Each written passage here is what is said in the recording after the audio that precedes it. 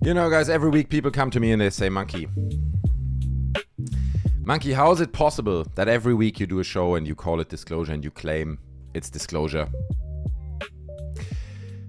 But then it never really is. I mean, Monkey, what is it? How is it disclosure? Is it not disclosure? Which one is it? Well, the answer tonight is easy.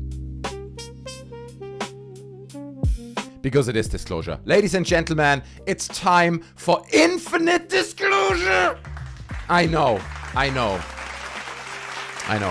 And I can hear the haters already. The haters are like, yeah, Monkey, come on, it's just one of those. You're saying it's disclosure, and then it's not.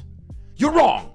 Tonight you're wrong. I've got a whole beach bag, because it's so hot in London. It's a beach bag packed to the top with disclosure, but you can't see it because there's towels on top. But we're gonna unpack it.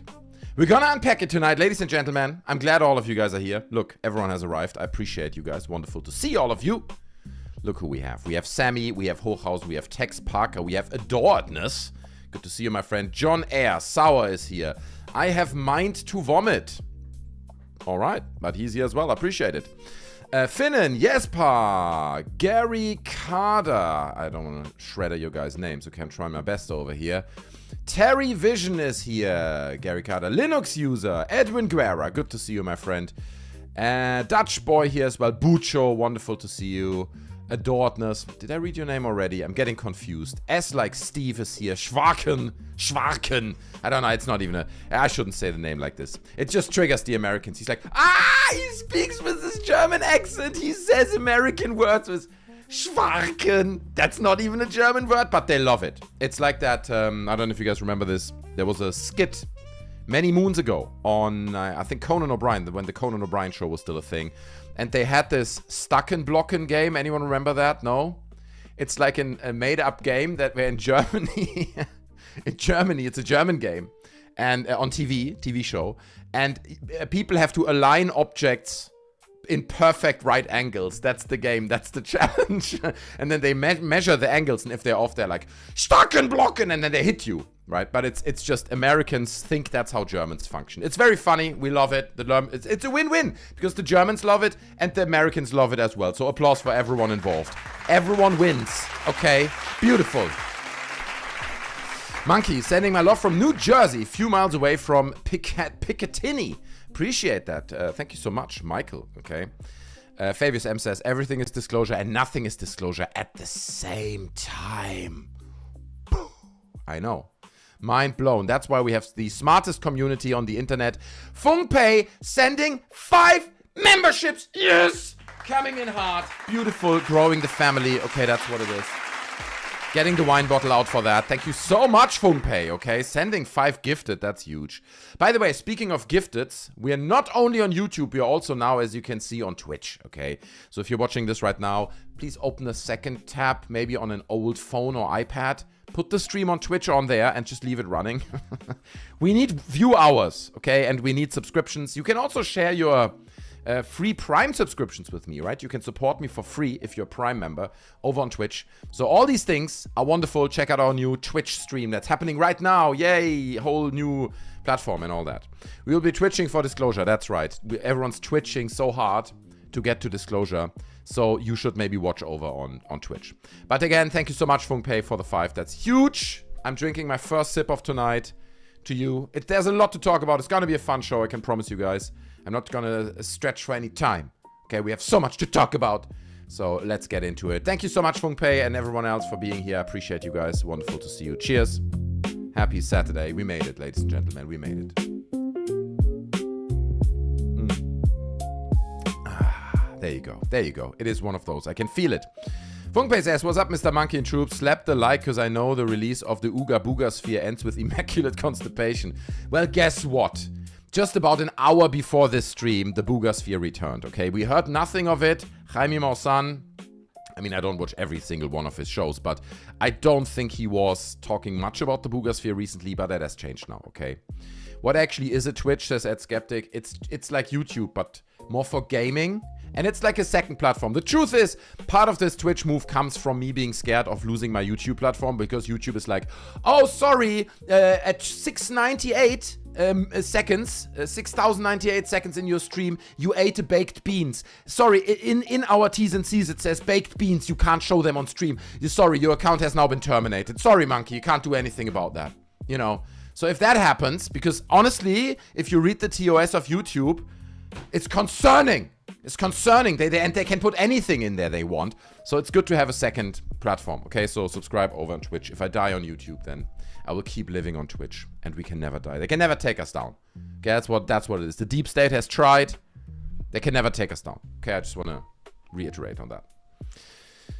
Baked beans are lethal. That's right. I mean, you know, it could be anything. They're like, oh, you showed a shoestring. Didn't you know shoestrings? They are dangerous. And we have to put that in the TOS. You showed a shoestring on stream, so now you're blocked for 2 weeks. Sorry, Monkey. Yeah. It's really happening, dude. It's crazy. I only Twitch for Luna. Brian Yates. Okay, there you go. You showed baked beans. That's worthy of a ban. I know, right? Take him down. Take Monkey down right away. He showed baked beans on a Saturday night. My God. And people even liked it. Take him down. He's too dangerous. He's getting too close to the truth, okay? Just like Jaime Maussan. What an incredible transition. I know. This is a professional show, ladies and gentlemen. I'm glad you're here with me. Jaime Maussan has come out and shared a little post about the Booger Sphere. And I'm glad he's back.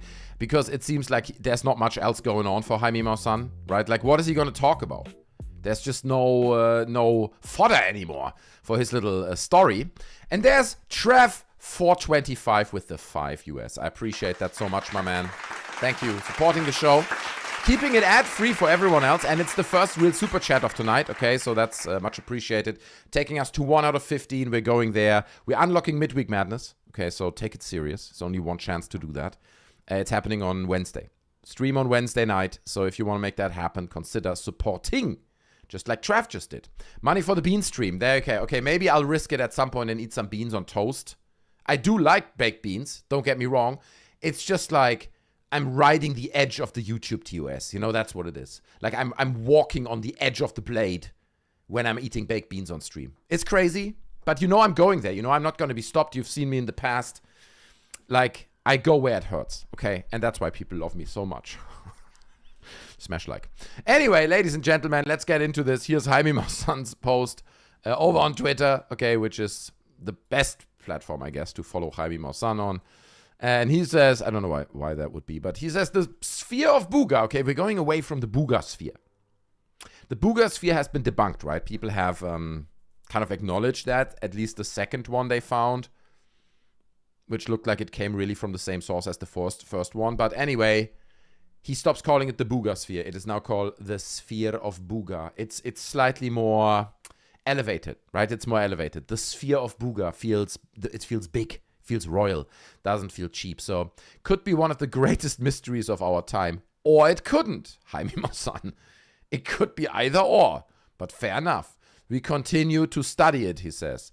Perhaps one day we may understand its technology, okay? And underneath he shows a little clip because obviously they're doing huge science things to the Booga sphere, okay?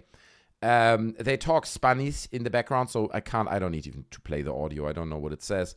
But here, let's take a look at... Ese equipo que está ahí lo hizo el señor Clemente. Yeah, right. So this is the science they're doing, okay? So they have the Booga sphere mounted on some kind of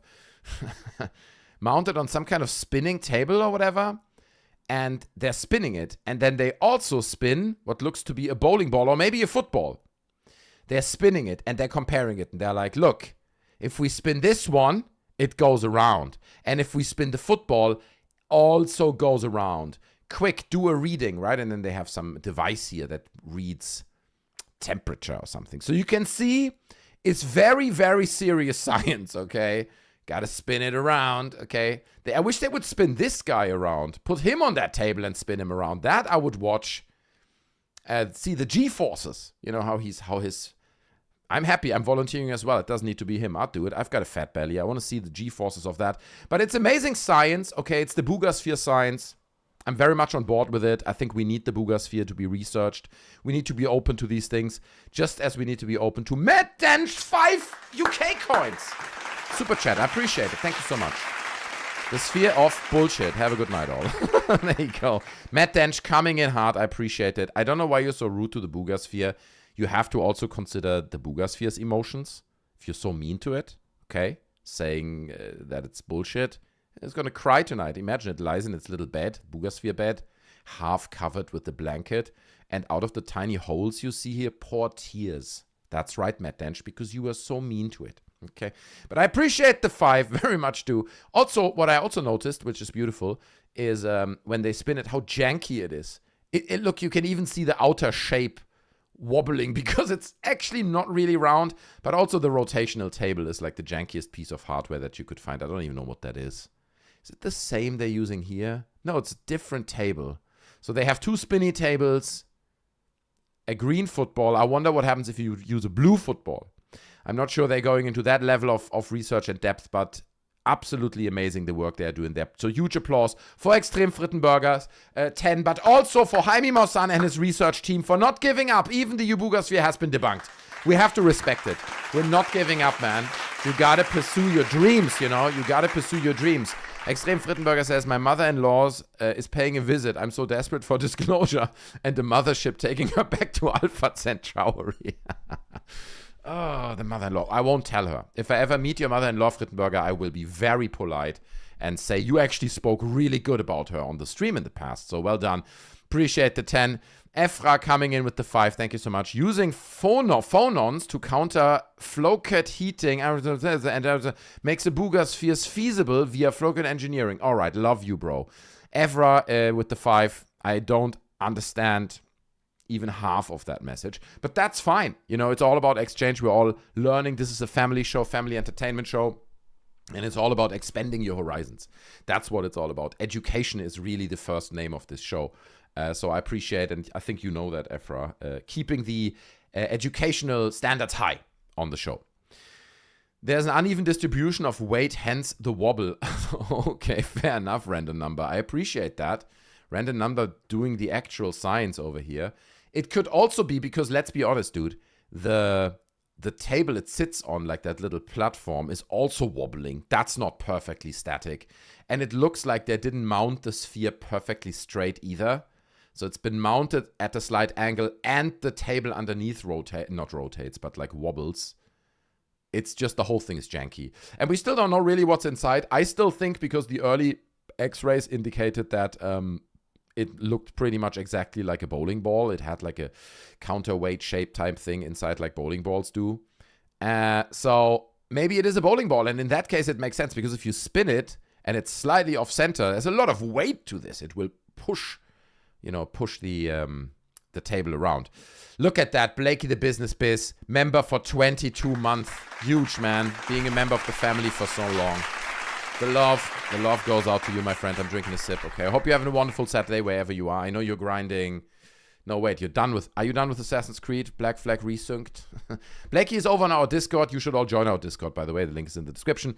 It's a great community. People hang out. And Blakey's one of our in-house gamers, okay? So he is literally a completionist. He completes every game, 100% it. Shares the progress over on Discord. So it's very impressive. He does it sometimes in a very short amount of time. So good to have you, Blakey. And thank you so much. 22 months is huge, my friend. Thank you.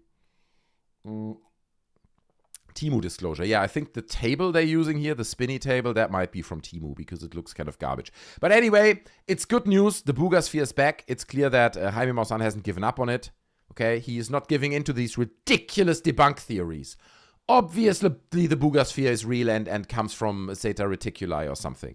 Maybe if the Booga sphere could go back, it could take your mother-in-law. It could connect the two, right? Hey, can I reply with an ad tag? Don't have names like before, says Sour.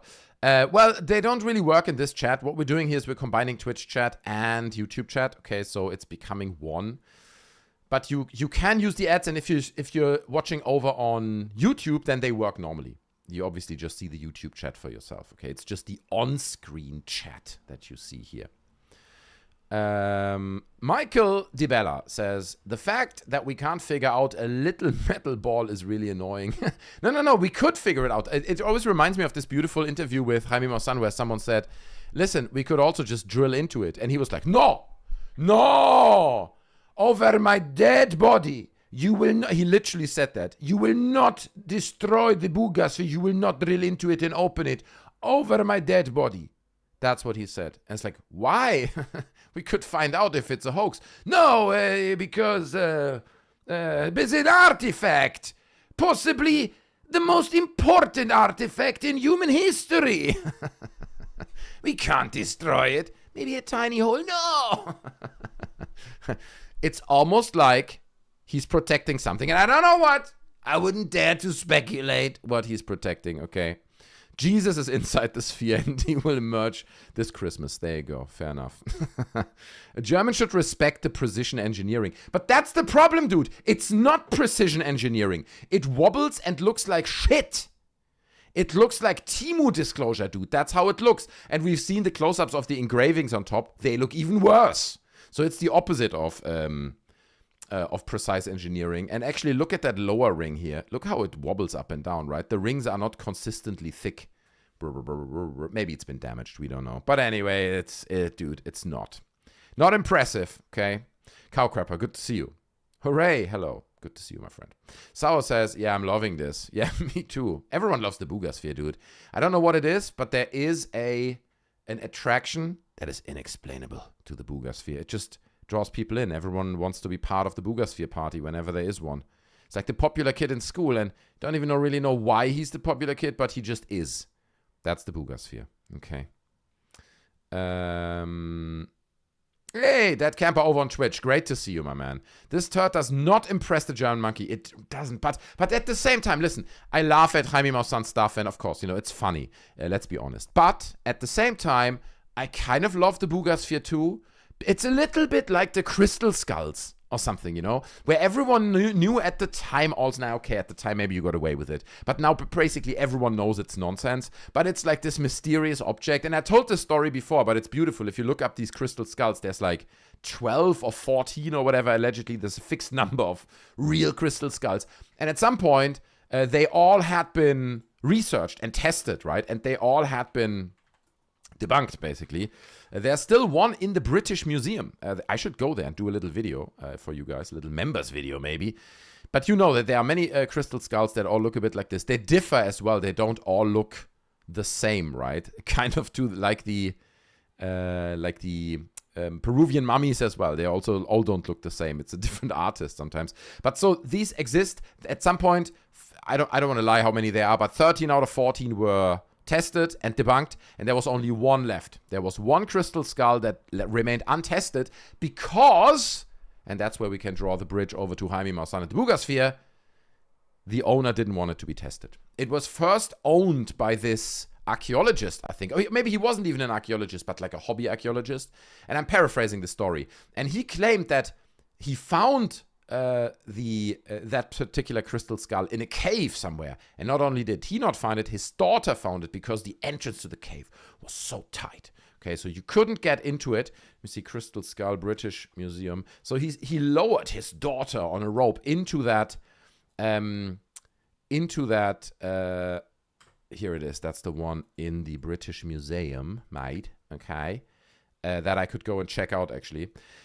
So anyway, the daughter comes out, little girl basically comes out, and she holds this amazing crystal skull. What is it? My God, she found it in a cave. And then she was lowered down again, and she found the jaw as well. There was a jaw part, right? So it's a jaw. So that's the story. Then he went on like a whole esoteric tour. He went on a paid esoteric tour across the world, I believe, or at least the United States, wherever this happened. And obviously charged everyone for it, okay? Maximized the profit of his ridiculous little skull. Later then, when he passed away, his daughter inherited the skull, right? And I believe she first did some touring with it as well or something. Like she tried to cash on it too. And then, and again, I'm paraphrasing. Don't let me down the details of this. And then ultimately she agreed to it being tested. And then it turned out it was also nothing. So it's just amazing. So you can see why Jaime Maussan is breaking out in sweat when someone says we should test the Boogasphere. No! Over my dead body! Over my dead body! Michael DeBella says, minerals filled in where the actual human skull was buried after it composed. Right, that's what it is. No, the whole thing is fake. All crystal skulls are fabrications. They are all man-made, all of them. So they're all debunked. That was the only one. You can look it up. This was the only one that until whatever it was, 30, 50 years ago or something, was still in question. And now it's very clear what it is. I'll go and check it out for you guys. If I have some time, I have a few days off next week maybe, then I can go down and check it out for you guys. Check it out. I'll go down to the museum and check it out for you guys. Because I want disclosure to happen, so let's look at a crystal skull. Anyway, Rafa Longo says, Boogasphere looks bad because it has been suffering from the elements for thousands of years. Duh. Obviously, you're right. Okay, you're absolutely right. I'm such an idiot. It's been around for 100,000 years, so... No, 10,000. 12,000. What was it? Greer had the number, right? 12,000 years. You're right. It's a good point. How stupid of me. Embarrassing, okay. Where's the embarrassment button? There, this one. Monkey failed once again.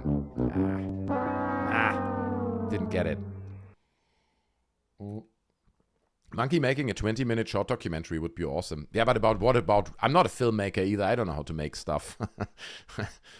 Boogasphere needs a polishing. It does need... Maybe Jaime Maussan could polish it. Do you guys think that Jaime Maussan secretly polishes the Boogasphere? Because we've seen it's been in his office, right? It's been sitting... It looked like his office. It's been sitting on his desk, on his table there. Crystal skulls are more Werner Herzog territory, aren't they? That's true, Extreme Frittenberger. That's actually true. You're right. That's true. I can do a vlog as Werner Herzog, visiting the British Museum, checking out the crystal skull. I can do that. This should be no problem. People often come to me, they say, Werner, what do you think about crystal skulls? Well, I've touched them once, and you wouldn't believe it was with my tongue. I licked the skull. This is not a popular story I often tell, but it looked so delicious, almost like some ice. And I wanted to see how it tastes, if it really is an alien artifact. This is a once-in-a-lifetime chance, so I licked it. It tasted like nothing. So I can do that. But I have to work on it. I have to work on my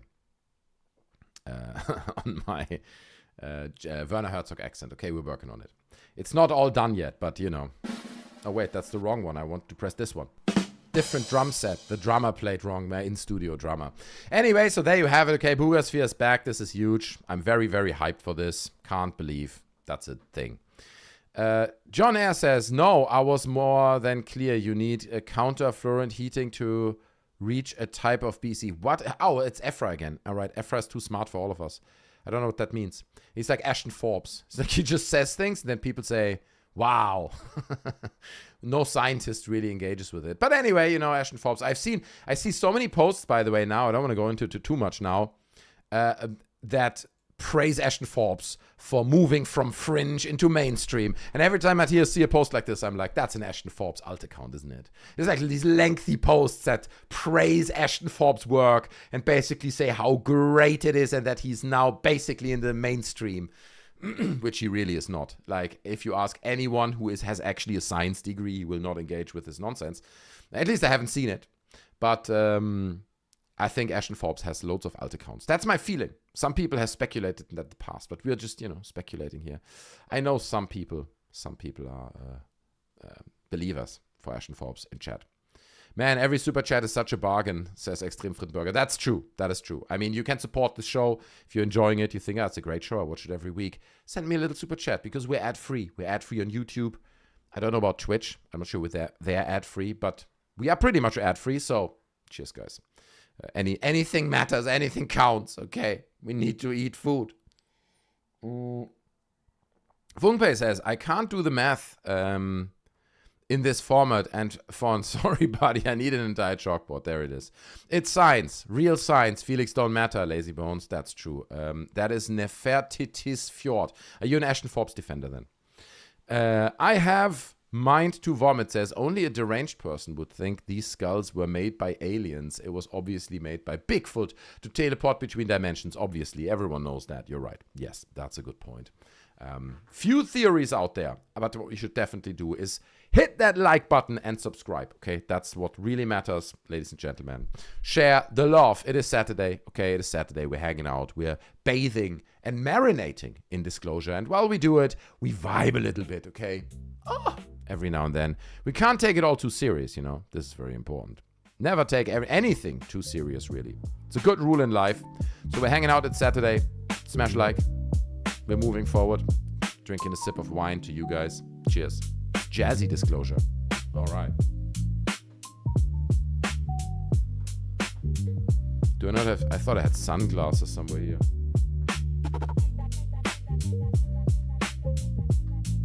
No, I don't have sunglasses. The studio is a mess, by the way, which I can prove through this camera. Our beautiful chubby monkey cam. I decided to call it the muscle monkey cam, okay? Because it just really highlights my chunky physique. You know, some people often say, Monkey, you're like a bigger version of Lou Elizondo, who's obviously ripped. Obviously, Lou Elizondo is someone who's ripped. And I'm just like him, but slightly elongated. I'm not 4'3". I don't know. Is he? I think he's around 4'3". So, yeah, you're right. I didn't realize until you said it. That's true. That's the thing. So it's just highlighting my incredible physique from a different angle. Gives a bit of a visual, different visual landscape. Look, I work in marketing. I use terms like that. Cheers. Look at that. We get dark white sky. Dark white sky. Hey, Monkey and folks, over on Twitch. Applause for all the Twitch viewers. I don't know how many they are, but they matter. They matter. Because everyone watching on Twitch helps me actually getting partnered, potentially, right? Getting partnered with Twitch. It's important that we grow a little community there. I appreciate it. Thank you so much. You look fine, young man, says Gary Carter. Well, young man, it's a lie I can live with. That's fine. Chubby Monkey Cam is kind of handsome. Lou couldn't pull off that physique. I appreciate that. Thank you so much, Reg. Fast Trick. Lurk. All right, lurking. Lurk over on Twitch. I appreciate that. Corporal NL says, if you watch on Twitch and YouTube, you can stream double the disclosure. That's true. You're doubling up. Oh my God, mind is blown like crazy tonight. So many deep insights. You're right. You're absolutely right. Double up on disclosure. Watch over on Twitch. Leave it running. And watch here as well. Now all Monkey needs is to do is a challenge Greer to a fight. Fist fight. I'm not sure. I think Greer is pretty strong, dude. I mean, there has been rumors going around that maybe, allegedly, potentially, hypothetically, Dr. Stephen Greer could be using roids. Okay, I know, that's crazy. He's a doctor. He wouldn't do such a thing. We don't know. But I look at the man. Sometimes he looks slightly deflated, which is also a roid thing. If you don't use the roids, then you deflate. But sometimes he's just ripped, dude, and you can see the veins on his arm. I don't know. Maybe he's just working out like crazy. Maybe he's just a machine. You know, kind of a guy who goes right after he had an appendix surgery on Jesse Michaels' podcast. That kind of machine kind of guy. Maybe he's that. Or, you know, there's something else at play. But that's concerning because he's pushing the weights, man. He's got muscles. I don't have muscles. I'm chubby. I'm like pudding, okay? I made like from pudding. So I think I'm worried that Dr. Stephen Greer may potentially hurt me in the octagon. But if he would challenge me, I would probably accept the challenge. I would probably do it. Okay, like, give me a few months to prepare. I need 4 months maybe. 3-4 months to prepare. We're going to the octagon. I'm younger than him. I think he's stronger than me. We don't know. We don't know. Anything can happen, okay, full disclosure. But I would be ready to do it. What did Imperator get and some gear? What was that? What did Imperator Somnium say? Dr. Stephen Gear. Can you imagine Dr. Stephen Greer buying roids in the locker room of the gym? Right? He's like, hey, Steve, that stuff you had last week, do you have more of that? I mean, it was great. It's good stuff. Yeah, Steve, no, sure. Yeah, I mean, how much? Yeah, I'll take 3. By the way, have you heard of Disclosure? Have you heard about this Corporal that was... No, dude, I'm just selling roids. It's like, no, wait, let me tell you. Don't interrupt me. Listen, I don't know if he takes roids. I do not want to spread these rumors. This is all allegedly. It's based on absolute speculation. Okay, I do not know this. I just look at Dr. Stephen Greer and he looks like... He looks strong. He looks very strong for his age, okay? And I'm happy that he is. James says, Greer doesn't need roids. Roids need Greer. That's probably true. Is Dr. Stephen Greer potentially the new Chuck Norris, right? Where like we're doing these Dr. Stephen Greer jokes. Trust me, bro. That's right. Lake of Fire. Michael DeBella says, Greer should have been at hospital in Brazil for fuck's sake. Right. Imperator Somnium is laughing. Your old my friend Bucho. My old buddy Bucho, man. Some say he uses simple country steroids. I would never say that, just reporting what I've heard. Yeah, no, that's the thing. People report these things over on Reddit and on all these crazy platforms like 4chan, I guess. Twitter, you know what I mean? That's where you hear these kinds of rumors. But we can't substantiate them, obviously. We are just reporting what we're hearing. It's all allegedly. So we love Dr. Stephen Greer. I hope he's well, you know. Hope he's well. Because obviously roid abuse can lead to serious heart issues, right? And we don't want that at all. Anyway, Superman wears Greer's pajamas. That's true. Oh my God, that's good. That's so good. Dagoth with it too. I appreciate it. I'm late. Does that mean we can call you Eligonzo? I can't even read that. No, it doesn't mean that. You can't call me that, but I appreciate it. Thank you so much. Small applause for the 2. Dagoth, appreciate it, man. Contributing to disclosure, because tonight it's happening. We're so close. And we're going to talk about this whole UAP, Gerb, and vetted thing next, okay? This is a fun little story that I'm sure you guys will appreciate, because apparently loads of my viewers watch these channels, like UAP, Gerb, and I don't watch those. I have no idea what's going on. I'm just reporting on the news. But anyway, so there's a little bit of drama maxing going on. And I believe this goes back already a few weeks, where Vetted kind of started this offensive, right? And Vetted was like, all right, I want to talk to all these people. I want to bring everyone on my show or come on their show and have these conversations, sometimes tricky conversations maybe, right? And he was shot down. He was shot down to come on a few shows. And I believe, don't name me down on it, and I don't have the link here now, but Gerb was one of the people who said, I will not talk to Vetted. I think I reported on this about 2 weeks ago.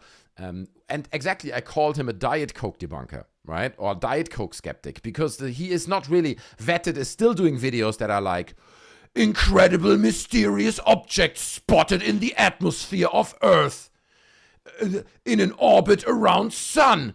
Object 15 times, you know what I mean? He's still, from the last I've seen, he's still doing these videos. And then maybe he puts a little segment in there that's like, yeah, it could also just be a sun flare, but it could also be alien. So he's like walking this line. I'm talking Vetted, right? Patrick from Vetted. He's walking this line between skeptic. I don't even want to say debunker. He's not really debunking anything, like skeptic, but also catering to the believers, because that's where the money is. You got to sell the dump UFO stories to the idiots, because that's the majority.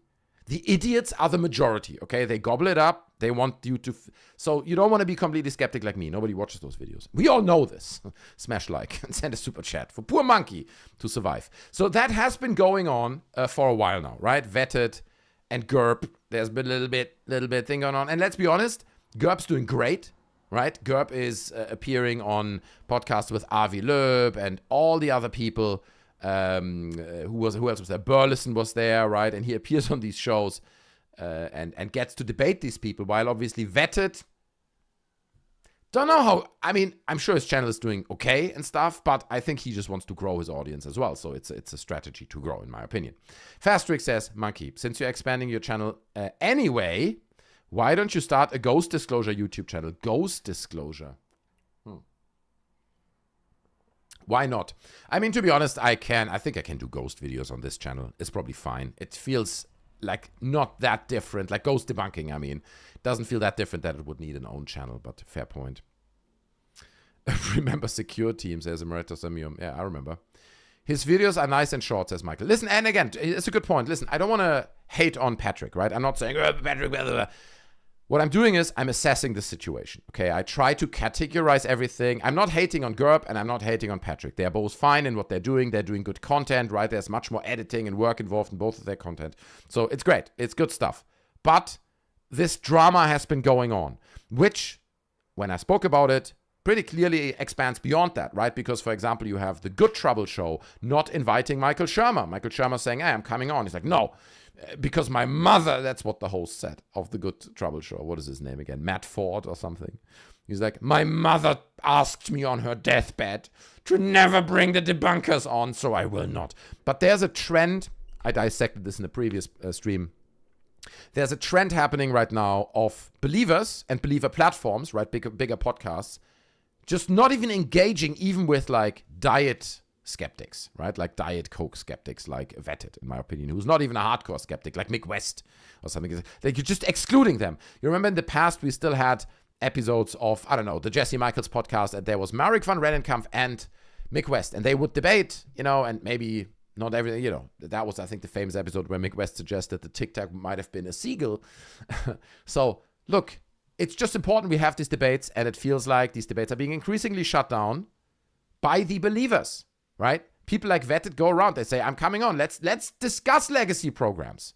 Let me ask you some of the hard questions, right? Vetted didn't mislead Gerb or something. He said, I want to have a reasonable debate, but I want to also ask the tricky questions. what's going on with these programs. And so this now goes into the next round. Patrick is pushing. Okay, Patrick from Vetted is pushing. And Koipu sending the 2. I appreciate it. Please stop pronouncing the silent B in dumb. Dumb. Okay, I'll try my best, Koipu. Listen, these things are like programmed into my brain, and I'm 43 years old, I think. So I can't quickly change these things. But I appreciate it too. Thank you so much, man. It means a lot. Thanks for the support. Now, here is Gerb on the right. And I don't know why he looks so creepy. He looks like Hobson. Remember the rapper with the, with the contact lenses? Anyway, Google the picture Hobson. You will see what I mean. And then we have Patrick here on the left. Mi Pedote with the 5. Thank you so much. Little disclosure, a mini disclosure, if you will. In a hearing, Burchett accused the Smithsonians of being woke and depict slavery and bad stuff. That's very political. Do you guys watch the Channel 5 video? The whole, what's his name? Hunter Biden and Nick Fuentes debate. Did you watch that? That's an interesting watch as well. They also address slavery briefly. But yeah, I mean, Tim Burchett. I don't know what to expect. Most people with that level of power coming from the South having that kind of accent, I don't expect them to be very liberal. Dirty liberals. Look, I don't know, Tim Burchett. What exactly he's... Yeah, I've got theories, though. Let's listen to this. Here's Patrick kind of questioning Gerb a little bit. Let's see. So why isn't Eric Burleson... Hold on a second. Well, that's not loud enough. Let's go one more time. I don't know why that video is so quiet. I've got the audio already maxed out. We're going in, ladies and gentlemen. Are you ready? So why isn't Eric Burleson getting UAP Gerb to give up his sources? Right? These are people within the government. Because they don't exist. Why would UAP Gerb have such secret sources? So that's a good question. I mean, first of all, respect that he comes out like this and almost attacks him personally, right? And it's like, bro, it's a reasonable point, though. He's making a reasonable point. He's like, dude, how come any source, any military source, right, that has real material or like proof of retrieval programs is like, you know what? I'm going to UAP Gerb to bring this out. And in fact, I want to stay anonymous, so I'm sending UAP Gerb an email. I'm sure he's going to protect me as a source. It's absurd. It's absurd to claim that. You know what I mean? To entertain, in my opinion, that possibility is completely absurd. So Patrick is making a good point here, in my opinion. Gerb have such secret sources. He just allowed to walk around. You don't think China, Russia would be going after this podcaster who came out of nowhere a few years ago? True. Again, like I said earlier in the video, I don't think Gerb is lying in the sense that it's not like he's not talking to anybody. He's talking to people. Yeah. It's just that the people he's talking to aren't in some secret UFO legacy program. And Gerb is utterly convinced that that's what it is. And I'm sure if he's watching this, he's thinking, you have no idea, Patrick. Yeah. I bet you have no idea. Right, okay. So listen, first of all, it's a bit of drama, right? Where like he's trying to farm a bit drama here. It does very much feel like he's trying to grow his channel, which is fair, calling out Gerb. But while he's doing that, he's actually, in my opinion, making a few good points, right? Because basically he's saying, dude, you claim to have all these sources, which you then conclude all these facts from, right? About all these UAP retrieval programs. We need like facts and something to back these claims up. Right? That's basically how I understand what he's saying here. And that's true. That's absolutely right. I mean, that's the ongoing problem of ufology for the past 100 years, unfortunately. But there's that. I love that, it says Michael. And Monkey, you guys got to do an interview together. Yeah, no, I can ask him at some point, bring him on the show. Fair enough. I'm sure we could have a chat.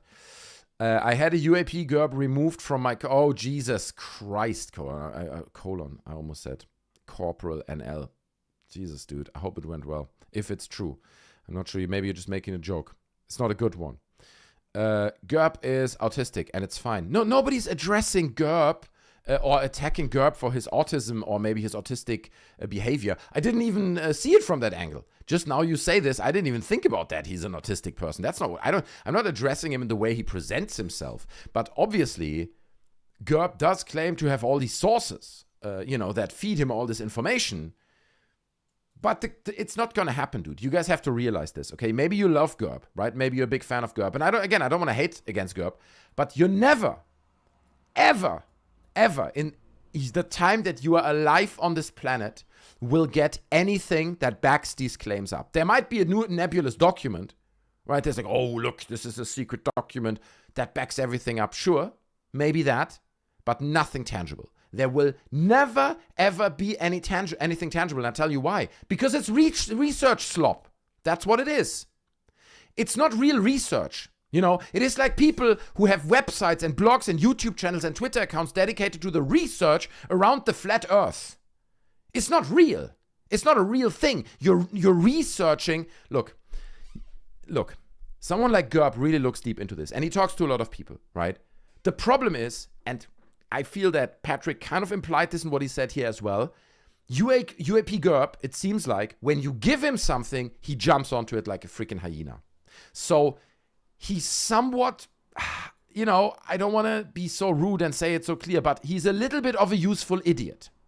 That's how he comes across to me. That's also what we saw when he was sitting in his interview with Avi Loeb and Eric Burleson, and who was the other guy? I forgot who was the fourth guy in there. And Gerb was like, well, guys, we really have to talk about some of the history of this stuff, right? We need to go back and really examine what happened in the past. And Loeb is like, no, it's not a problem. His history is in the past. We look forward now. Did you know we're on the payroll right now? It's going well, so we're not looking back. It's embarrassing. And Gerb was like, you could see it. It's like, what? He didn't understand because he's being fed this stuff. He's been played by certain people. That's my theory. Okay, I don't know this. Okay, but I have to assume he's the kind of guy who gets played by certain people, fed information, and then he does videos about it, and he's basically a useful idiot. Whether he's hired or paid by people like Peter Thiel or in these circles, who knows? Obviously, who knows, right? But that's how I perceive someone like UAP Gerb, okay? And overall, it's just research slop. So he's slopping through all these documents, You have to understand, retrieval programs are real, okay? Things fall from the sky, we don't know what they are. Sometimes it could be our own thing, and that has just, I don't know, a freaking nuclear warhead on it, and they are blocking off 16 miles around it, and everyone gets like, what, this crashed there? Sometimes it's a freaking spy balloon from an adversary country, or a drone that crashes, right? And of course they're putting a 4-mile radius around it, and make sure nobody can see what crashed there and what exactly they have.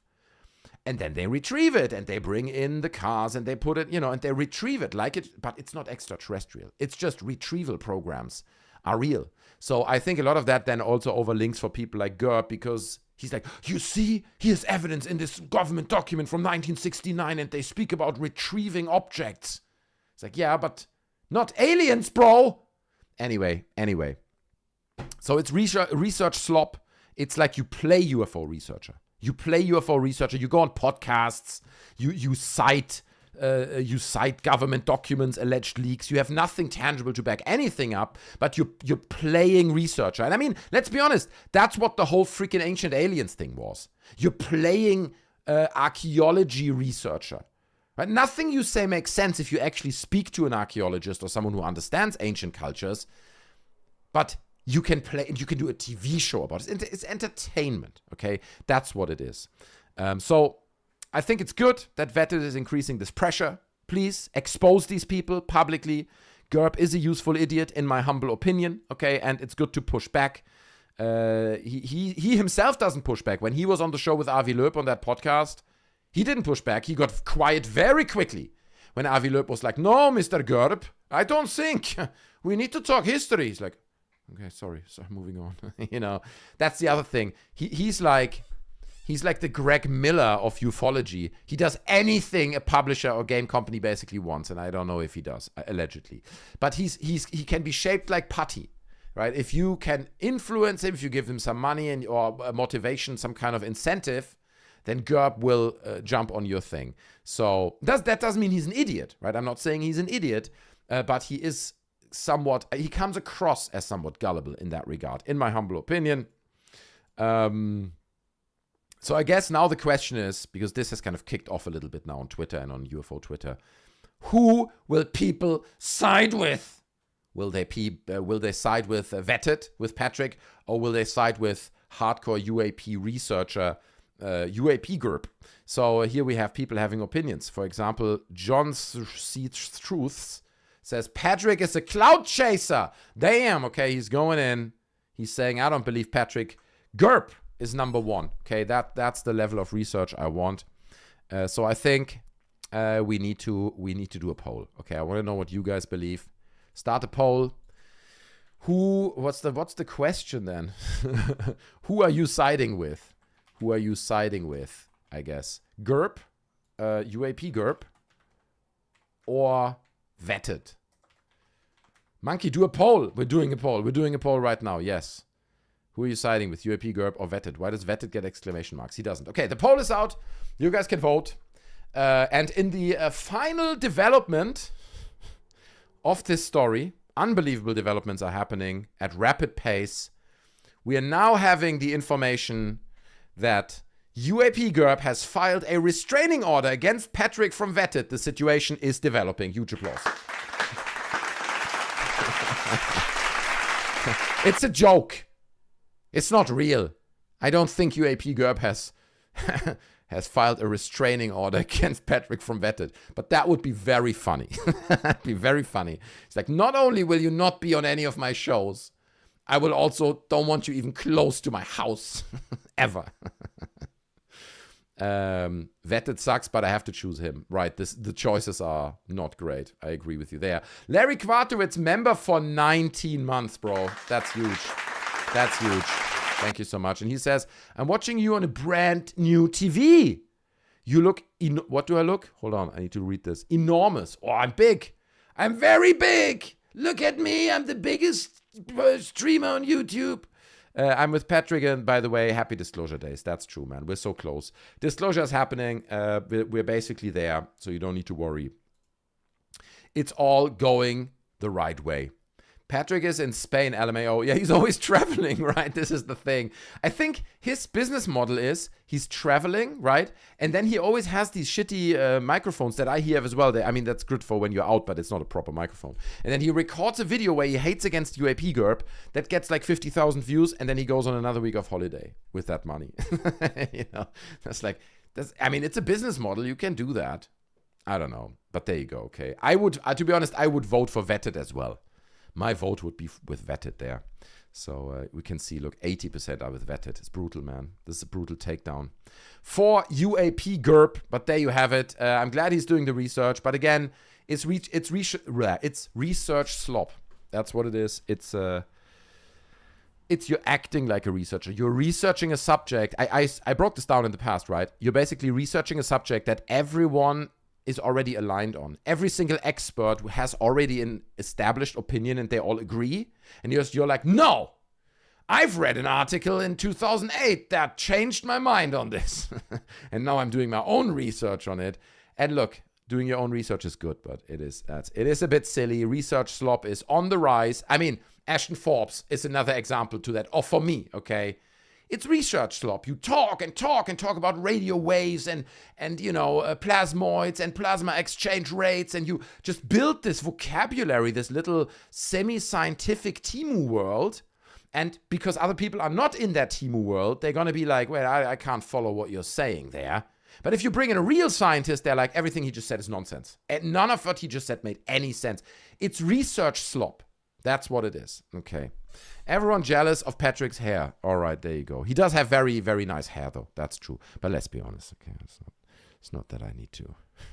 It's not that I need to look up to anyone when it comes to hair. Let's move on. Ephra, pseudo-intellectual comments aren't helping. Monkey pulled up your research last Saturday. It had the golden ratio in it. Did I pull up the research? I may have, yeah. Now, listen, Ephra, dude, it's all good, man, but you gotta... look, it's great if you're in the field of research, right? And it's great if you're like really deep in the world of science. But brother, this is not a science stream, okay? We're not talking about science here.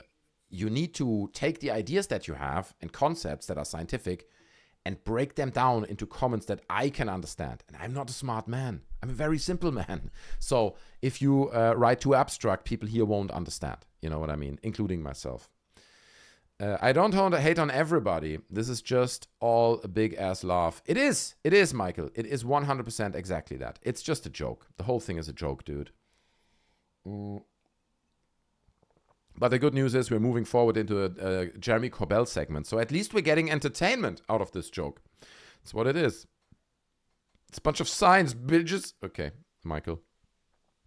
Research slop created 95% of all ufology since day one, says Terry Robertson. I agree. That's the thing, right? It's so little discussed, and it annoys me so much that how little this is brought up. This idea that there are all these people out there that are basically entertainers, but they present themselves as researchers or scientists or archaeologists. You know what I mean? Including this other guy. What's his name? The guy who sits in the basement with the gray hair, calling himself professor something. He's not a professor at all. He's not a professor. He's just, and then you ask him, he's like, I've never claimed to be a professor, actually. If you ask me, I will always clarify. It's like, why is it in your YouTube name then? Why do you look like a freaking professor and call yourself professor if you're not one? Because it's research slop. Because it's nonsense. You're acting. These people are acting, and it pisses me off. It pisses me off because what it ultimately does is it takes away from the credibility of real research. Okay? And it puts people into question who really shed a good light on a lot of what's happening in the world of ufology. Like, for example, people in, I mean, look, nobody's perfect, right? You can always pick holes into anything and anyone. But like people like Sean Kirkpatrick, who was obviously the head of Arrow. I don't think anyone doubts that.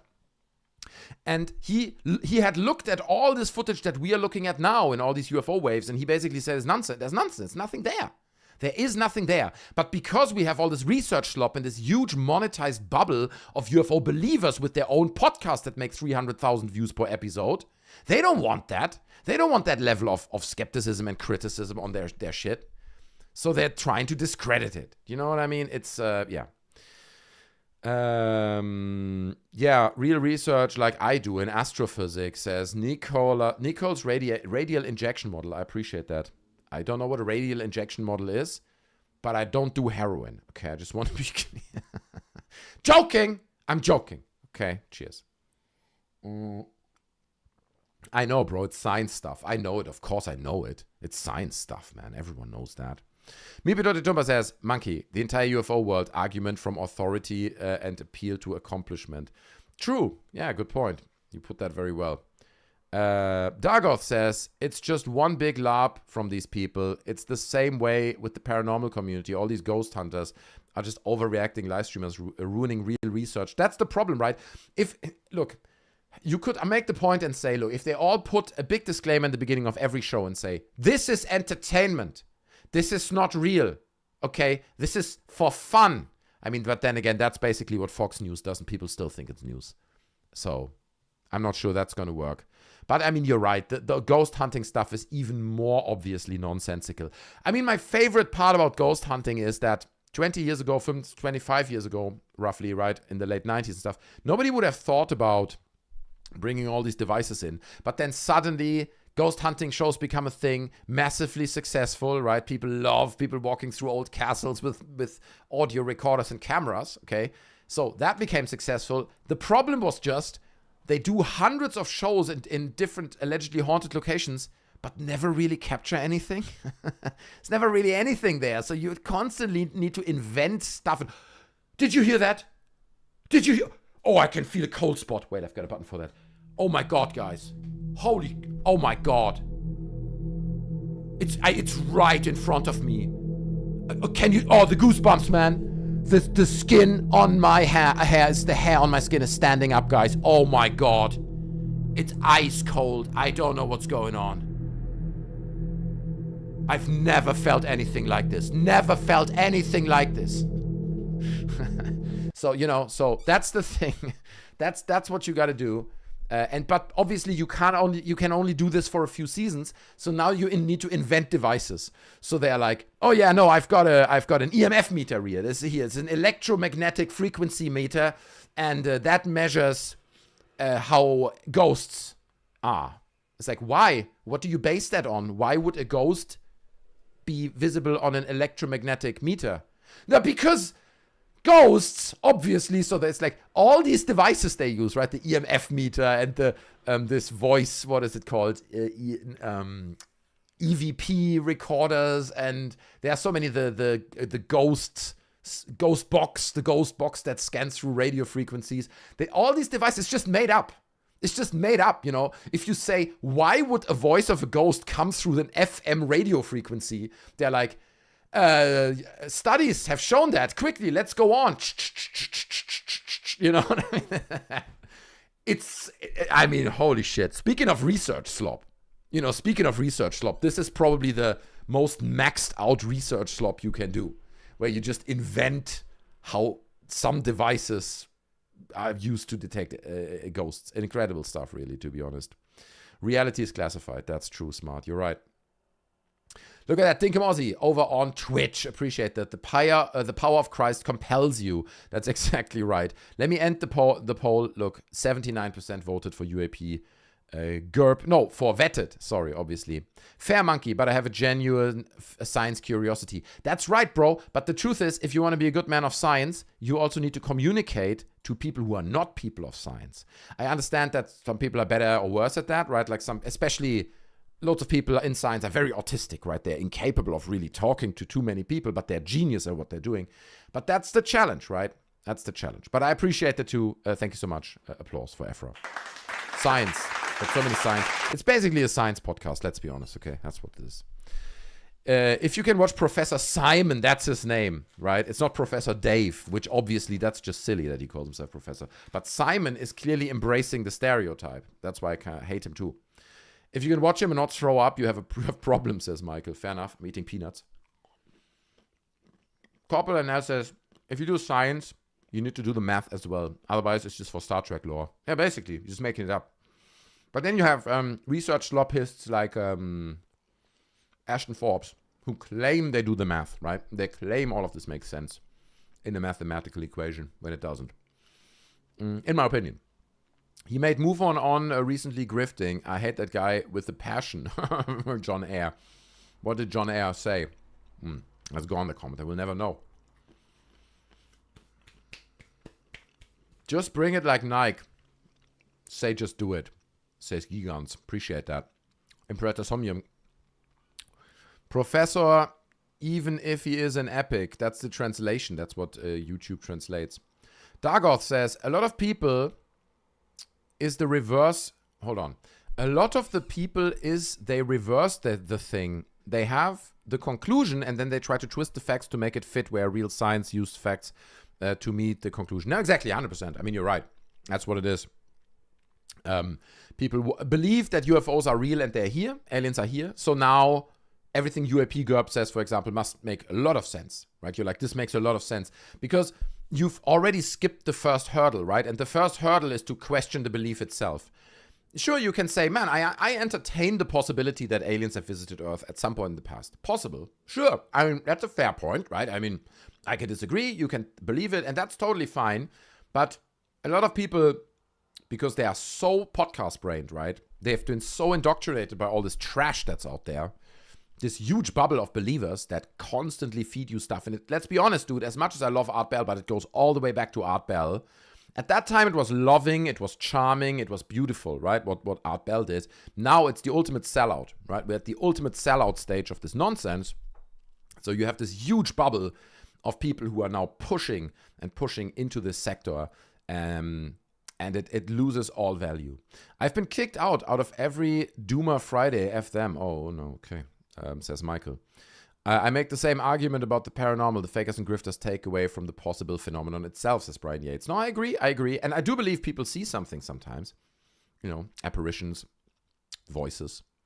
I knew a girl, she said she was alone in her home, and she was doing some homework or something, sitting alone in her room, in her desk, and someone said her name behind her.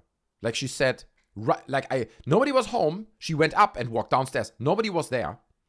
It sounded like a person stood a meter behind her and said her name. Like, that's fucking... And I mean, I don't know why she would lie about that. It's possible she lied, but stories like that exist, you know what I mean? It's crazy. Terry Robertson says, the UFO thing channel is hilarious. Live SETI Sky watching from Warminster. I like to pop in and troll them when I'm bored. Oh, okay, fair enough. Matthew with the $2.99. UAP Gerb and the self-licking ice cream sauce. Yes, if you really want the truth about sauces, you need to lick them. Everyone knows that. Okay, the more you lick your sauces, the more credible they become. That's an audio hallucination. Come on. Schwaken, you're right. This was my initial reaction as well. But there are people who report similar things, and there are several people in the room. So, sure, that particular one could have been an audio hallucination, but it could have not been. I heard a ghost fart once. Gary Carter, great contribution there. Appreciate that. Funkpei says, Jose Way, what did he say? G-Zois said, Jasmine. Brian Yates says, with the advent of paranormal phone apps, and the paranormal has become even more of a parody than it already was. That's true. It's like you just have a heat map camera. There's no heat map camera on your phone. It's basically a filter. So it's beautiful. It's beautiful stuff. Look, I think we should research things like the paranormal, but we really need to be considered and consistent about it. And if the insight is we find nothing, then we find nothing. Now, ladies and gentlemen, we got to move on, okay? We can't talk about aliens.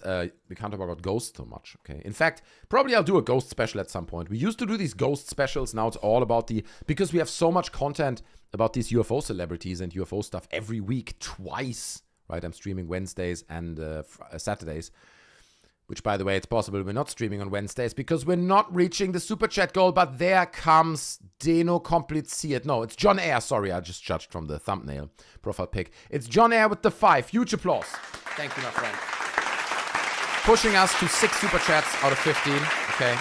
Otherwise, no stream on Wednesday. That would be sad. John Air says, I hate Professor Simon. He had a move on a month ago saying the Jake Barber egg is an air gel craft and they had metal material stolen arts parts. BS. Of course, complete nonsense, but that's what I mean. If you want to stay relevant, you got to invent things. You got to invent those stories, you know.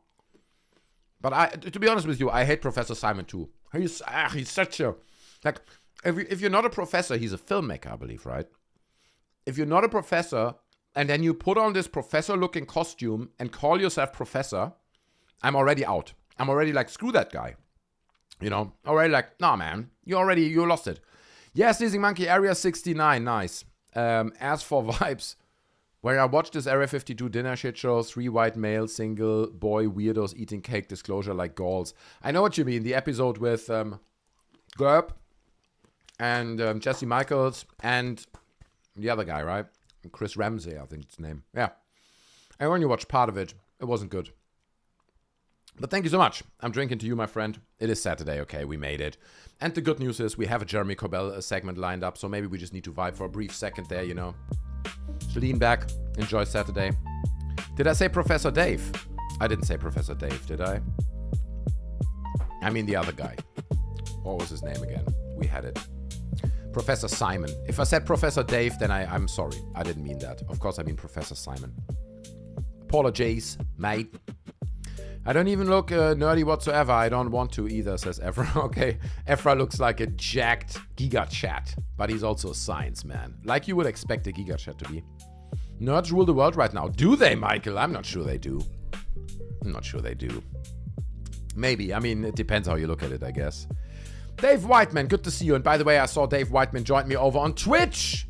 Okay, followed me over on Twitch. The link is in the description down here. You can click it. Just go Twitch. Follow me there. Follow me. We need followers. Everyone, please. And send me your Amazon Prime subscriptions, right? You can click on my name and say, hey, subscribe with Prime. And then I get a little bit of your Prime money from Amazon. I mean, let's be honest. Your money is better with me than it is with Jeff Bezos. I think we can all agree on that. Okay, so. Like Dinkamorsi hanging out over on Twitch. I appreciate that. Cheers. British women love the BBC. Is that true, Fung Pei? What do you base that on? Michael says, we all knew this day would come one day. Guy Gunn says, you're awesome, but a bit negative. Got positive, and some, bro. Get positive? You want me to get positive? Look, we're talking about ufology, and unfortunately, I'm convinced it's all nonsense. All of it. It's all nonsense. None of it is real. People often say, well, Monkey, there must be one case where you're like, sure, there are cases that are dubious, right? Nebulous, that can't really be explained. Like the Shag Harbor incident. Someone posted this over on our Discord the other day. The Shag Harbor UFO, right? You guys will be familiar over in Nova Scotia, I think this happened. I think it's one of Canada's most famous UFO cases. A small fishing village, and basically they saw an object, an elongated object, smash into a lake or into this bay area, and loads of people saw it. The whole thing happened in 1967. So, Flight 305 was serviced by a plane bound from Halifax while flying over Sherbrooke. Captain Pierre, something strange out of the left side of the aircraft at 7:15 p.m. In his report, the captain reported an object tracking along the parallel course a few miles away. He described it as a brilliantly lit rectangular object with a string of smaller lights trailing it. At 7:19, the pilots noticed a sizable silent explosion near the large object. 2 minutes later, the second explosion occurred, which faded to a blue cloud around the object. Then, yellow object. Daryl Dory, sister, were sitting on their front porch in Moron Bay. I love that, man. Where do you live? Moron Bay. That's rude. I'm joking. When they noticed a large object maneuvering above the southwestern horizon. So they saw it too. So this is why this case is interesting, right? You have pilots reporting it from above and then citizens from the ground. So he reported it to the local Air Force base. But then anyway, look, we don't need to go into the whole thing now. But huge object crashed into this harbor area that we see here. And loads of people saw it. Loads of people described it. There was a little bit of discrepancy between the witness reports, right? It's not that they all said exactly the same thing. But it's still a fairly well-documented case. I mean, it is in the 60s, so it's a long time ago. But there are these cases, right, that we can't really explain. But still, dude, from everything that we just heard, jumping to aliens, unlikely, I would argue, personally. I banged a cable widget in the Wayback Machine. Okay, nice, Michael. Okay. All right. Chat is escalating once again. Gigants, explain the tarot like Dark Forest, etc., please. What? I don't know what that means, dude. Explain the tarot like the Dark Forest, etc. What does that even mean, Gigants? I wish I could. Gary Carter says, most people don't know their ass from hole in the ground. That is the problem. That's why the UFO research slop is so successful, because most people are idiots. Maybe you haven't noticed that yet. But most people are really dumb, and they also never accessed education as well. You know, if dumb people access education, that helps. But many people never did. So it's a problem. Some people still poop in a hole in the ground. Yeah, but that's a different story. Okay, that's because they don't have water supply, and that actually often goes back to because it's been withheld by other people. So I would look into that. Like the whole country of freaking China, but they're super futuristic and ahead of us, right? Oh, Michael, you really want to go there, bro? How many times have you been to China? How many times have you been, bro?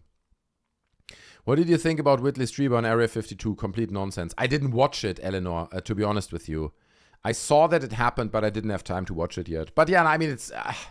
every time I see this Chris Ramsey sitting in his nice fancy studios, I'm thinking, like, dude, just become a stage builder.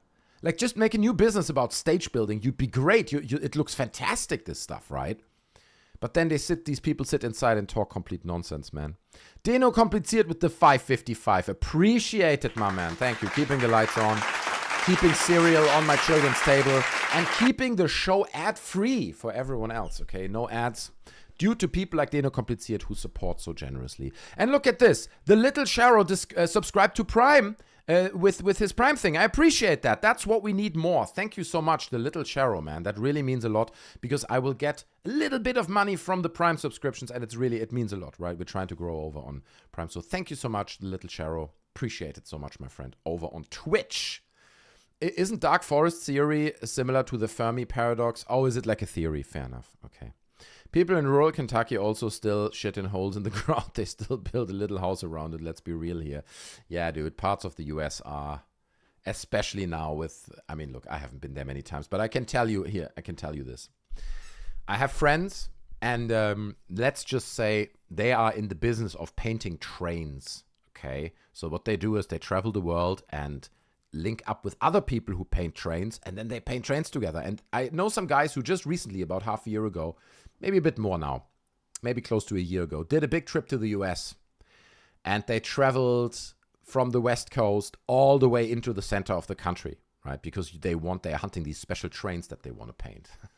Anyway, and they said they traveled through rural areas of the United States that were fucking scary.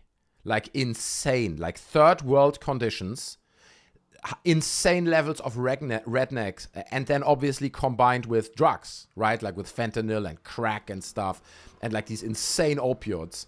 Like they said, you know, that like they found areas you wouldn't believe it's the United States. Unbelievable levels of poverty, impoverishment, and desperation and drug addiction. And so, you know, urban communism, says Michael. Well, yet it happens under capitalism. Strange how that works. Graffiti artist, says Dave Whiteman. What? You said that. I would never say these things. I don't know anyone who's graffiti artist. That's a crazy claim. Bulletproof Tiger says, it's true. I'm in Los Angeles and there are a few pockets that are crazy sketchy, I guess you mean. No, I mean, Los Angeles is a different thing in my opinion, because obviously it's such a dense urban area and massive homelessness, and I get it. I've seen the videos as well, right? From Philadelphia and places like that. Of course, it's a massive problem, but I'm just specifically talking about these reports from my friends of like small rural communities in the middle of nowhere. They are just like unbelievably broken by drugs. Let's be honest. Crystal meth and ufology goes hand in hand, ladies and gentlemen. It does go hand in hand, okay? Oh, look, John Air says, the Shag Harbor is all BS and didn't get off the ground till MUFON got involved about 1993, 30 years after the event. Interesting. Maybe I'll do a video about Shag Harbor at some point. It sounds like an interesting case. Now, ladies and gentlemen, we have so much to talk about. We got to move on, and I promised you guys that we will talk about our favorite ufologist, the man that everyone takes serious, Jeremy Corbell. That's right. Jeremy Corbell is back. He has been gone for a little while. But he is back, and I just want to remind you guys of this, made a promise. He made a promise about a month ago. I think, to be honest, this claim that we're about to see just celebrated its 1 month anniversary. Huge. 1 month ago. Right?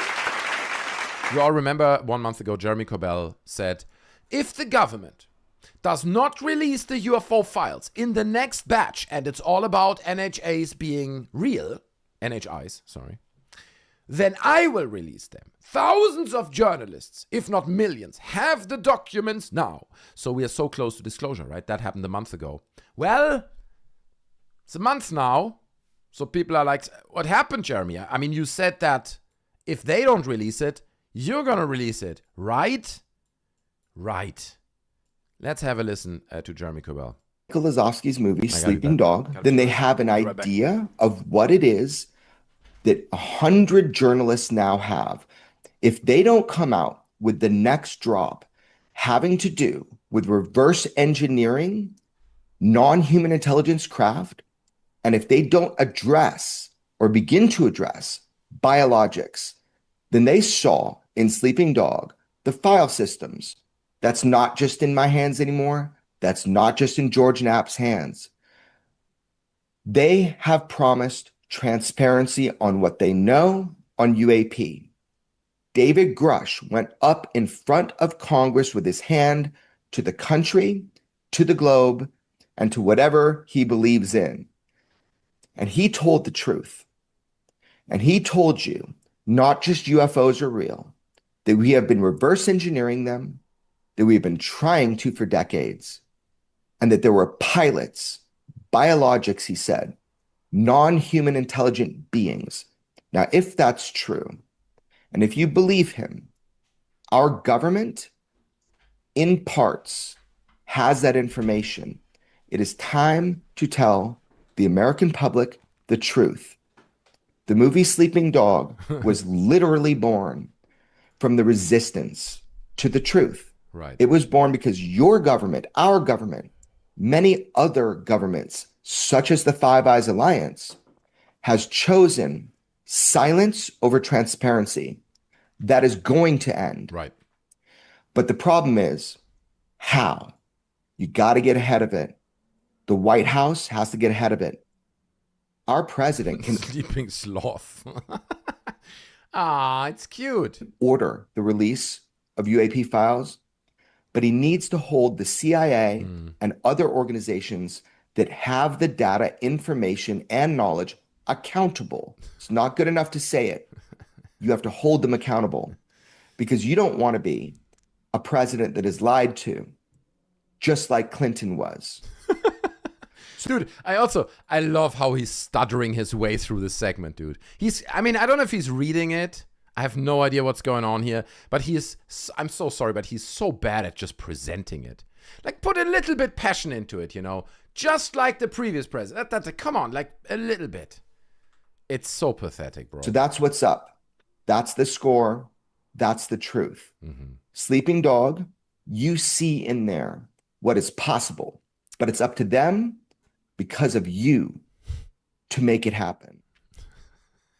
So here's Jeremy Corbell basically promising everything. And now we're a month later. And it's like, where is it, Jeremy Corbell? Where is it? It's not. And it's just, once again, here's what I wonder. People like Jeremy Corbell need to be aware of this wear-off effect of what they're doing. Every time he comes out and says, guys, hundreds of journalists have been informed and have the data. I have everything. If the government does not include reports of NHA, I will release it. And then nothing happens. Every time this loop repeats, he's losing a little bit credibility. A little bit. You know what I mean? It's an ongoing thing. And it's like you're shaving off your own credibility with everything you post. It's really, really weird. But then again, there's nothing he can do because that's his business model. His business model is making claims and not substantiating it. Ephra with the 2, thank you so much. Do you think a conscious being needs a physical body? No, I don't think so. But that is very abstract. But I have seen Futurama where people have heads in glass jars and they can talk. They seem conscious. No, I think, listen, in the end, our brain is a computer. It's a biological computer. We just haven't figured out how it works yet.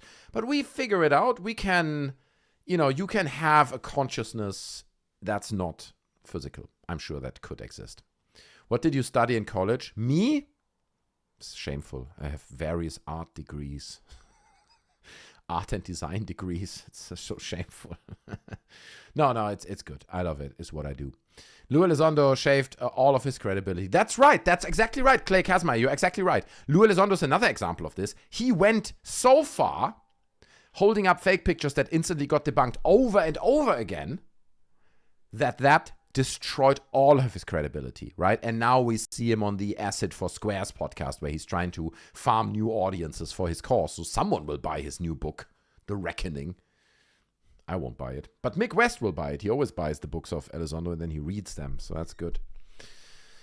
In the blue corner, the monkey, and in the red corner, Corbell, the owner. He's going to destroy me, dude. Jeremy Corbell, he's a jiu-jitsu master. He's a black belt.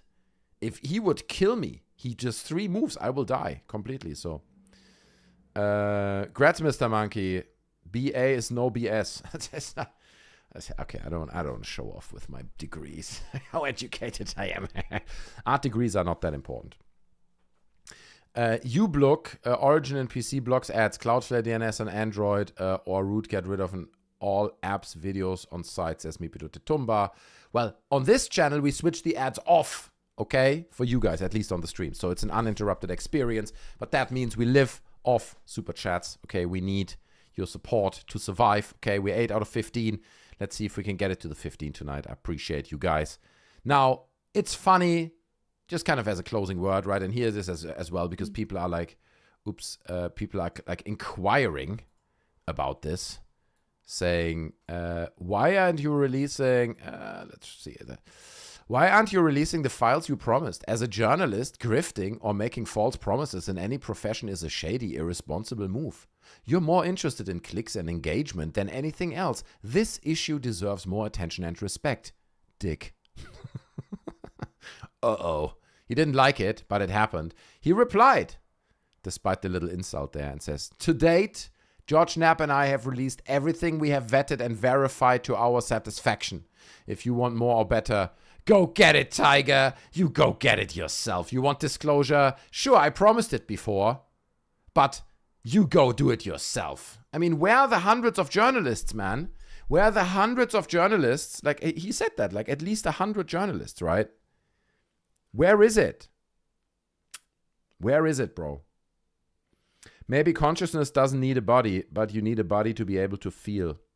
This is very philosophical and abstract, right? Because right now, obviously, you need a body to be conscious. So that's the question of ghosts, right? Can our consciousness exist outside of our body? I don't think in that way.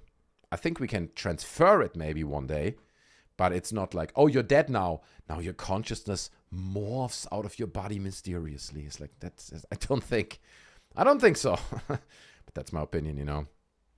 My disclosure is the best, says Deno Kompliziert. That's true. Telling your viewers to go get it is so freaking hilarious, right? That's true. Especially after you promised it.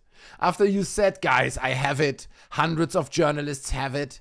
If they don't release this, I will release it. So people are like, so where is it a month later? Well, you go get it yourself. It's like, what? But you promised it. Dude, it's so bizarre, dude. It is so stupid. Oh my God. And you can see it in the replies, okay? You can see it underneath how people are responding to this, because people are not like, oh, leave Jeremy alone. Here's Stephen Greenstreet saying, I'm sure CNN's Alex, our news nations will challenge Corbell on this next time they interview him. Yeah, they won't. Spoiler. Kelly Mullaney says, anyone else feel like fly kicking Corbell tight in the teeth, lacking sack of S, a lying sack of S? Fair enough.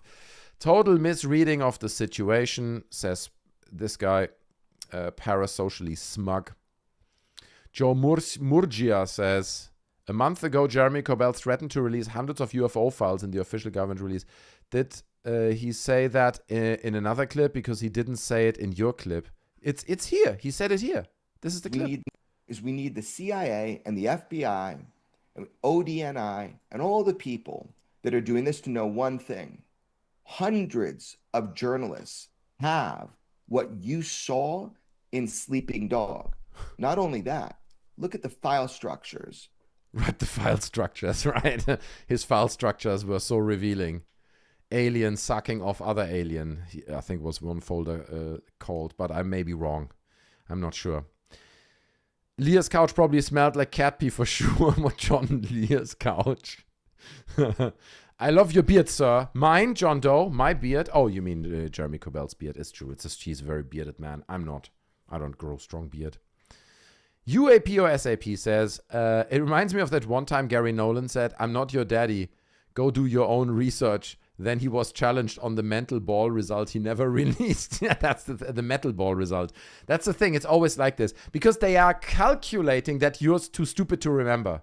It's part of the grift that they say something and they think a month later nobody will remember because a new thing happened and Trump set the half the world on fire. So, you know, it's not true. People hold you, sometimes they hold you accountable. And it would be great if he would be questioned, right, by people like, on CNN or NBC or News Nation, because they do have Corbell on every now and then. When there's a new UFO wave, here's Jeremy Corbell.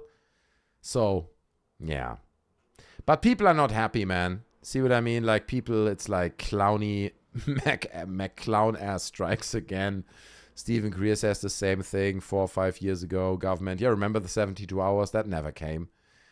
Sadly, if you step away from the subject for a while, you find nothing has substantially happened and the people saying they're irrefutable evidence. Blah, blah, blah. So it's just, people are starting to wake up. This is what it really is. Funny enough, everyone always claims we need to wake up to the extraterrestrial reality. It's like, no, actually, it seems like a lot of people are waking up that this is a very human reality that's happening here, okay? There's probably nothing that's more human than the UFO phenomenon. Gilbert with the 50. Thank you so much, Gilbert. Legend. 50 Danish crowns, that is. Cheers. I can buy some cereal for the kids. Appreciate it. I now tune in and see Corbell with his mouth open. Yuck. Good evening, all. Well, we deliver on disclosure, I would say to that. Love you all out there. I appreciate that, Gilbert. Also, long-term member. Very, very long-term member. And beloved member of the Monkey family. I appreciate you, Gilbert. Thanks for hanging out. Hope you're well. Over in Denmark, I believe. Yeah, obviously. Danish crowns. I'm an idiot. I had Corbell fatigue before it was cool, says Corporal NL. Kind of everyone did. I already had Corbell fatigue when he first appeared and did this, documentary with Bob Lazar. You know, the thing that got him famous in the first place. Couldn't stand him. First minute, dude. Monkey family is a good family, says Dr. Armin. That's true. I appreciate that. We are somewhat nice to each other. Well, look, I also discourage all forms of harassment. Okay, like don't go to people, call them, harass them, write them emails, add them on Twitter. Just leave them all alone. If Greer wants to do his thing, don't bother him. Okay, like that's another thing. Deno-kompliziert, Daniel says, too Deno-kompliziert. I've seen 3 entities through sleep paralysis. Sleep paralysis. The shadow form, no eyes, just a vague human shape, and the indigo people who protect us, and the blue entity which took the form of a native. That's 4. You said 3. Anyway, okay, fair enough. Do you want to come on the show? Listen, Daniel Vele Duarte. Okay, listen. You can join our Discord right now, and you can become a member on the show. You can talk to me right now. I would love to hear about your sleep paralysis experience and what your thoughts are on it. Anyone can do that, by the way, if you just drop me a direct message over on our Discord. Link is in the description. It's very easy. Then I will call you there. You just say, hey, call me Steve, and I will call you Steve. You're completely anonymous, okay? Joel Roberts sending a gifted. I appreciate that. That's huge. Thank you. And it goes to Rise Above Club. Rise Above Club, you're now a member. Okay, you just got gifted a membership. Say thank you to Joel. That's right. Be nice. Well, let me tell you what that gets you, okay? You get access to all previous streams, which is thousands by now, I think. I've been doing this for a while. Also, you can access exclusive vlogs that I do from my holidays, exclusive cooking videos. I do tours through London. I do exclusive channel updates for members, all in the member section, okay? But also, Saturday tonight, after party stream for members only, okay? So now that you are a member, Rise Above Club, you can join if you want the after party. It would be great to see you there. It's a second stream after this stream, later on. Only for members. We can hang out. It's a bit more intimate. I read more chat, and we're chilling. Okay, that's what we're doing. Ephra with the 5. Thank you so much. She says, the fundamental level, I think intelligence is a phase transition to overcome entropy. What are LLMs in the end? This is not taking into account temporal. Well, large language models are fascinating and helpful, but not, we're not in the stage of AGI yet. Where we really have some form of consciousness. People are often like claiming we're edging on it, but it's fascinating. But yeah, I don't know. I appreciate it though. Thanks for the 5, man. Very generous. Much love, bro. It was marvelous. A fun experience. 3 hours evaporated. Highly recommended, says Gilbert.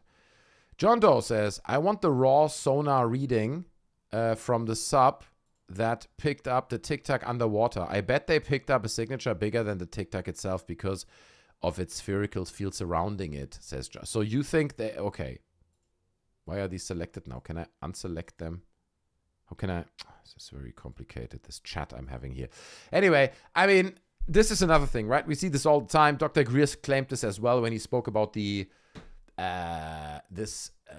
Japan air flight, right? The famous sighting, Captain Tarauchi, I think was his name, the captain of this cargo flight, a Japan air cargo flight.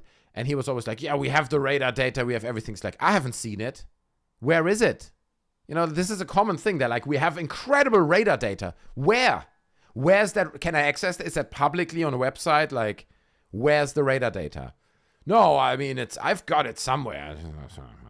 After party, there you go. See, Deno Kompliziert gets it. After party, family. That's a very old technique politicians do to rile up the supporters until the election. They say 3 months more and we'll be forming government, then wait five months more, we'll be there, and then wait again. It's a permanent delay, right? It's a delay strategy. But the problem is if it catches up to you. If people are like, hey, you said this 1 month ago, like Corbell just did. So, yeah, it's embarrassing. It's cringe, but it is what it is. Just join Discord, says Daniel Valuerte. I'll give you a rundown of my 1,000 sleep experience. Okay, let's go. Let's talk about this. Okay, fair enough. Hold on. You need to send me a DM, though, right? Hold on. I can DM you as well if you just joined. Where are you? Oh, there you are. Okay, look. I'm going to send you a private message. And then if you're ready, just drop me a line. And then if you want, I can call you Daniel or whatever you want me to call you. Okay. Make sure your microphone works, please. That's all set up and stuff. Could you give the data to Mick West? Not like that. That's the thing, dude. It's so pathetic, dude. Oh, God. It is so sad, right? Because we all love ufology and we love the stories around UFOs and all that, but it's reached a level now, and I think there are still a lot of people that are in denial about this reality, right? There are people that claim this is fine and this will come back, and they're still romanticizing the idea of ufology. But look at it. Look at the state of ufology right now.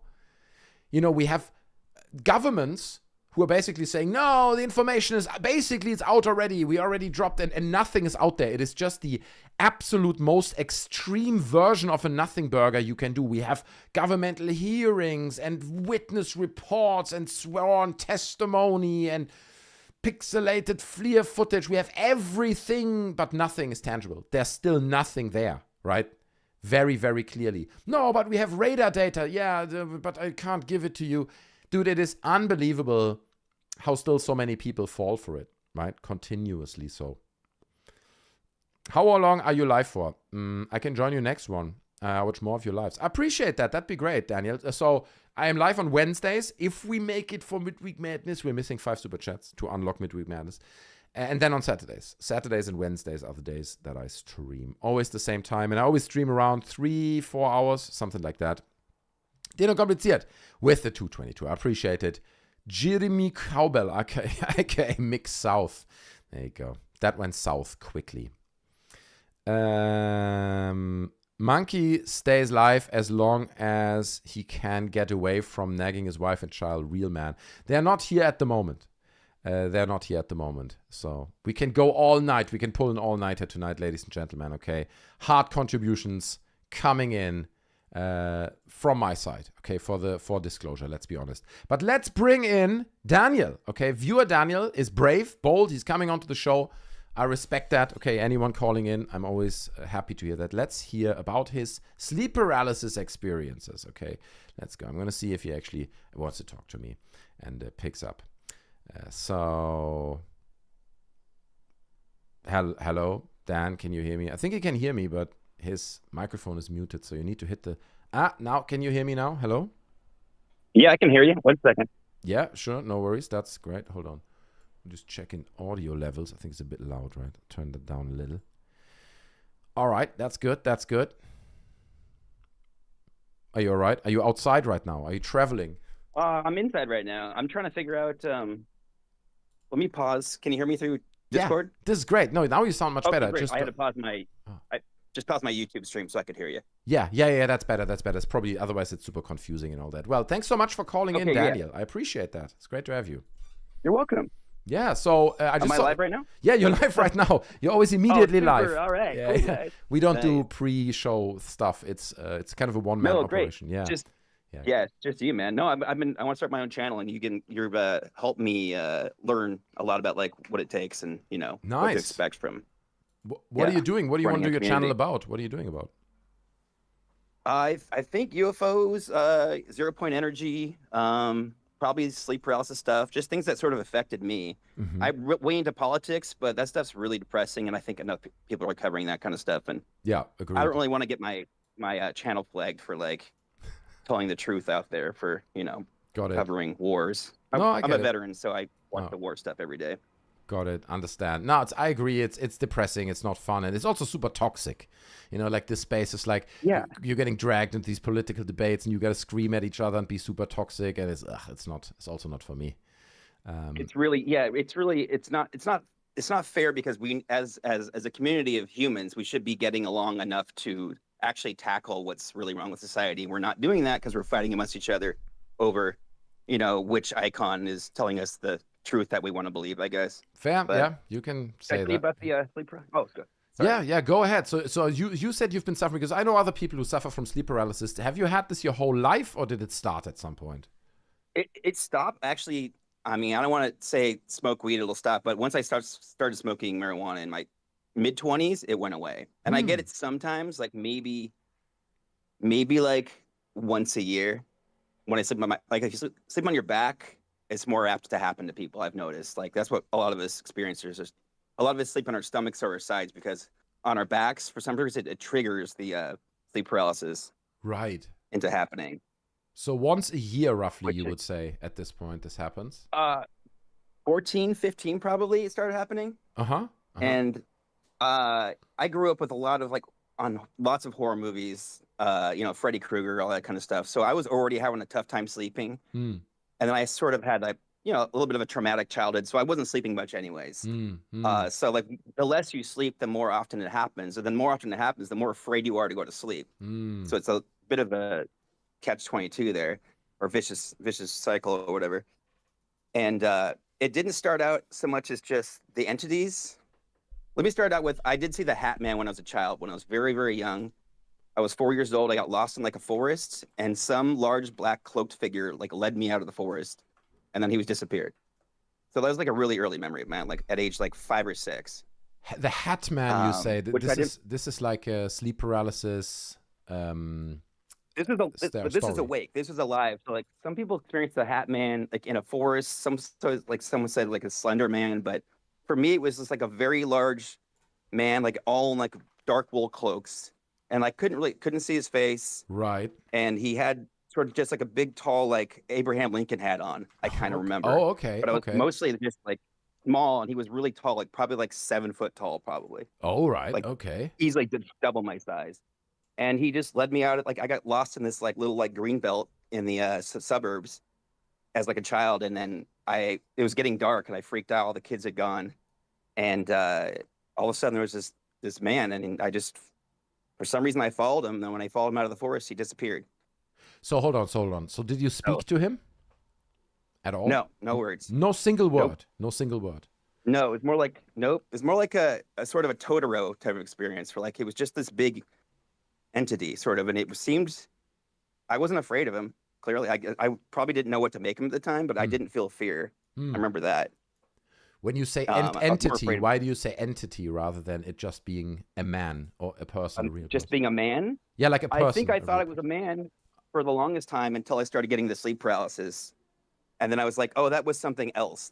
In my mind, I was like, well, either I think you just kind of tell yourself you're crazy, right? You're like, all right, I'm just crazy. That didn't really happen. I made that up or something. And then the sleep paralysis experiences started happening. And then I was like, okay, maybe there are other forms of energy out there, or consciousness. Okay. But and I was a child, I didn't even know what sleep paralysis was until I was in my 20s, actually. So I just thought I was legitimately just going insane every night. So when you said at this time, you were young, right? You were 13, 14. It started at 16, you said, I believe, right? Around 16. Yeah, 13, 14 when I started getting on the periphery. It feels very much like something's in the room with you. And then 15, 16 is when I started seeing an actual dark, shadowy, figure kind of thing. And it was it would sort of form out of the corner of the room, and then all of a sudden the whole room would just sort of be black, you're being enshrouded in in a sort of void. Right. And it had a vaguely human sort of it was very much sort of smoke-like, I guess. But I'm trying to describe how it looked. It's almost like the absence of color, or when you're trying to see really hard, it's pitch black, and you're trying to see, and everything's sort of this weird pixelated snow in your eyes, Yeah. It's so dark, it's sort of spotty. Right. How to describe that, I guess, but grainy maybe. And you said your eyes are kind of failing you. And you said at that time it was happening more often, right? You said go crazy every night. Did it happen every night at that time, regularly? Nearly every night, almost every single night. Yeah, it would happen almost multiple times. So it would happen on the way into sleep and on waking up from sleep too. So both ways. Right. Wow. Okay. That's horrible, actually. It must be terrifying, especially if you're a kid and you don't even know what it is, right? You can't explain it. That must be terrifying. My parents had no idea why I was so tired, but I wasn't sleeping. I didn't tell them either because I didn't want to I didn't know what to tell them. Yeah. I'm being attacked by a shadow demon every night. Yeah. They would think I was crazy. Yeah.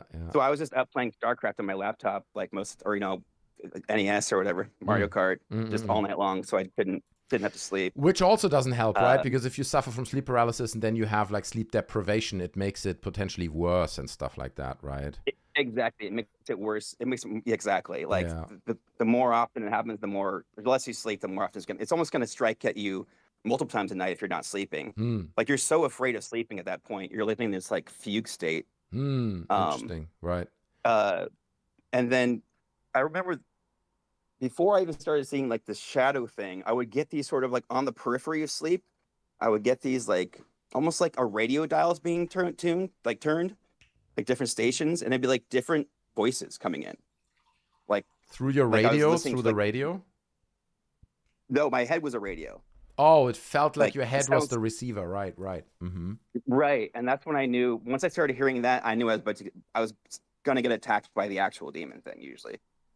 Okay. Which is strange. I don't know what to make of it. I wish I did. So at what age was this? What age was this? So it definitely started happening. It can happen through the ages of definitely through 15 all the way to like 23. And after the war, I was in Iraq at ages 21 to 22. Okay. And it started getting way more intense after that. So I'm pretty positive that these sleep paralysis is definitely connected to trauma. It seems like. Yes. Right. That makes sense. There's like a lot of articles about. I think the earliest articles are about people coming over here from Vietnam, and people were like dying in their sleep. And they couldn't figure out why. Wow. But a lot of them were experiencing sleep paralysis, and it was doing something to where they were actually dying, supposedly. In this article, at least I read. That's scary, huh? But now it's much better, and you say it's like once a year now. It's like much better now. Yeah, it's much better, way better. I was going to tell you probably the most intense. You want to hear the most intense episode I had? Mm-hmm. So usually, what would happen is dark entity would come in, and you can't move. All you can do is sort of move your eyes and hear, and it would get closer, and its voice would sort of like it sounded like if you've ever been inside of an MRI machine. Yeah.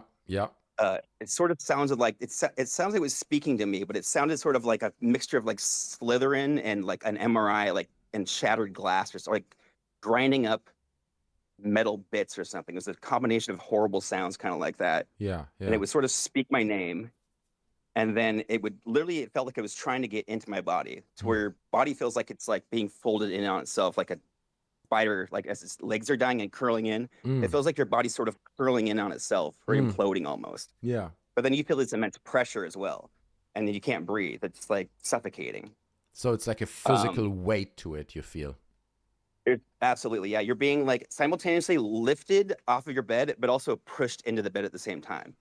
It's very hard to describe, but it feels like that. It feels like you're being compacted, but also lifted and then pushed. Like you're being manipulated. Like your body weight just feels like you're being crushed, but also like it's being lifted somehow. It's very strange, but it feels like something's trying to get inside your body. It feels very specific like that. Like it's. And I was raised in the church, but I wasn't particularly religious, but I would say Jesus' name over and over again. That seemed to help. Right. For whatever reason, I think other people have experienced that too. You say whatever it is that your entity of choices that protects you. You could say that, and that'll protect you. Oh, okay. But I guess like if we would need to attempt to explain this just personally, right? Like I have my explanation for it. Maybe you have yours. You earlier mentioned, for example, the word demon. Could you like what is your explanation? What do you think is going on, and how does it link to the Hat Man sting the old man in the woods? Okay, in the beginning? So the most intense episode. So I brought up the Indigo people, and I know this all sounds insane. I get it, but it felt real to me when it happened. So I think I was actually like 22 when this happened, just back from the war. And yeah, because I'm just trying to think. And I was being attacked by the demon I was at my parents' house, I think, at that time. And it was really like taking me over. And all of a sudden my closet door opened and I could sort of vaguely see like 4 purple shapes come out of the closet. And then they attacked the demon. And then one of them was hurt. And they attacked the demon disappeared. One of their buddies got hurt. So they were dragging their buddy away back through my closet. So they opened the closet door, got rid of the demon, and then went back through the closet.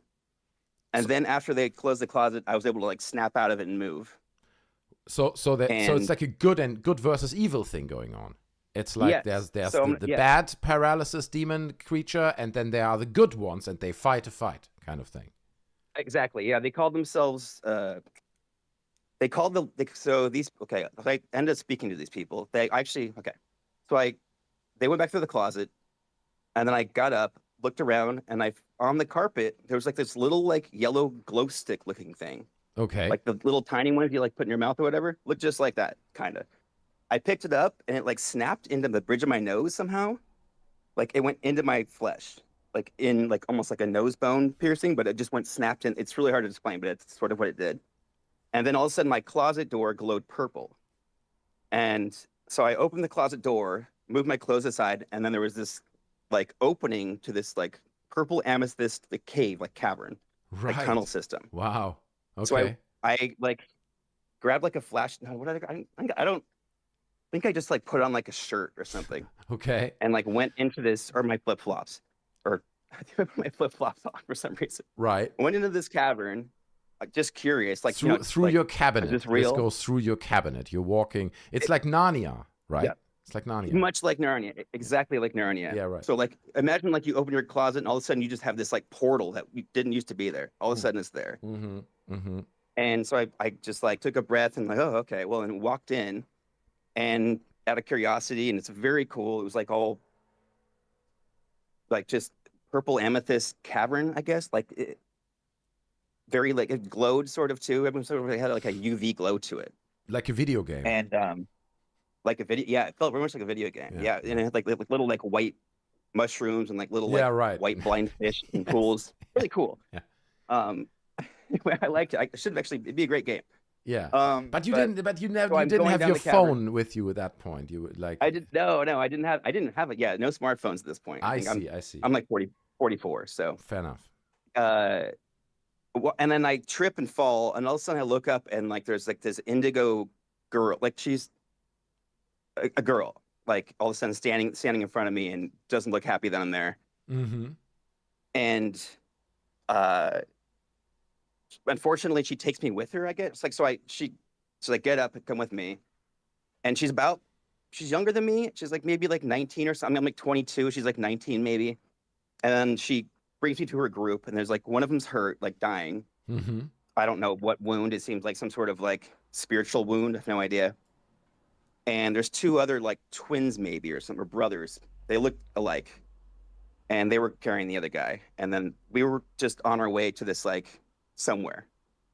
And I can tell you the long version of it, but like basically, let's keep it short. I want to get to like I want to understand really what you think this is. Do you believe that there's something more nefarious, intentional behind it, right? That is rooted in maybe in the Bible, in God, whatever, good versus evil.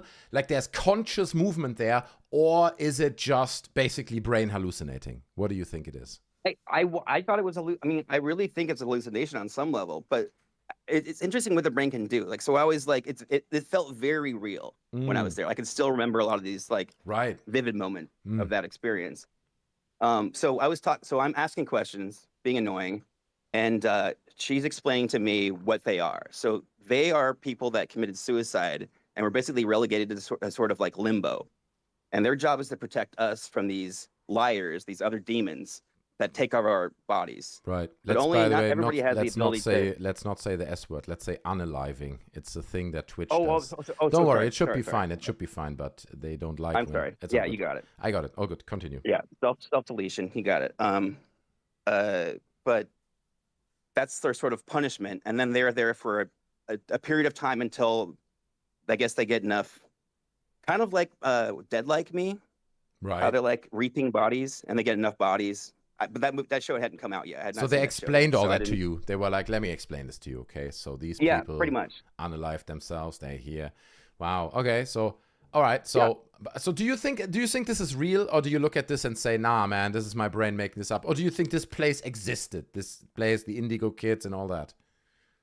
Yeah, the place. I mean, so we end up going to this like whole like underground sort of like kingdom, like sort of like fiefdom down there. And there's like I met the king guy, and but me being there had disrupted the fabric, and then the demon monsters started coming through into their world and started attacking them. So I had to get out of there. And the rest of the dream was just, I don't call it a dream because it really, I don't think it happened. It doesn't make any sense.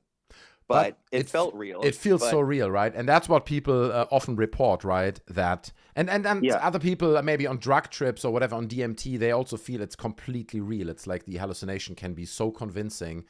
So it's great, to be honest with you. I think it shows that there's a lot of potential in there. Maybe you should start writing these up or something, turn them into stories, because it sounds like a great source of stories, almost like a little universe you could build there. Well, I'm writing. I am in the middle of writing it. I've got 15 pages on script right now for it. I'm trying to figure out what sort of like. I mean, I have the basic plot points, I guess, but I have to make it into actual full narrative story with, complete like act 1, 2, 3, etc. But you can't do the cabinet. You go into the mystery land, man. That's Narnia. They've done that. You can't. Nobody will ever buy that from you. You need a better mechanic to get to the world. It's not going to work like that. If you want to sell the script. I should change the story to be a better mechanic. I mean, if it's a story, I'm telling a story, not the truth. No, I know. It was your experience. I get that. But I'm saying if you want to sell it as a script, it would make a great story. But yeah. It does seem hack. It seems a little hack. I get it. Yeah. No, I mean, it's great. Look, listen, dude. I just want to be super clear. Like, I completely believe that you experienced these things and that they felt 100% real for you. I'm not. Yeah. I don't want to imply that I know you didn't, whatever. But obviously, sleep paralysis is a very explored phenomenon, actually. And what I always wonder, because I think it must be millions of people around the world that suffer from sleep paralysis to different degrees. And like, it's a little bit, to be honest, I think it overlaps into alien abduction. It is these. I think so too. These events, and for other people, probably depending on what you grew up with, where your interest lies, then it is the black figure. Some people report the hag, right? The old hag lady that then sits on your chest. And then other people report aliens abducting you. And again, look, the idea that aliens abduct you in a sleep paralysis dream, basically, and bring you to their ship is not that different from these entities going to your room and you going into this cave or to this kingdom. You know what I mean? It's not that different. It's actually some parallels there. So I think to be honest, if it's not too scary, it's a huge privilege to have experienced something like this, to see, in my opinion, what the brain is capable of, like what you can experience. Right. That's exactly, Thank you. I mean, I guess my only real question is why do we, as people are experiencing it separately, why do we often see the same things and able to describe them basically to each other and understand, because we've seen the same things too? Why is it a shared experience? That's the real curiosity for me. Pop culture, I guess. We're all sharing the same library of references through movies, through, we all live in the same, and it's not that all sleep paralysis are the same experience. Like I said, there's you said the black entities, the hag, the aliens, there's a variety of entities, but you're right, there are certain groups where people repeat similar things that they see, but to be honest, I think it's just, it's our brain hallucinating because we are familiar with these things. But I don't know. It's a good question. That's what I assume too. Yeah. I mean, the medical science is that you're caught between stages, and then part of your brain is being overreactive to sort of. Part of your brain is freaking out that it can't move, so it creates a sort of scenario why that's happening. Right. And then within that, and also because you're half asleep, your brain's pumping out dream juice or whatever. Dream juice. I'm not good at science names. Yeah. No, you're right. I mean, it is like a hallucinogenic, basically. It is like a substance that actually makes you hallucinate. So fair enough. That was very, very interesting. I appreciate it. Listen, if you want to plug your channel, you said you're starting a channel. You can plug it now to anyone who's watching. Just follow my Daniel Valle Duarte. I'm going to be starting an official channel from that. I've just been playing around on there, like as if it's Instagram for the last couple of years, but I'm going to start focusing. Nice. Thanks for your time, man. I really appreciate it. No worries. Thanks for coming on. I really appreciate it, Daniel. I'll have you back in the future. Maybe in a few years we talk again All right. or something. Sounds great, buddy. Good luck with your channel, man. Good luck with everything. Thank you so much. Oh, you too, dude. Perfect. Keep doing what you're doing. Thanks, buddy. You. I appreciate it. Bye. Thank you so much, Daniel. Perfect phone call. An absolutely perfect phone call. My goodness. Great. No, great to hear this. I love this kind of stuff, sleep paralysis. I have no doubt it's real, and I have no doubt people experience that for real. So that was a unexpected little guest. It's good to have guests sometimes, you know what I mean? Let's see what you guys say. Deathson says sleep paralysis. Got a bear mattress. Use today's sponsor coupon code DEMON at checkout. Okay, there you go. Bear mattresses is not an official sponsor of this show, by the way. I just want to make this very clear. I would accept the sponsorship, though. I would accept it, That's all I can say. Deno Kompliziert says, Daniel Brudi. That's right, Daniel. You can check him in chat. I'm sure he's going to send a message again in a minute, so you can all follow his YouTube and all that. Interesting stuff. Good call. I appreciate it, as like Steve. Yeah, we try to keep it diverse. Nice guy. Yeah, true. You see, like, people can have these experiences, but you can still be differentiated enough to have the conversation, so. Desson says, if demons are aliens and ghosts are real, does that mean there can be demon-alien ghosts? That sounds like a good story. Demon alien ghosts, man. I don't know. I'd watch that movie. Funkpei says, thanks, Mr. Caller. It was a deeply personal experience. Yeah, it did feel very personal. I agree. Ad Astra says, Scott Terry, worse than the Elm Street. All right. Scott Terry says, I have nightmares of Dr. Greer standing over my bed watching me sleep. Okay. All right. I think we have to move on. We have too many things to talk about. Okay. That was obviously a good caller. But we have so many things on our list, so we got to move on. And I want to talk to you guys about one of our favorite personalities in the disclosure movement. And that is Tim Burchett. That's right. Everyone laughs, Tim Burchett. Now, one thing that Tim Burchett does every time the government comes out with another drop of videos or documents is he comes out and he's like, well, that sucked. I agree. That was terrible. Next one's got to be much better. Much better. So then the next one sucks. So Tim Burchett comes out again. He's like, no, well, that one wasn't good. I agree with you there. That one was bad. I saw the real footage. That was stunning at the skiff. So then the next one comes out, and that sucks as well. And it's a loop. Every time he comes out, he does this, right? He's like, it's going to be great. We're doing God's work. And then it kind of sucks. And Sean Kirkpatrick is like, that's what I said. There's nothing there. It's like, nah, it's... So now Tim Burchett made another statement explaining to us why we are waiting so long for disclosure, right? Because people are like, where is it? Where's disclosure? Well, here's Tim Burchett explaining it to us, okay? It comes maybe a little bit as a surprise to some of you guys. Breaking. Congressman claims the deep state is blocking UFO disclosure. What? The deep state, my God. It's brutal. Drain the swamp, guys.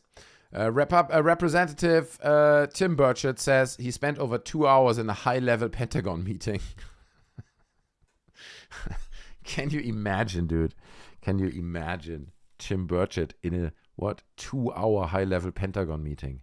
Well, I still don't get that whole thing about them aliens. Can you explain that to me one more time, please? I understand we spoke about it 4 times already, but I still don't get it. All right. So he was in a 2-hour high-level Pentagon meeting focused on UAP transparency and believes unelected officials are preventing Congress and the public from seeing the full truth. Shocking. Okay. He also claims military pilots face stigma and psychological evaluation after reporting UFO encounters. Some service members allegedly destroyed UAP footage out of fear it would harm their careers. More classified evidence exists beyond what has been publicly released. Guys, I've seen it myself. The footage is out there. I've seen incredible stuff. You remember, wasn't it Tim Burchett who said, I saw this incredible video of submarines, some object flying over submarines. And then in the next alien drop, the video drop, we had a video where birds, little drops of light, blobs of light that were birds because they're warm, fly over a submarine.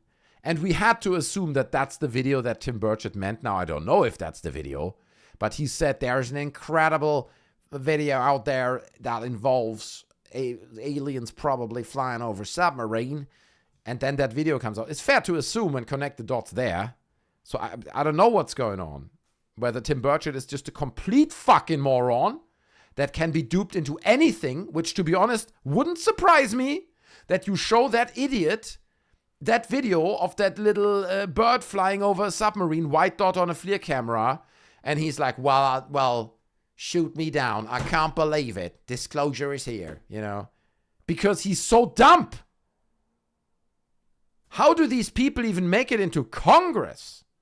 Honestly, I'm sorry. Holy shit. I'm sorry. Gets me agitated a little bit. Cheers. It is Saturday. We shouldn't be agitated.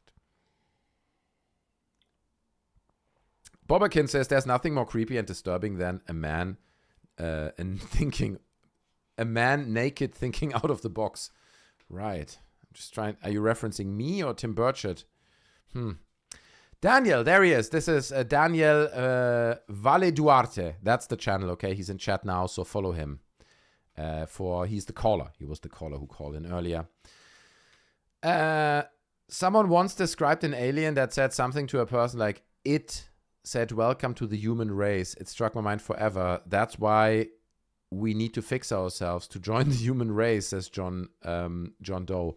Oh, it's called the alien it, right? Yeah. They can't be as smart as us. I mean, we are pretty much the pinnacle of existence, especially down here in Louisiana. I don't know. Where's Tim Burchett from? I don't know where he's from. Burchett plays the banjo kids in Deliverance. Oh, yeah, there you go. Monkey, Southern doesn't always mean stupid. That's like Germans saying an extra large cookware. Brian Yates, you're not wrong. That's true. Okay, listen, let's talk about this then. Because I'm not saying Tim Burchett is an idiot because he speaks like coming from the South. That's not what I'm saying, okay? Efra with the 5. Thank you so much. I believe dreams are mechanisms our unconscious produces to express something we can't express. Maybe it has something to do with sleep paralysis. Good point. You see, very nice. I can follow that. That makes sense. Good input, Efra. I appreciate that. Maybe we'll do a separate thing about sleep paralysis in the future because there's a lot really to talk about. But I want to finish my point here. Listen. Tim Burchett, Eric Burleson, and also Anna Paulina Luna, and a few others in this gang. I would argue, okay, listen, let's put it this way. Any of these people are not exactly the sharpest tool in the shed. They're not idiots, right? They're in Congress. They're politicians. They can articulate themselves, some more than less, right? Some more or less, more or less than others, But it's pretty clear that Tim Burchett is not an intellectual giant. I'm sorry, dude. And the same with Eric Burleson. They're good guys. I'm not saying they're bad guys or whatever, but they are not the intellectual elite. You have other people in politics that are very smart, very clever, strategic thinkers. They are not part of that, okay? Pedro Renner with the $7.99 Australian. Thank you so much, man. Pushing us to 12 super chats and putting food on my children's breakfast table. Tim and his mates know it's bullshit, but with over 1 billion hits on the releases, it's worth believing. Seems smart to me. That's exactly what it is. It's a money thing, dude. And I honestly, my opinion, okay, I don't know this, but my opinion is that people like Burchett, Burleson, and also Luna have been hand-selected. It's not by coincidence that they are the people talking about this stuff, because they are not, look, it's hard to say intelligent or whatever. Of course they are intelligent, but they're gullible. You can shape them like putty, okay? You can feed something into them. Same with UAP Gerb. The whole UFO bubble, to a large extent when it comes to these people, is basically a bubble of people that are being fed narratives and they regurgitate them because they are not critical thinkers. That's maybe the point. Burchett, Burleson, and Luna to an extent as well, but she probably does it more for the career, I would imagine. They are not critical thinkers. They're not differentiating what's going on here, really. And maybe they do, and I'm not doing them justice or whatever, but that's how it feels to me. Korkoipu with the 5. Tim isn't dumb. See, I didn't say the B in the end. He's getting publicity you couldn't pay for. So fair enough. You can make that point, right? Through the whole UFO bubble, Tim Burchett is now a celebrity, right? He's one of the famous congressmen. Everyone knows him. He's being asked. He definitely grew his career through the stuff. So you can say that he's not dumb in that regard, okay? And again, I'm not saying he is dumb, but dude, he's not an intellectual giant. Nobody in this UFO bubble is. None of these people are. You have some exceptions, right? Like, for example, I would say UAP Gerb is probably not stupid. He's probably a good thinker, a good analyst, and he's good at what he's doing, but he's gullible. We spoke about this before in regards to Eric Davis, right? You guys remember Eric Davis, the previous, he had like a security clearance. He was, let me see what, exactly, I was just trying to find a picture of him.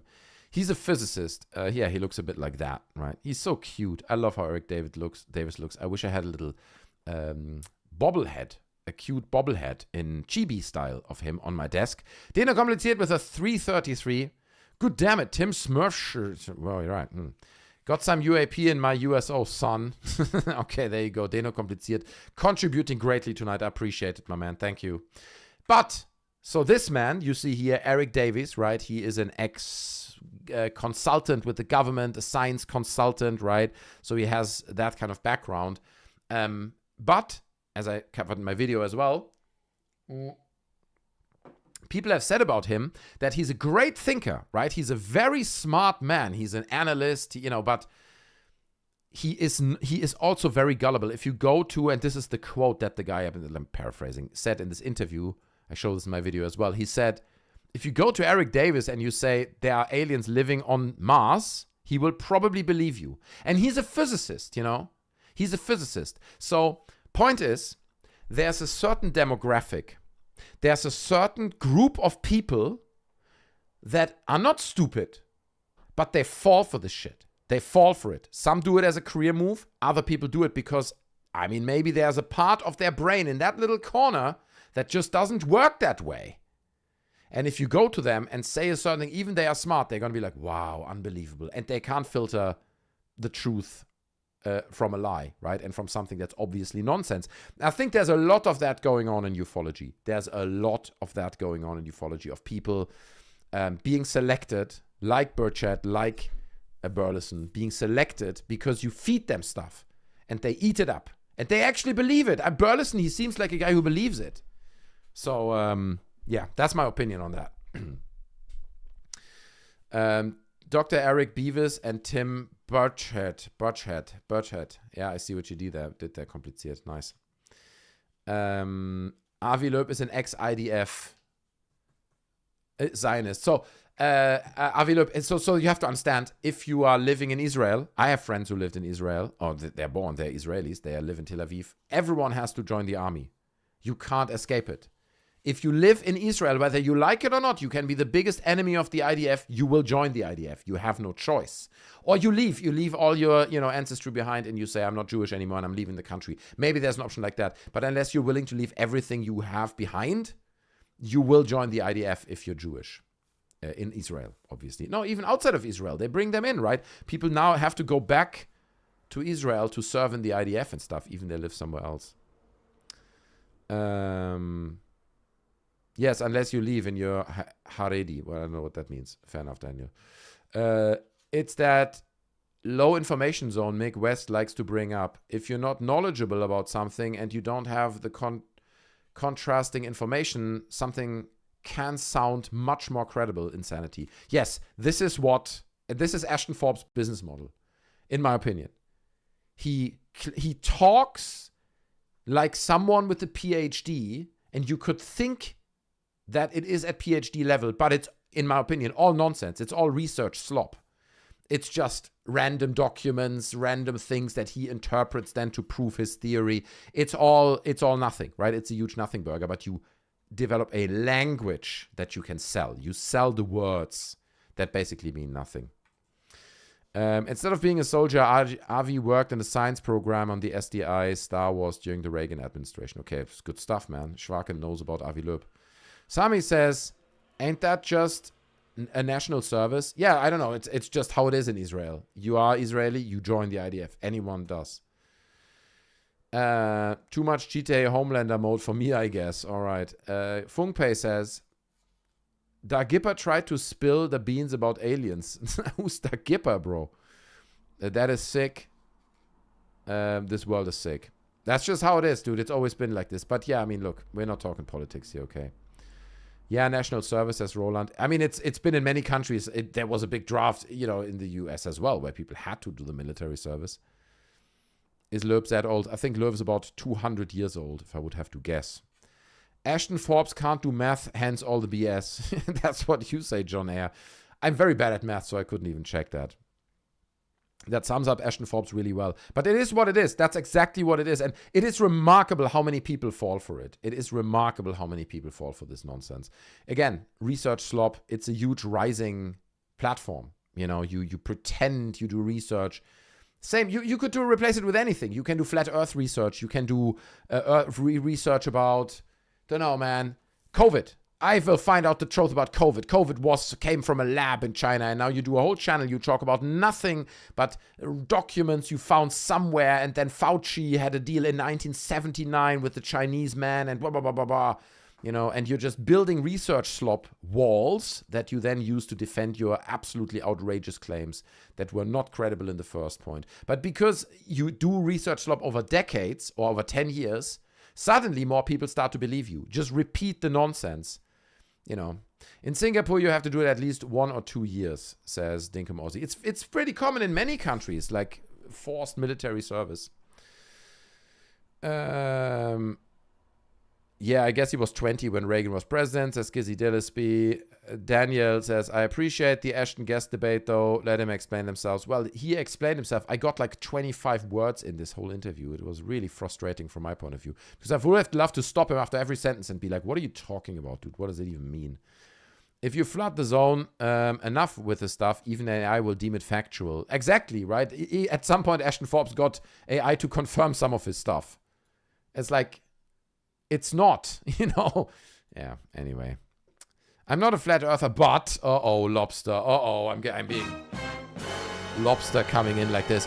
I do know that we have some moon hoax believers in my community. I had these debates before. Every time we talk about these things, it turns out some people in chat are like, Monkey, you haven't really looked at the facts when it comes to the moon hoax. You don't really know what's going on there. So there's a lot of evidence that we have about that the moon. We never went to the moon, Monkey. So flat earth. Okay, let me read it. Lobster says, not flat earther, but there's a guy named Dave Weiss, and he is so convincing. It's fascinating to listen to him debate. He would have been an incredibly good criminal defense lawyer. That's the thing. These people get so good at defending the most outrageous claims. That the earth is round should not even be a debate. That's it. Maybe he's just doing it so someone pays him a ticket to space to prove him wrong. He just wants a free space flight. I don't know what it is, but bro, it's ridiculous. You're fun, dude. You remind me of Art Bell, says John Doe. That's not true. I'm not like Art Bell. Art Bell is very different. Art Bell is constantly like, we don't know what is out there. We probably will never know. But a man that knows is Whitley Strieber. He's on the line now. I'm not talking like Art Bell at all. The moon is plasma. It's not physical. So there's Chad Lincoln explaining it. It's a plasmoid. It's a huge plasmoid. I agree. Did you guys clean up the 96 bags of feces left on the moon? Not yet. They're still there. Space poop. The same goes for any living being who's essentially born into a faction, says Debugger. Gizzy Dillesby says, I think he refused the free trip to Antarctica. Oh, did he? Was he one of those? Yeah, some of these rumors were going around that free trips to Antarctica are being handed out. But anyway, we were talking about the moon, and to be honest, that's a perfect segue into the next segment here, because I want to show you a little clip, that talks about Jesse Michels. Okay, Jesse Michels, the man who really makes money with ufology. Probably I would guess that Jesse Michels is probably, that's a bold statement, Probably the #1 earner in ufology. What do you guys think? What do you guys think? Right? Who's making most money in ufology? Because Jesse Michels, he has these huge interviews. He's funded by donors. Like, let's be honest. We know that he's good friends with Peter Thiel. There's no evidence, but it's pretty clear that Thiel is funding some of this stuff. So I think he's just like cashing in. He's doing sponsorships. His videos get hundreds of thousands of views. It's like, it's going well. Ramsey is also making good views. That's right. I mean, Ramsey now does the UFO diner, right? The flying saucer diner thing. That gets like 2 million views, which is, or like 1.5 million. Is crazy. Troll with the 5 US. Thank you, man. We're not having the millions of views. But we got a loving community that supports us. So, Trolley, thank you so much. He says, darn it, this monkey show, isn't it? I thought he was sending DSP a super chat. Don't send DSP a super chat. He doesn't deserve it. Let's be honest. He plays video games. Anyone can play video games. That's low effort content. This is a well-researched show. And if we shit on people, we have factually evaluated that. Okay, and made sure that we can shit on people. Appreciate it, Trolley. Thank you so much. Thanks for being here, my man. Thanks for the support. So, here's Jesse Michels, okay? And we need one more super chat to reach Midweek Madness, by the way. One more. $4.99 or more, and we make it for midweek's stream, okay? Wednesday. So, here is a little tweet that actually was tweeted by himself, okay? This is not someone else sharing this, but this is American Alchemy, which is his channel name, and I don't know why it is, but it is, tweeting this himself. So he says, and we're going to watch the clip in a second. I'll share it with you guys.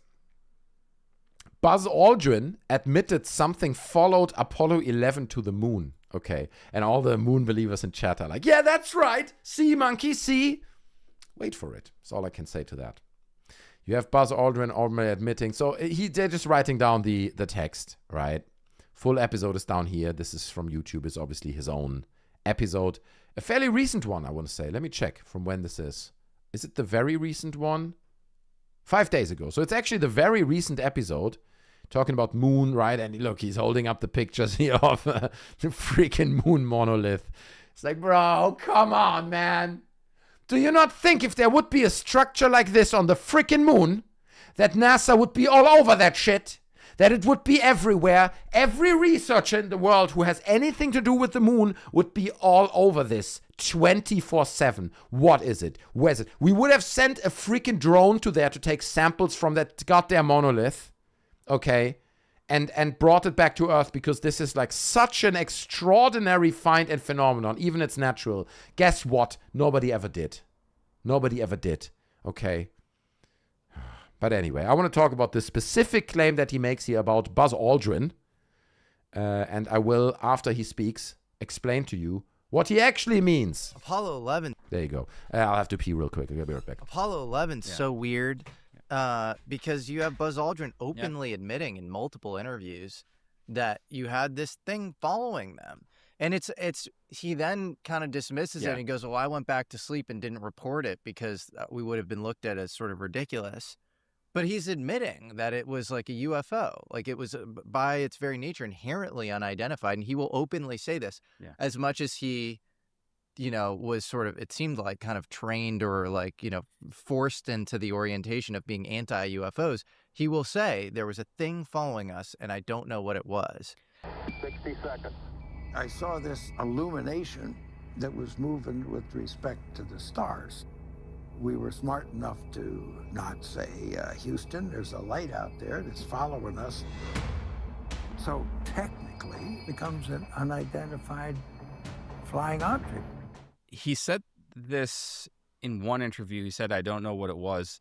In subsequent interviews, one in particular on Larry King Live in like 2007, where James Fox was there too, and Stanton Friedman. He says, well, I'm now almost certain that it was a panel of like the S-4B rocket booster that just broke off and was just moving along with us. We saw one of the 4 panels, the 99.999.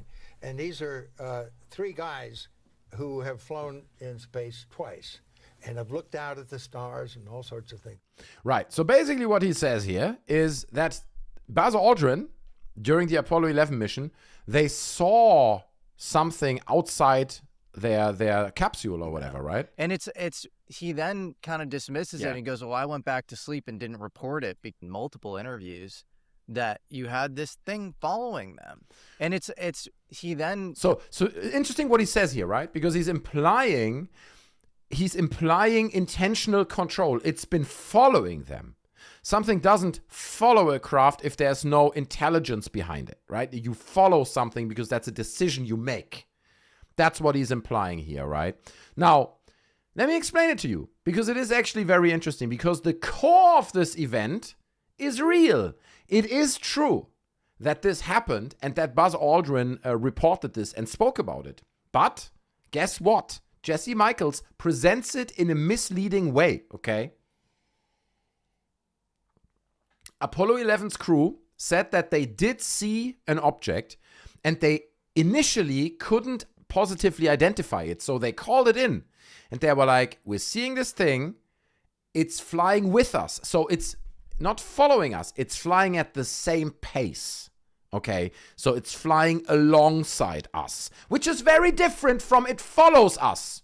That's not the same thing. I don't want to play dumb semantic games, but dude, you have hundreds of thousands of viewers on your little interviews. You know what I mean? You got to be careful about these things, in my humble opinion. So it wasn't following; it was drifting along with them. They couldn't identify it initially. Okay. However, pretty quickly after they talked about it, called it into ground control or whatever, they agreed internally on that capsule that it was one of the jettisoned adapter panels. Okay, I don't know exactly. Let me Google that. Okay, I'm gonna Google it right now. Googling it, a jettisoned adapter panel. Okay, it's like an adapter panel that this is obviously not one on a spacecraft. But it's like a panel that, like locks in plugs or fuses or something. God knows what it is. Space. It's space stuff. Okay, you click it here. Something like that. So, obviously, this is something people often don't know or underestimate. If you fly through space in a capsule, right?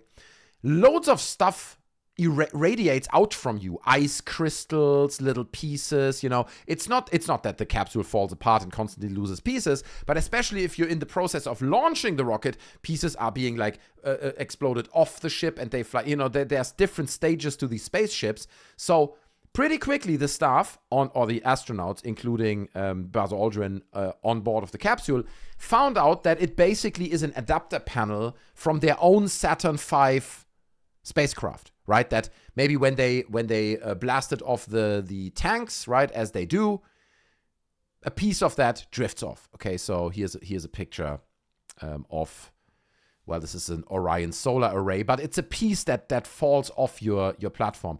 We did it. The goal is complete. I love you. Thank you so much, Mickey D, man. With the 50 Swedish, man. I love you. Thank you so much. Keeping it real, supporting this ad-free show, keeping it ad-free for everyone, and unlocking Midweek Madness. That's right, a separate stream on Wednesday, so you can mark that in your calendar. That's me making marker noises with my mouth, because Wednesday, 9 p.m., this channel, UK time, same time as today, we'll be streaming and we'll be back for more disclosure. So thank you so much, Mickey, and he says, Midweek Madness unlocked. Not been here much lately, need a break from all the overwhelming disclosure, but I'm still around. That's the great thing about disclosure, right? You can always take a break and come back anytime, 3 months later, a year later. It's still going. It never stops. It's endless disclosure. Some may say infinite disclosure. See? That's why the show's so great. 2.5 hours, we're building up 360 degrees. Conceptual, do you know what I mean? It's all very, very conceptual. I appreciate you guys being here. Infinite disclosure tonight. It's going on forever. It never ends. But anyway, thank you so much, Mickey. I really appreciate it. Super chat goal unlocked. Now, it's been pretty clear then that this was a piece of their own Saturn V spacecraft that they were flying in at the time, not some kind of exotic aircraft. So it took them like a minute or two, but that call existed. The call existed of Buzz Aldrin or someone calling in and saying, ground control, we are seeing an object outside. It's kind of flying with us. We are not sure what it is. And again, it doesn't imply anything alien. It just means like they have to call it in because that thing, if it could drift into them, it could cause damage on their craft. You know what I mean? Something drifting outside of their spacecraft needs to be reported and monitored so you make sure it doesn't cause damage or cause any problem to the mission, right? So that's why they're calling it in, not because it's aliens, but the call existed. Weird unknown object flying alongside us. Oh my God. And Jesse Michael has to eat. He's like, have you heard what Buzz Aldrin said? And ignoring everything that followed 2 minutes later. 2 minutes later. They knew what it was. It's explained. It's debunked. Do you know what I mean? God damn, bro. Unbelievable. But anyway, this whole thing goes back to 2007 where Buzz Aldrin kind of described the object a little bit. And Buzz Aldrin was always the kind of guy who I think Buzz Aldrin, until he got really upset, he was also the guy who punched the guy, right? Okay, so you have to kind of take a step back here. I think Buzz Aldrin was a funny guy. Buzz Aldrin is obviously a brain, right? He's like, you wouldn't make it into that job in that position if you're not an extreme brain. But he's also a bit funny. So I think in the beginning, he played with this a bit. There are other clips of Buzz Aldrin where, for example, this little girl said, how does it feel to go to the moon? And he says, why did it feel strange to go to the moon? He says, because we didn't, or something. But it's taken out of context. I covered it in the past before, but I think Buzz Aldrin loved to play with like conspiracy theorists and almost like say something that they will then pick up, which he then later refutes, play with them. And then it got out of hand, and later people chased after him, right? Saying, Mr. Buzz Aldrin, I've got a Bible here. Can you swear on the Bible that you walked on the moon? Mr. Buzz Aldrin. And then he punched him, right? Rightly so. Like, shut the F up, bro. Honestly, like. So Buzz Aldrin has a bit of a history there. The moon landing is real. It is. It is unfortunately real. Ephra, yes. And one day, people will visit the original Apollo moon landing site as a tourist attraction. Like you visit Stonehenge now, right? If you go to Stonehenge here in England, you can't go close. They basically have a fence around it, and this is about as far as you can get to it. Oops. Like with 50 meters close. I don't know what that is in yards. But like this is how close you can get to it. One day we're going to be on the moon, and we have Disneyland on the moon, and then you can also go and you take the little buggy and you drive 40 minutes out into the moon landscape, and you can go to the original site that still has the capsule there, right? Because they left loads of stuff behind on the moon. It's all going to be there. But the moon hoax believers will still claim it's fake. They say like, no, they put it there. That's fake. It's a movie set on the moon. To prove their Pluto Nash. There you go. Chaddington says, John Airham, Mr. Expert here. Do you work for them or just watch YouTube? Who's John? John Air's an expert. I know he is, but in what specifically? Buzz Aldrin reminds me of Clint Eastwood, says Tinkum Aussie. I don't know why that is, but by the way, guys, if you're still watching, please check our Twitch. Link is in the description. You just hit the link, leave it running on a second device, turn the audio down. Just leave it running. We need the Twitch hours. And follow me for free on Twitch and do your Prime stuff. People have Prime subscriptions. Please do these things. It would really help out a lot. Appreciate it. Buzz did a funny cameo on a TV show, 30s Rock yelling at the moon. Is that true? See, that's what I mean. I think he was just a humorous guy. He was a guy who was good for a laugh, and that's why he snuck some of these phrases in there, played semantic games, and then later it backfired because people started to really doubt the moon landing. I think he thought like me as well. This will always be a fringe thing. You know, the idea that the moon landing is hoaxed. That will always be a fringe thing, but it became more popular than we all anticipated. Adel Mehdi with the 199. Thank you so much. I'm driving Uber while having you on speaker. Oh, wow. Well, I hope the shout out to you, Adel Mehdi, and to the potential Uber guest right now, who may be very confused about what's going on. I hope Adel is behaving. But I don't know. Am I too annoying? You can tell me, Adel, if it's like if your guest wants to listen to another conversation, just let me know. We can change the subject for your Uber guest, okay? I just want the best for your Uber guest. So thank you so much. But don't sending super chats while driving is not good. But sending super chats in and of itself is very good. So I appreciate it. Applause for Adele. Thank you. And to the guest as well. The Uber guest. Chadlington says, no, John Eyre says, I have a degree in electro-engineering. They are doing more research now, the Van Allen belts, because of the nature of electronics. Oh, we're still doing the Van Allen radiation belt. We can't get through this. Still doing that one. That good old chestnut. Stonehenge was built because of Amiga 500 Moonstone Harvard. No, a hard day's night. Allegedly, says Dino Kompliziert. He's got the inside knowledge there. Appreciate it. Monkey, your voice is awkwardly soothing. That's what Ephra says. I don't know if it's true. I always feel it's not. But then again, people do send me messages and say I always fall asleep to your streams, Monkey. It is weird. I watch it and after an hour or two, I'm gone. Well, as long as the stream keeps running and you smash like, I don't mind. It is what it is. You're reaching Uber levels of streaming. That's true, dude. We're streaming right into the Ubers at this point. I've lost my password and my daughter is getting married in 3 weeks, says Roland. Your password to what?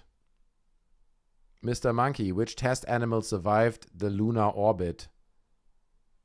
Is that a quiz question? It was like they sent a cat and a dog, right? Laika. There was a dog called Laika, Russian dog sent into space, right? Is that the one you're referencing?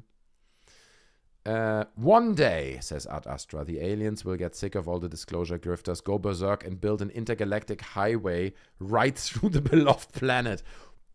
We're crashing through it. And it's like, immediately traffic starts through the center of the earth. They were in the way. I mean, you know, someone owned that part of space. Monkeys in outer space, says Gilly Dillesby. I said it before, but at some point I considered calling the channel, renaming it to Dude on the Moon. And that the narrative would be that I'm sitting in a dome on the moon at all times. I'm somewhat happy I didn't do this. I think it would have gotten old quickly.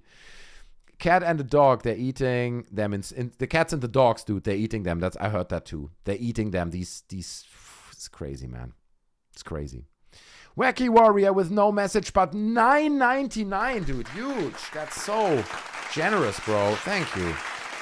Thank you for your donation, bro. It really means a lot. It keeps us going, keeps the show going, and ad-free for everyone. You know, every little bit helps. But yeah, let's conclude this segment about Buzz Aldrin, because it is somewhat funny to me. And it's also a bit sad, right? Because Buzz Aldrin is not alive anymore, right? He passed away a few years ago. I just want to make sure this is correct. Is he still alive? Oh my God. Is he alive? This is embarrassing. If he's still alive. Yes, Buzz Aldrin is alive. He's 96 years old. Somehow in my brain, I thought he had passed away. That's so embarrassing. I'm so sorry, Buzz Aldrin. I love you. I'm glad you're alive. I'm glad you're well. Okay, that's so embarrassing. So he is still alive, but it does seem a bit like his legacy is, I don't know, being beschmutzt. It's being beschmutzt, as they say. And, it's not nice, man. I'm thinking now Neil Armstrong. Yeah, but he passed away a long time ago, right? Neil Armstrong passed away. He's running on the moon juice. That's true, dude. He's got infinite powers. He when they went to the moon, they discovered moon juice. They were like, bro, did you see that kind of vending machine over there? And Buzz Aldrin's like, no, what? Vending? Yeah. Moon juice.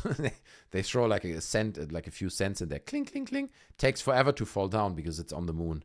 So the coin falls forever. And then you can unlock the moon juice. And he took it, and that's why he's still so well. Buzz Aldrin didn't take it. He was like, I don't trust moon juice. That sounds weird. Buzz Aldrin did it because he's kind of that kind of guy, you know. He takes the risk. There's no Nazis on the moon, but there's barrels of moon juice, bro. Well, you say there's no Nazis on the moon. Have you been there? Have you been there? No, you haven't, right? It could totally be. There's even been a movie about it, right? Look. This is evidence. Have you not played the new Wolfenstein games? Buzz Alzheimer. Sorry. That's kompliziert, bro. That's really in bad taste. That's very bad. Okay. Anyway, Nazis on the moon. We all love them. I hope they stay there, but it seems like they're slowly coming back. Iron Sky, says Roland. That's the movie. That's right. Fast Trick says, Sneezing Monkey, every day we fire lasers at the moon. The Apollo astronauts left the mirrors there. I know, but obviously the non-believers will say, no, but they shot the mirrors there with the rocket or something, or the instruments are lying. There's always an excuse. There's always an excuse. But you're obviously correct. They left the mirrors there. Yeah. Nichols radial injection says, Chadlington, just show that technology is lost on you. I went to school not having a calculator. How did I manage it through? We were still forbidden. Calculators were still forbidden back in the days. Because Alzheimer's is a little bit mean, but it's also a little bit funny. I don't know if he has Alzheimer's, and I wish him all the best. I hope he doesn't, okay? I've been following this topic, says Wacky Warrior, for 30 years. I'm 49. I want to believe, but I don't want to be fooled. We need more people like you, keeping all the frauds and the grifters honest. Thank you. Well, I appreciate that, my friend. I'll take that as the message for your generous super chat. Well, we try to keep it real. And look, sometimes I can be wrong. I don't claim to be always right. But I can get stuff wrong and I can be debunked as well. But I'm similar to you. Look, I'm not as old, but I'm 43 years old. And I've been looking at this stuff for 25 years, roughly. So, yes. And ultimately, you have to come, if you have more than 15 brain cells, you have to come to the conclusion that there's nothing to it, dude. How long are we going to dangle the carrot, you know? Cheers. Drink it to you. I had a cheating pen with the multiplication tables like a pro back in the day, Corporal NL. Wow. So it would be inside the pen or something? That's boss style. I was cheating in every single test. To be honest, I was never good in school, but I was pretty good at cheating and not getting caught. I don't think I've ever been caught cheating in school, ever. But I cheated in almost every single test. The thing is, what I would do, because later with printers it was great because you can create Word documents that are this small and print insane amounts of information at 4-point size. But then once you put all that information together, you kind of learned it. And then the cheating paper was almost pointless because you actually learned it. So, school days. I'm not a big school fan, not gonna lie. I hated school. School was not fun. Anyway, so that's the story about Jesse Michels and Buzz Aldrin. It's a bit of a silly one, to be honest. And it just paints Jesse Michels in a very bad light. I'm not gonna lie, dude. Like, that's ridiculous, dude. Everyone knows this. The fact that they immediately, pretty much right after it, explained it and knew that it was that thing drifting. And he's like, no, there was this object. It followed them. It's like, come on, dude. He knows this. Jesse Michels knows this. That there's nothing to this. This is ridiculous. This should really have, like, consequences, in my opinion, when it comes to his reputation. But it won't. He will still keep having thousands of views. I got scammed by Gaia. They charged me for a year, $139. I just wanted to watch the Booga Sphere, says Adel Mehdi. No! That's so bad, dude. You have to try to kind of go against that. I mean, I had a similar situation with a VPN, with ExpressVPN. They charged me because I forgot the subscription, like $4.99 a month for a year, right? And when I noticed, I wrote them and I was like, bro, look, I haven't logged in. It was more than a year. It was like, I don't know, 20 months, I'm guessing. So I wrote to them. It's like and they refunded me half of it. They said, okay, fine. We can see you didn't use it, but we can't give you everything back. So they gave me half. And I was like, okay, that's fine. That's okay. It was my stupidity. I messed it up. But I accept half of it. But obviously something like Gaia is a different business, okay? They're not going to refund you, bro. They're going to take the money and run unless you want to go to court. So scammed by Gaia is a nightmare. That's true. And just because you wanted to see a Booga Sphere documentary or something. So bad, I wonder how often this happens. I wonder how many people get scammed in the same way. By Gaia, because they just want to watch one thing. They don't realize they're subscribed now, and now they pay every month. Yeah, anyway. Now, quick tweet that I saw regarding the recent UAP drop, and this is a little bit of an older news piece, but it's still relevant. I saw this, so I want to share this with you guys. But first, I want to read the super chat by Drutland with the $4.99, bro. Thank you so much. That means so much. Thank you. I appreciate it. Disclosure is closed, by the way. T-shirt I'm wearing, disclosure. What does it say? Just around the corner since 1947. Get it? Merch shop is linked in the description, okay? Get it for yourself. Drutland coming in with the $4.99. Thank you so much. And he says, donation for the kids cereal fund. The kids need cereal, bro. That's what I mean. They can't live if they don't have breakfast. How are these kids gonna live? You know what I'm saying? So thank you so much, Drutland. Thanks for the Cocoa Puffs. Exactly. So it means a lot. Thank you so much. Love out to my man Drutland in the name of disclosure. But check this out. I want to share this beautiful little tweet with you guys. Someone's asking the real question. Someone's so close to getting it.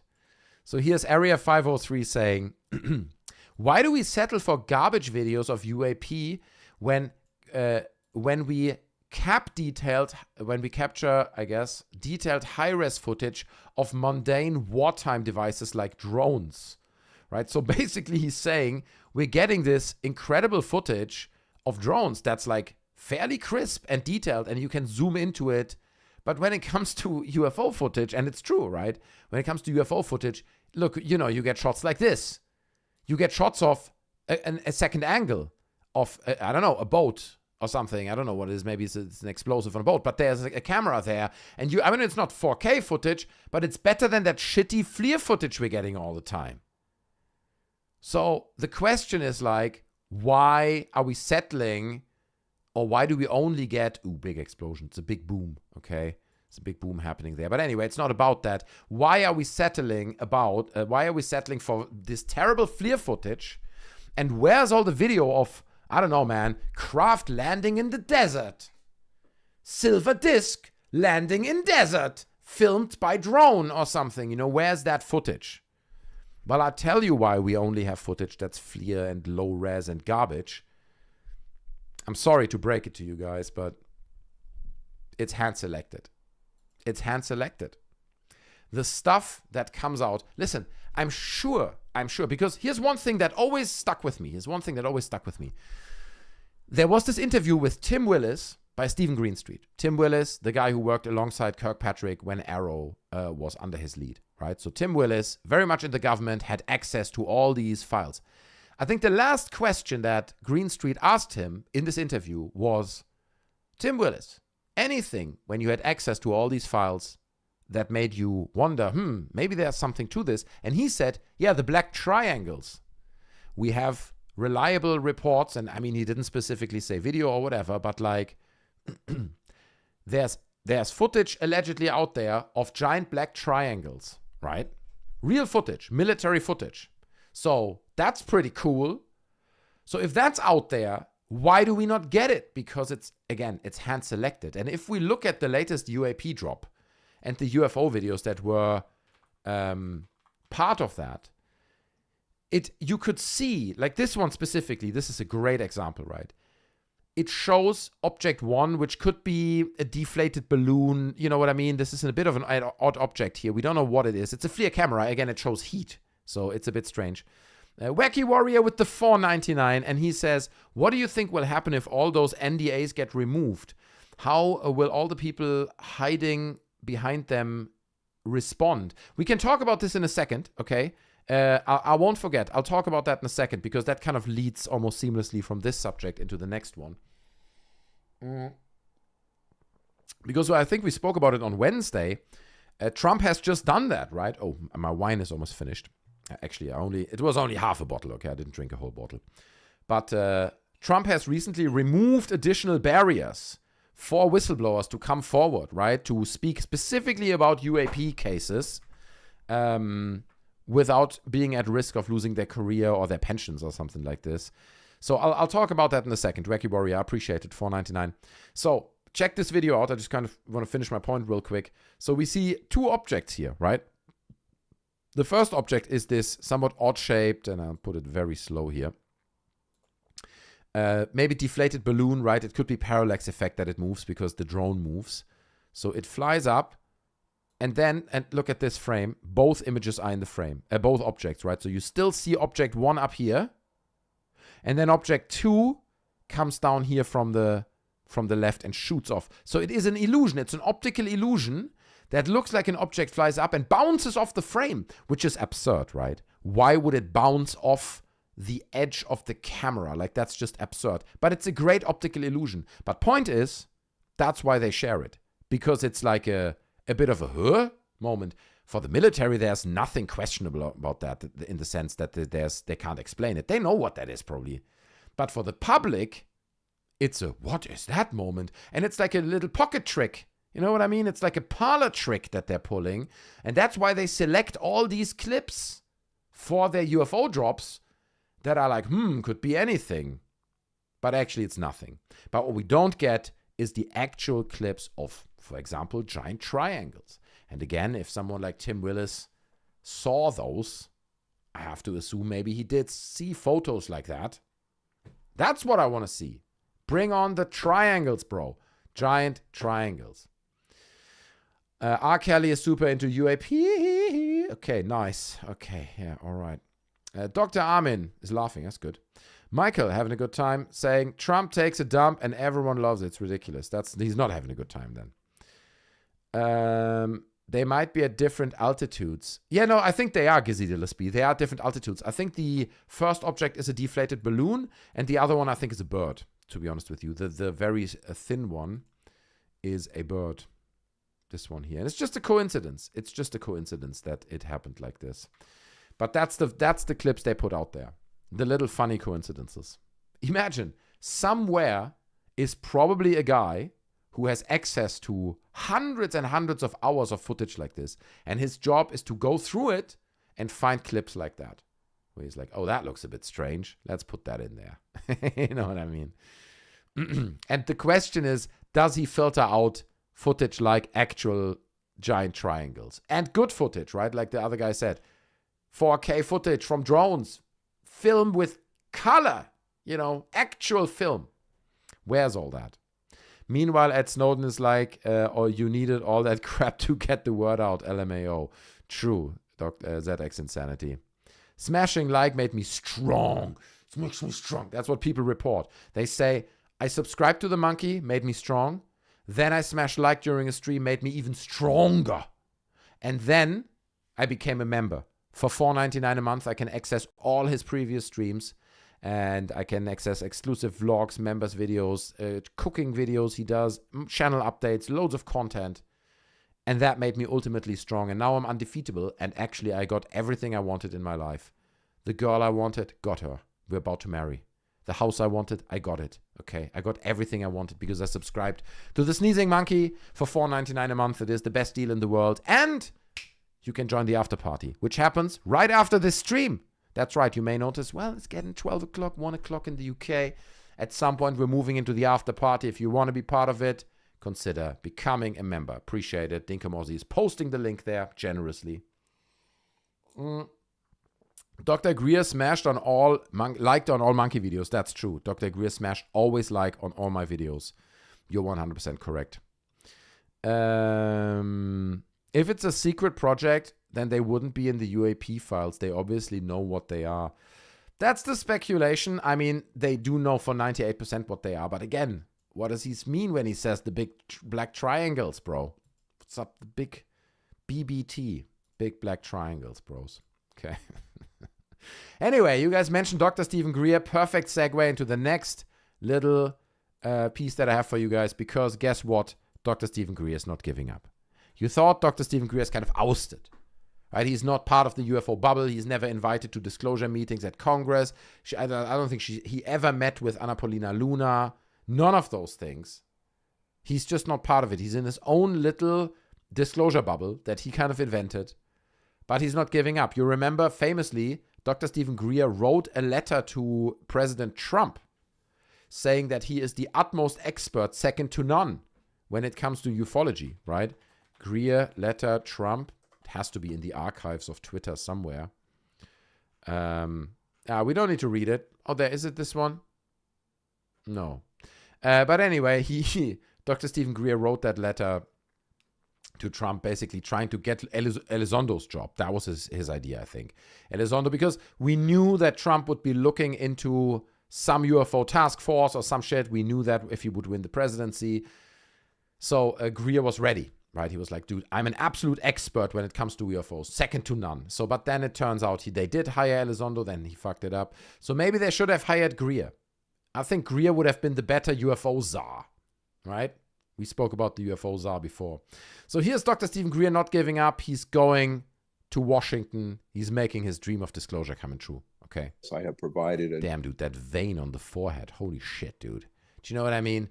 Like, honestly, Greer has veins in places that I didn't know humans have veins. But then again, he's a doctor, so it must make sense somehow. I have provided a new, almost 2-page briefing and advisory for the almost 2. Did he say an almost 2-page document?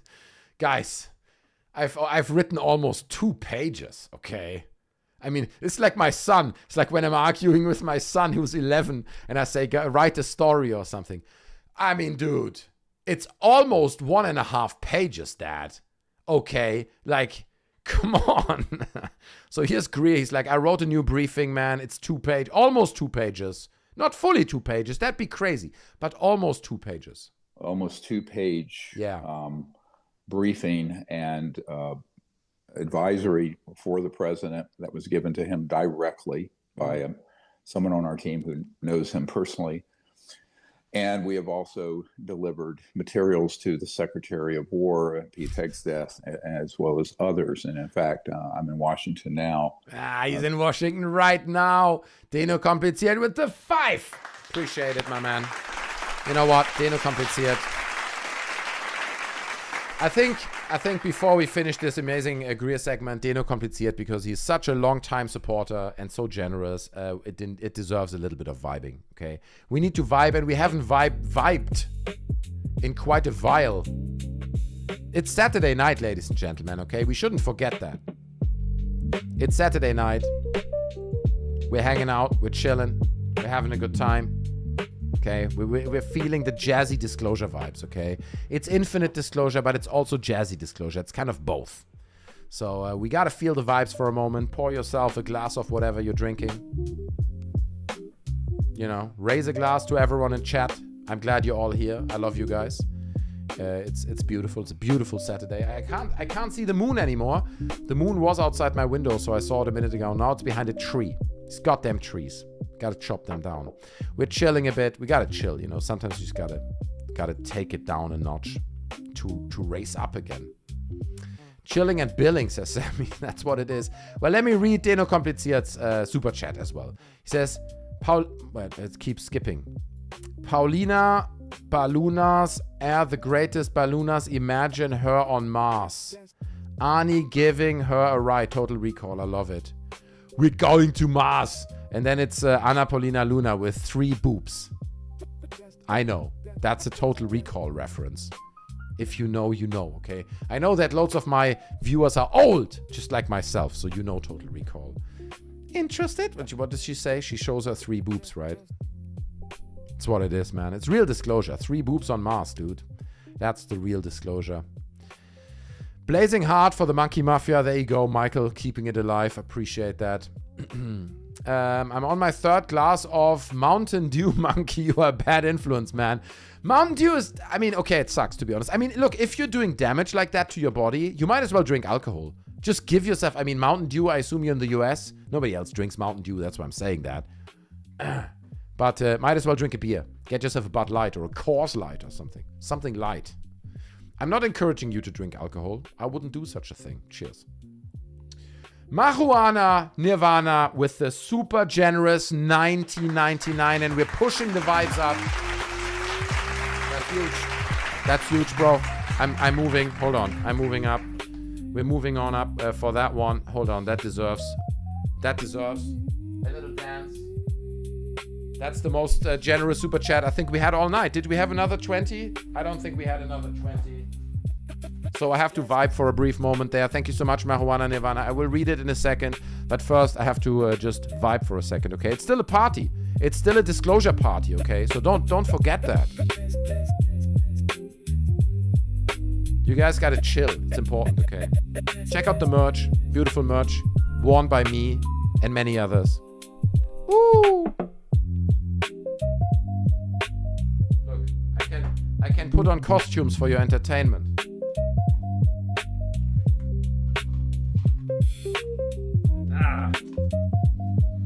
I've got Scary Skull Mask.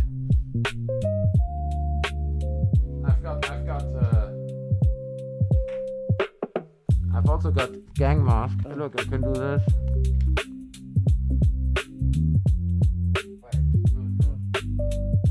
Like that. That's not bad. I can rob a bank. I can rob a bank like this. That's pretty good. I look like a Call of Duty skin that's expensive. $15 kind of skin. There you go. Woo! Thank you so much. Marijuana Nirvana, bro. I appreciate it so much, man. Generous support. $19.99. Okay, you absolute legend. I'm sitting back down. Okay, the show continues. Now the camera's all off. Jump up. Professional show. There you go. Oh, not too low, then my belly looks too fat. Hold on. There. See, that's perfect. Now it's perfect. Absolute perfection. Let me read your super chat. Hold on a second. Wait, everything's messed up. I have to pause the music. The vibing is over now. No more vibes. Okay, don't think we do this anymore. The vibes are over. So there's that. Let me read your super chat. So, Marijuana Nirvana says, been a while since I've paid to keep the lights on. Thank you so much. Let's vibe. Well, perfect. That's a perfect match. Also, if other countries known UFOs exist, how come no whistleblowers from France, Brazil, etc.? Only take a few brain cells to guess why that is. Dude, you're absolutely right. It's so silly because everything has become so obvious, you know? It's become so blatantly and silly obvious. Put the table down a little bit. That it becomes a parody and it really reaches a point, you know, exactly like, this is the other thing about the moon hoax theory. The Russians were obviously tracking the Apollo mission, right? They knew exactly where they were and they checked what they were doing. Don't you think that if this whole thing would be a hoax, the Russians tracked nothing? They're tracking basically no object going towards the moon. They wouldn't have said something. They would be like, dude, it's crazy. There's nothing there. We tracked it. Nothing flew to the moon. It's a huge opportunity for adversary forces to discredit you, you know, but they didn't. They didn't use that opportunity. And obviously there's a reason for that. You're right. Tommy says, would you have a beer with Greer? Of course I would have a beer with Greer. I don't think Greer drinks beer, though. He's not a beer kind of guy. I don't think, is he an alcohol kind of guy, Greer? I don't know if he drinks. I have no idea. But I would drink a beer with him if he would invite me, yes. But he has to pay. He has to pay. Disclosure's paying the tab, okay? Cheers. UAP Shapeshifter Championship Grift Manager for MS-DOS. Manage Greer's career from start to now, get $2 billion. He personally offered me $2 billion if I would be quiet and work with his operation. Yeah, he didn't take it. And it was the right decision because ultimately he did bring us disclosure, but we didn't finish the clip because the beautiful super chat came in. So thank you so much, Marijuana Nirvana. Most generous chat of tonight. Let's go back a little bit and listen to what Greer has to say. It's just a 30-second clip. So delivered materials to the Secretary of War, Pete Hegseth. Materials? Wait, he delivered materials. Oh, not alien materials. He's like paper materials. Okay. As well as others. And in fact, I'm in Washington now. There's someone on our team who is going to be meeting with the Secretary of War this week. So that's sort of what we're trying to ameliorate. So I have provided. That's what he's trying to ameliorate. Okay. You know, you look very smart if you use words like ameliorate, which is a word I don't even know. So I can't even be up to par with someone like Dr. Stephen Greer. Astral, who tweeted this, says Stephen Greer says he wrote a 2-page UFO briefing that was delivered to President Trump and his team and also Pete Hegseth this week. And he says that one of his team is actually meeting with Pete Hegseth this week. Now, this was July 20th. So basically the past week, this would have happened. So great stuff. Down here it says his team equals someone Mike talked to. Hegseth, that's someone he knows that he has to talk to at least one time. Yes, that could be it. People are laughing, right? People are just posting laughing emojis under Greer's posts at this point. Grifter meets Grifter, delivered to the Secretary of War. Box in the Pentagon mailroom, blah, blah, blah. If Greer is lying about these things, then why does he go unchallenged by them? I love this tweet. I liked it. You can see it here. Let's get Pete Hegseth and the Secretary of War to confirm or deny. Greer has claimed that hundreds of these meetings have existed. He briefed all these people, and now he says this week we met. Unfortunately, Pete Heck says they didn't reply. Right? It'd be great if they would be like, no such meeting has happened or occurred. That'd be amazing. But then again, it's Greer, right? So like this first reply up here says, his team, someone from his team is meeting. It could be someone he just met once in a bar and he kind of knows them. And he said, well, I'm meeting Pete Hexes on Thursday, you know. He's like, yeah, so one of my team meets him on Thursday. He doesn't even know the guy. I could totally imagine that he does this. But it's beautiful because in the past, you could see replies under these comments, right, or these posts by Dr. Stephen Greer. That would be much more positive. They would be like, oh yeah, Greer, you know, see SETI, the aliens are here, disclosures around the corner. And now it's just, you know, like, dear God, he mails letters to the White House, which anyone can do. Greer never briefed anyone. YTF would anyone get briefed by Dr. Stephen Greer? It is crazy how specifically Greer's reputation has diminished. And again, it comes back to the big point we spoke about earlier, right? We spoke about how, when in the Corbells segment, how every time you say, oh, the thing's coming soon, I will release it, hundreds of journalists, and then a month later nothing happens, it's like a little sandcastle and someone shaves off a little piece. It's gone. That's your credibility. It's just shrunken. And then again, oh no, we've got a whistleblower, this guy, and then nothing is back. Another piece of your credibility. And you're just, by every release, you're shaving your credibility off a little bit and you're reducing it. And I mean, Dr. Stephen Greer, dude. Holy shit. I mean, Dr. Stephen Greer has shaved so much of his credibility that he was even banned by Joe Rogan and he deleted his episode. It's true. Look it up. So, you know, good God. Dr. Greer found a way to turn disclosure into muscle. True. Dr. Greer is a reptilian. Just look. That's what people claim. People think he's a reptilian. I've seen the AI videos. It's true. All of it. Allegedly. Greer's been watching too much Stargate Atlantis. Fair enough.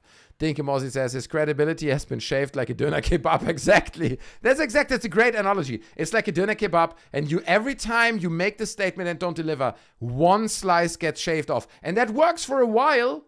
It works for a while. It's still a thick meatball, you know, meat skewer or whatever. But you're shaving, and at some point, man, you're hitting the metal rod that goes through the center of it. And you know, and you're just at rock bottom when it comes to credibility. Lou Elizondo has nothing left. He hit rock bottom when it comes to that, and Greer, in my opinion, as well. There's nothing left of Dr. Stephen Greer's credibility, let's be honest, right? Let's be honest. In my opinion. This is all just my opinion, obviously, right? But he is in Washington, guys, and he's doing God's work, and he's trying to wiggle his way back into the government. into those government contracts. He wants part of that because he knows that's where the money is. You know, he would love to be called into Avi Loeb's UAP task force. He would love to be part of that. Get those government paychecks. Even they wouldn't make him a rich man. I think that would be satisfaction enough for Dr. Stephen Greer. You know, Greer getting the government contract, making 20 grand on it. That's not life-changing money, but he will be like, I've made it. This is it. You know, I've been in the government. I had the government contract. I made my money with the government. Just want to highlight his veins there on his. Oh God, Jesus, sorry, the audio. Look at this. Look at the veins on the bottom of his arm there. You know, we're gonna go slow motion for that one for sure. That's huge, dude. That's some serious veinage. You know what I mean? You don't have veins like that if you don't work out like an absolute berserker. So I have to assume that that's what he does. You know. Dr. Stephen Royds. No, wait, that's not his name. Greer. I misspoke. I'm sorry. I think his shirt costs $350. You think? It's a nice shirt. It looks... He's in Washington. If you go to Washington, you want to have a nice shirt, right? Greer is scary, says Dr. Armin. He needs more C-35 so he can quit this scam forever. That's the thing. I'm not sure it's profitable enough now, and I'm not sure he has, I don't know, grifted hard enough over the years so that he can just lean back and live his retirement. I don't know, man. Dr. Stephen Berserker Royds Greer, says Tommy of Astora. Yeah, that's right. Artelius says, there was a man on my previous workplace who believed the moon was hollow. He was not the brightest. Yeah, I can imagine. So the hollow moon theory is a whole different thing. The idea of the moon ringing like a bell, which is actually, again, it's not that different from the moon nonsense we spoke about earlier with Jesse Michels, because it is true that at some point something hit the moon, I believe, and NASA recognized a bell-like ringing from the moon. But if you look it up, it's debunked. Like, it's very easy to explain. But it's like, what? The moon rings like a bell? It's got to be hollow, and people are already writing books. Or people are already publishing books about the hollow moon theory, just from that alone. So, yeah. Moon does have volcanic tunnels, says Deno Kompliziert. We don't know that. We don't know that the moon has tunnels. That's a theory. The Greer the Liver King, says Tinkamozzi. By the way, guys, if you're still watching, I appreciate it. Check out our Twitch stream. Okay, it's down there. Open another stream. Watch an hour or two on Twitch. That'd be much appreciated, okay? We need the view hours over there, the likes, whatever people do on Twitch. I don't know what it is. But we're trying to grow over there, so some people need to be there. I appreciate you guys. Much love. With rings like a bell, they have to believe NASA. Yeah, that's right. So suddenly it's rooted in NASA research, and they believe it. We can look it up. I can explain it real quick. Let me check what is the explanation, because I looked at it before. We're gonna ask the computer brain, okay? And you guys will hate me for doing that, but that's what it is. There is a claim that is part of the hollow moon conspiracy that claims the moon rang like a bell when hit by an object. Explain this to me. Keep it short. There you go. Boom. Now we don't need to look up actual sources. It's great. Come on, man. Lava tubes in the moon of Earth. We don't know. There could be tunnels on the moon. It's not impossible. The claim comes from Apollo seismic experiments. NASA deliberately crashed spent rocket stages and lunar modules into the moon while seismometers recorded the vibrations. Okay, so that makes sense. You have them flying there anyway. Smash it in. Look at that, Dinkamozzi sending 5 gifted, bro. Huge. Thanks. Super generous, man. Look, they go to Nashcaster, Drutland, Diego Perotta, Blue Ringo Fire, and Joe Wolf. I appreciate it. All of you guys are members of the family now, whether you want it or not, and you can join the after party, which happens in about maybe half an hour. We do another half an hour, okay, and then we start the after party. Second stream for members only. Thank you so much, Dinkamozzi. Much love, my friend. Supporting the show, growing the family. So it makes sense that they would have, if they have, these rocket stages flying around, they just smash them into the moon and see what happens. The resulting seismic waves continued for unusually long periods, sometimes described as the moon ringing like a bell, right? Because if you hit a bell, or like a gong, right? Like a Japanese gong, it keeps vibrating, right? It keeps ringing. This was not an audible sound, it says, and does not indicate that the moon is hollow. Aw, that's so sad. Really? Come on, man. Aww. You gotta believe. You gotta believe. The vibrations lasted because the moon is extremely dry, rigid, and heavily fractured. So seismic energy dissipates much more slowly than it does inside wetter, more geologically active Earth.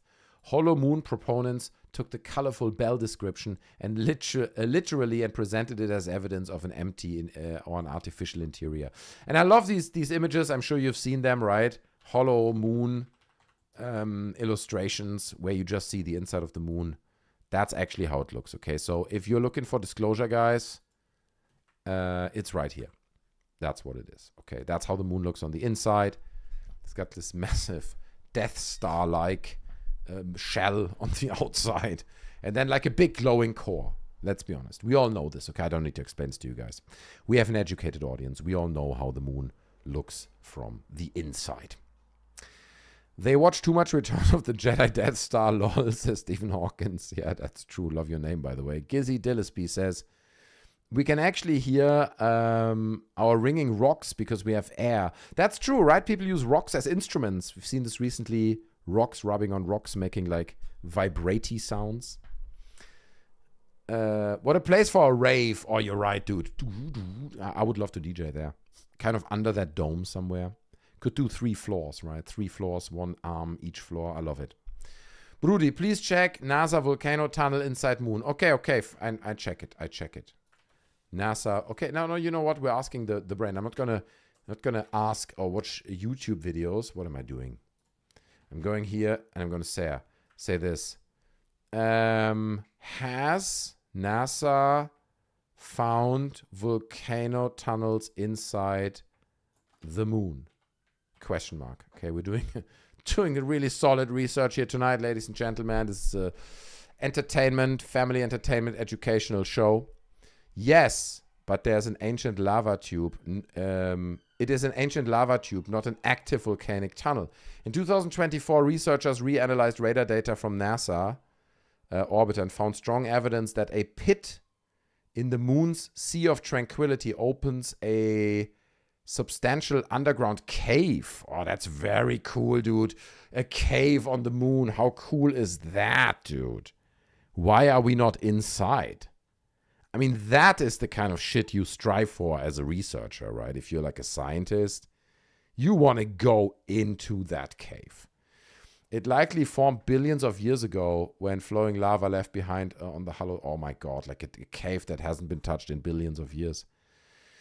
So the accurate version is scientists using NASA data confirmed evidence of an accessible lunar lava tube cave. Okay, fair enough. You're right, Dino Kompliziert. He had it right all along. I was wrong. I didn't know, but that's very cool. Send Elon Musk post haste, says Drutland. Shields from everything. Right, Roland. Fungpei says, isn't that where they took a joyride for 8 hours? What you mean in the caves? On the moon? You mean, no, I don't think so. An accessible lunar cave. Oh, Jesper woke up. He fell asleep already. He's like, lunar cave? I can touch Luna's caves? No, you cannot. Sorry, Jesper. You can go back to sleep. It's not happening. Tim W says, I have a moon cave. Okay, all right, nice. Corporal L says, I have a lava tube in my moon every time I eat Taco Bell. Yeah, relatable. I love your videos. My first time live. I'm hyped. Look at that. Contract is here. I'm glad you made it, okay? In case you didn't know, we're also on Twitch, but applause. Applause for Contract. I'm glad you made it. Unfortunately, and that's the bad news, you made it slightly towards the end of the show. But you know what? I'm going to take a pee real quick, and then, when I'm coming back, we will do a bit more. I go extra long specifically for Contract because he just arrived. It's his first live and he's hyped. Okay, and I'm hyped now as well because he hyped me. So now we're going a bit longer. So we're going to talk a bit more. Okay, you know what? We're going to do a poll. I have two subjects for you. Very interesting. One is, let me ask, I'm doing the poll on YouTube. Which topic should we discuss? Question mark. Number 1, option 1 is Dr. Phil disclosure. Okay, there's an update on Dr. Phil. You know that he was recently advocating for disclosure and suddenly talks about aliens and UFOs out of nowhere. I mean, his ratings are terrible over on his channel thing, whatever he does. So maybe that's a reason. We don't know, but that's one option. We talk a bit more about Dr. Phil.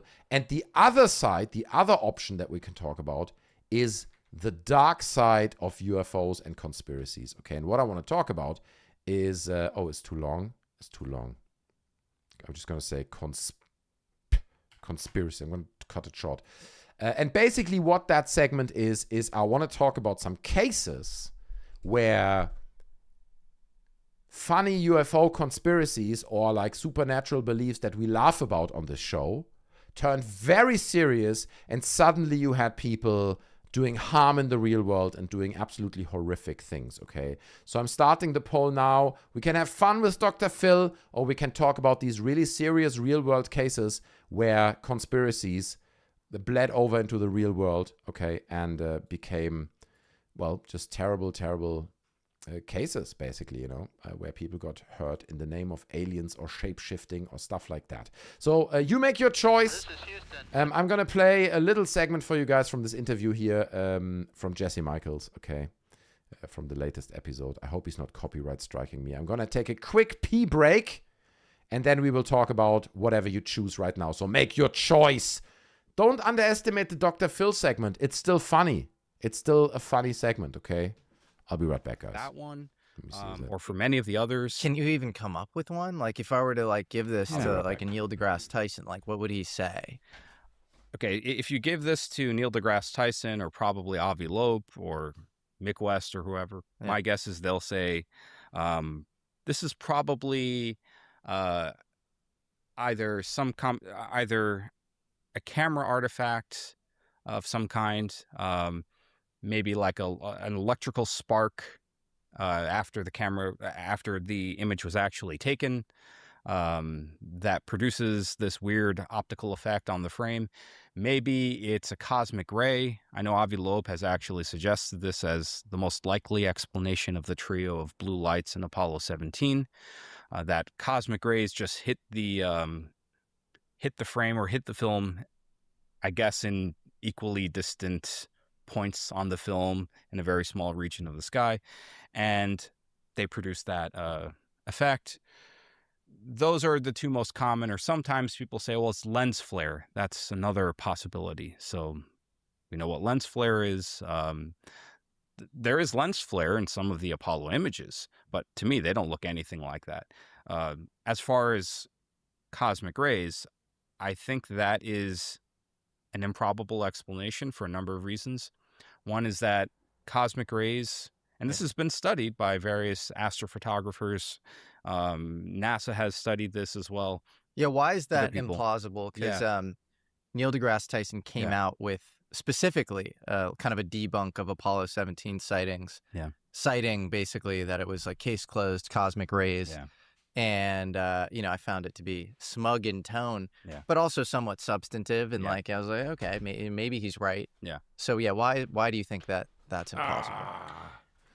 Okay, you made it. You made it through the break. Thank you so much for Jesse Michels for kind of keeping it going while we had a little pee break there. Appreciate it. What are you guys saying? Let me read some comments. John Air says, it is a cosmic ray. They have very low mass. Ephra says, yes, John, but I assume it does not have magnetic core to produce it, and it borrows Earth's rotational spin. Science, bro. Nicole's radial injection model says, this guy lost his job doing talks like this and making his foundation look bad. This guy in the interview? Yeah? I don't even know who that is. James Marsh says, Jesse Michels, either extremely curious, naive, or just outright grifting. Good question. My thing, I think grifting. And exactly for the stuff. First of all, by the way, what the hell is happening to his head, dude? I'm sorry, but what is this? I'm not shaming people for their looks. Okay, this can be totally normal. I just want to make sure. I'm just concerned. What is happening with his head? I don't know, man. That gives me these weird Family Guy vibes where, like, was it Britney Spears? Anyway, we don't need to.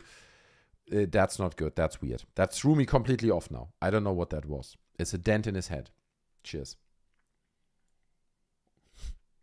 It's a moon crater. Nice. Very good. Very good. Very good. That's very loud. I need to turn down the volume slightly. Muslim is the clean of ufology kind of guy. His cranium has deviate. Okay. Dinkamozzi. Stephen Hawkins says, Matthias, what did he say? I'm missing too many comments. I'm so sorry, guys. It will buff out. If you go to his mouth and you blow, then it pops back out. That's what I heard, at least. Dent head. It's strange, man. The money is just great to lie and obfuscate. Okay, so let's get back to James' question, right? Because James was like, Jesse Michels, is he doing it intentionally? Is there a grift? So, I think it's not that clear cut. I tell you what I think happened to Jesse Michels, okay? Again, this is my theory. I don't know. Jesse Michels had a fascination, like all of us here probably, of the paranormal, ufology, other things. Is there anything more than that we can explain at the moment, right? So then he's also a very smart guy. Jesse Michels is a good guy, right? He comes across as like an entrepreneur. He's like a guy who runs a business, starts stuff, and gets things going. That's how he comes across. And I think he started talking about this, started some of his podcast work, and then maybe he was already friends with Peter Thiel, and suddenly he realized, oh, wow, this thing can be really profitable, you know? And at this point, he's fascinated by it. He's interested in the subject, and he talks to people. He's open. But then, as it is so often, there's two curves. The first curve is your income that you do with it, and it goes up. It goes up actually exponentially. In the case of Jesse Michels, you know, it's crazy probably, like how much money he was suddenly making. He was like, God, you know, I'm speculating here, but like Peter Thiel funding coming in, YouTube making hundreds of thousands of views, boom, boom, boom, and you're making like 40 grand a month or more. And you're like, okay, you know, that's good. So now you got a taste of the success, right? I don't know if it's 40 grand a month. It can be 20 grand a month. Still like high numbers, right? Good income. So you got a taste of the success and you're like, wait a second, that's where we are now. We can grow. This can grow. So now you analyze your audience and you're like, what do they want? Which videos got the most views, right?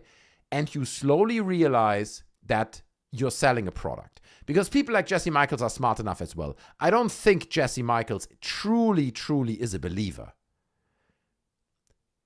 There may be some cases where he's skeptical and he thinks it could be whatever, but he's smart enough not to fall for that nonsense, I would argue, probably.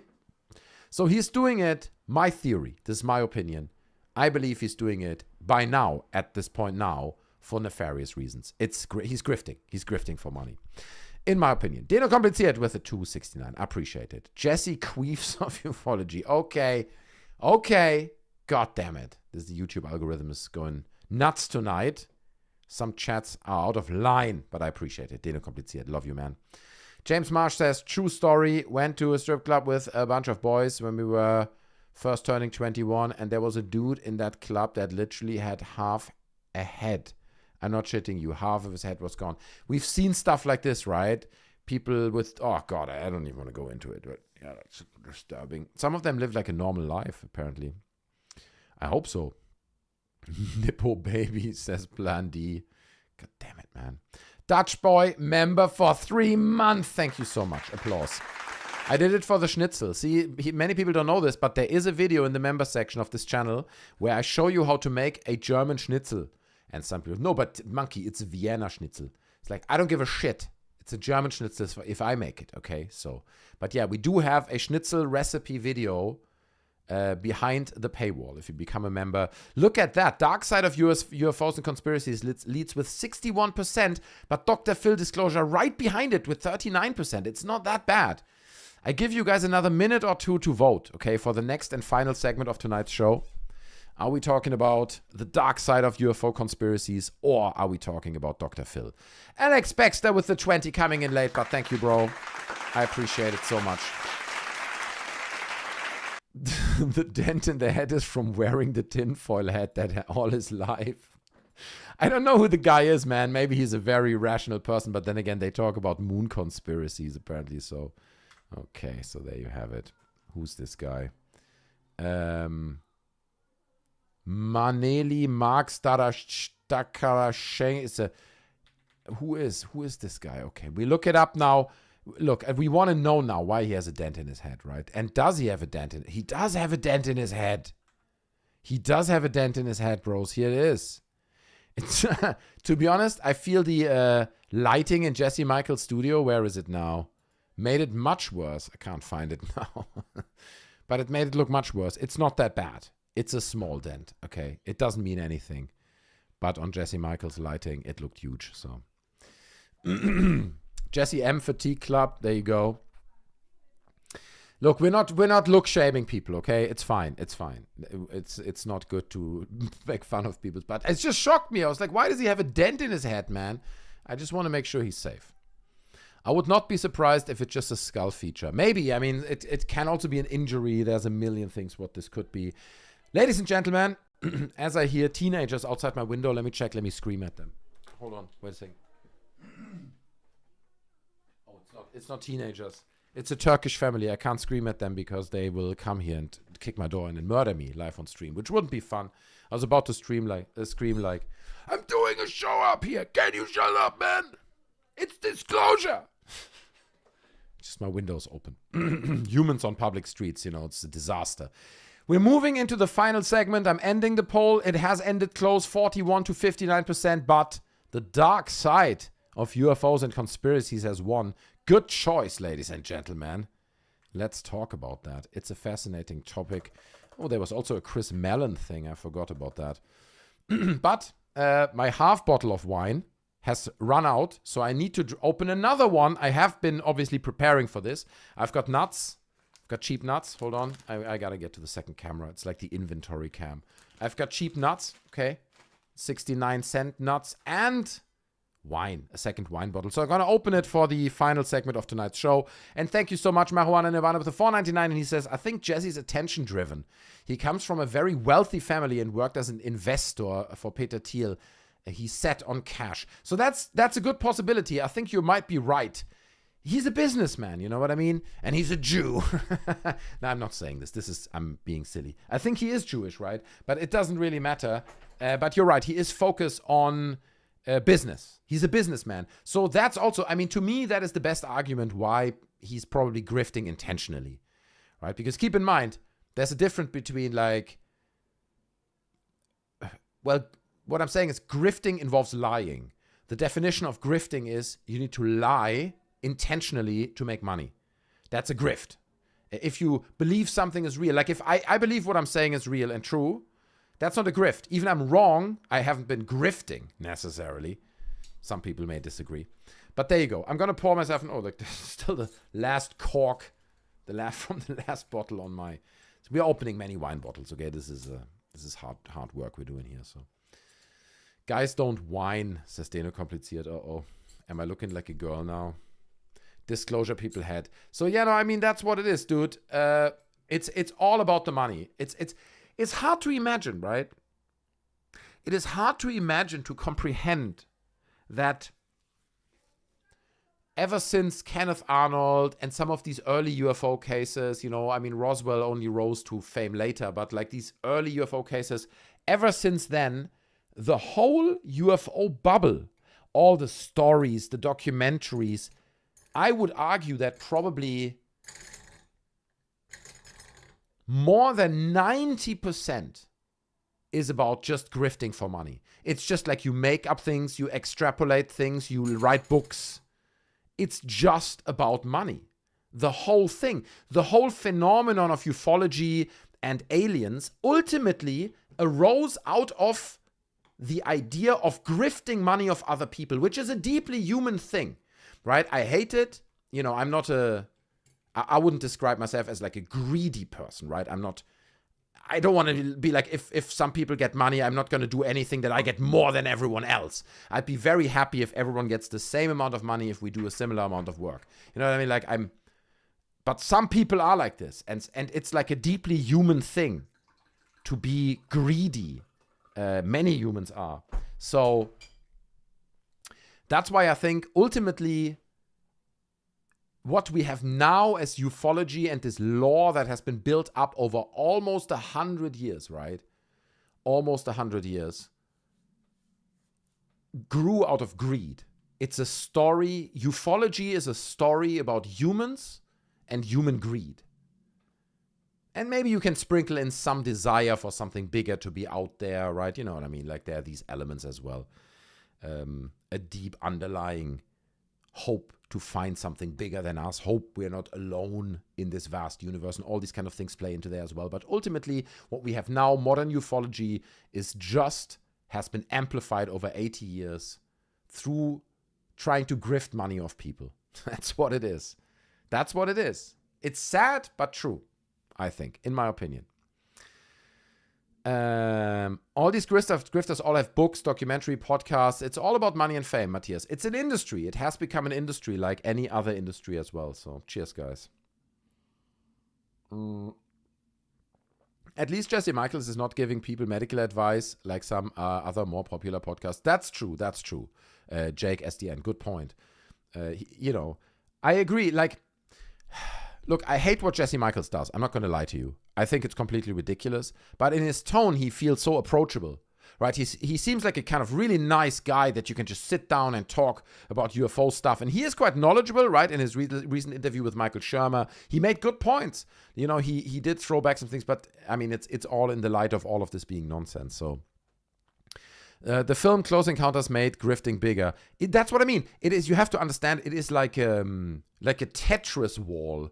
It's brick by brick by brick by brick. It's been growing, and now it's so big that it has reached government levels. Right? Obviously, in the context of this, let's be honest, quite mentally challenged government.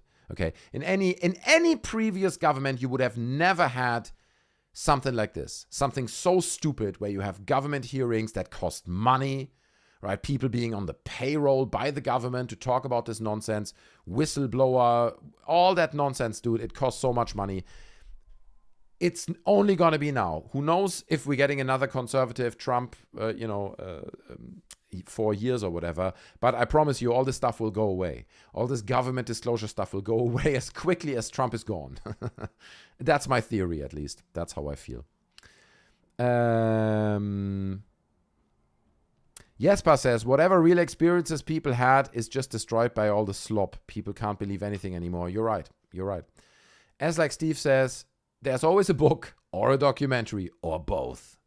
A film Close Encounters made grifting bigger. Yeah, we read this already. That's true. Professor Stephen Greedy, like that. Gilly Dillesby. There are loads of paradoxes and people seek answers. Probably most con artists fool themselves. That's what I mean. And you're right. This is kind of the final point I wanted to make on this Jesse Michaels segment. I think in the light of wealth, success, recognition and fame as well, right? You get suddenly people recognize, hey, you Jesse Michaels, man, love it, man. All the UFO stuff is good. Can you sign my t-shirt? You know, suddenly. So all that comes to the point where you fool yourself and you start to believe your own grift. You don't really believe it, but it becomes part of you. And you just start to play the role so convincingly because it becomes your identity. You know it's wrong. Jesse Michaels knows that 98% of the stuff he says could be debunked if Mick West would be sitting in the same room. He knows that. He's not an idiot, right? But in the light of the fame, the success, the money, whatever the thing is that gets him off, right? I don't know which one it is. You know, if earlier someone said it's the money and he comes from an investor and rich family, then that's what it is. But it comes to the point where you tell yourself that the thing you have built in your head is actually real. And then, like, it's a psychological phenomenon. Do you think MoveOn investigators are grifting, says Tim W? Oof, that's hard to say, man. That's hard to say. Jesse and James are Peter Thiel crew employees, says Planty. So I've done a bit of research on this, and that's not proven. We don't know. There is no evidence that Peter Thiel ever funneled money to Jesse and Michael's podcast, for example. We don't know that. So it's fair to assume he mentioned they were friends in the past, right? Famously in the Dr. Stephen Greer interview, he said, yeah, you're talking about Peter Thiel, my friend Peter Thiel, I think is what he said. So, you know, they are friends, but we don't know it. But it makes, I believe it as well. Personally, if you ask me if I believe it, I think he gets money from Thiel, yes. And probably a substantial amount. You know, if you're funded by Peter Thiel, you're not getting 20 grand. You know what I mean? This is different. It's a different level. Gerb just repeats nonsense, someone said. What was that? Says Mill said that. Whoever Alex Jones works for, Jesse works for them. Okay, fair enough. I don't know that connection. Gizzy Dillesby says, if they use blockchain, could we find out what the aliens? Is that what you're saying?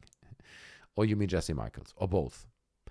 For the general public, I think UFO conspiracies are better than political conspiracies, given one has proven to be more dangerous than the other. That's true. But to be honest with you, don't underestimate the potential risk and dangers that come from UFO kind of bleeding into a religion, you know? That can have massively destabilizing powers as well. It's you know, it's not what people often claim. It's like, oh, people find out aliens are real and now everyone stops believing in the Bible. It's not like that. But there are definitely layers to that could be concerning. But then again, like, it's never going to happen. You know, it's never going to be real. I still kind of want to become a MUFON investigator, says Aleph Prime. It's the dream, sitting in the desert, right, reading little lines on screens because you have a giant satellite dish. Like, I'm talking about SETI. It's not MUFON. Paul Kirby says, you need connections to make it that quickly in an established topic that way, the way Jesse did. That's true. Also, his YouTube grew very quickly, very fast. I agree. It does very much imply that there's more going on than just some guy grabbing a small, cool studio and recording interviews. Yeah, but who knows, man? Tinfoil hat, you know. I'm sorry, Monkey, do you like Gerb? I think he's a script repeater, says Mill. No, I don't. I mean, I don't hate anyone. I don't not like Gerb. We spoke about him a little bit in the beginning of the show tonight. I think he's a useful idiot. I think he's being fed stuff by people and repeats it successfully. You know, he's good at that. And he's basically a slop researcher, like a lot of people, like Ashton Forbes. You know, research slop is like on the rise now.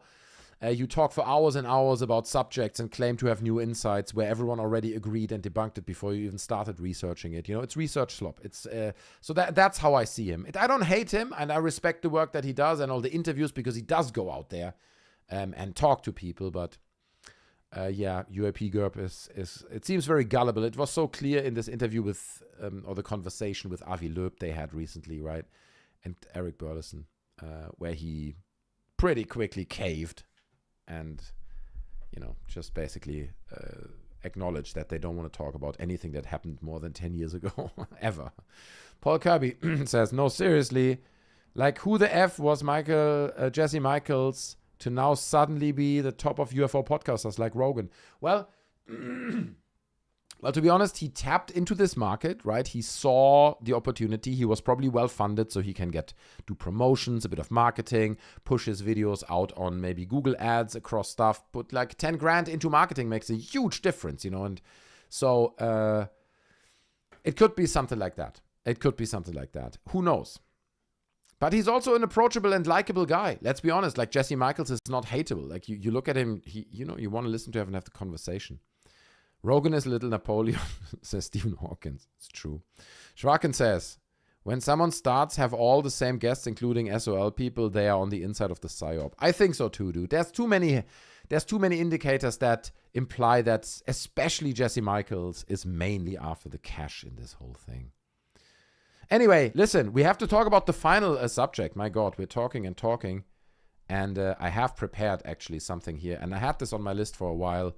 So let me talk you guys into this because, first of all, Dene kompliziert, UAP Bird and Ernie Zondo. Ernie and Bird, I love it, Dene kompliziert. You should be a copywriter for the Sesame Street. Here's a UFO researcher. Oh, is it, Bird? Who is it? It's Ernie Zondo. He comes in, he looks like... Should we do like oh, that's a great idea. Should we do like a Muppet figure of based off Elizondo? So we need a good picture.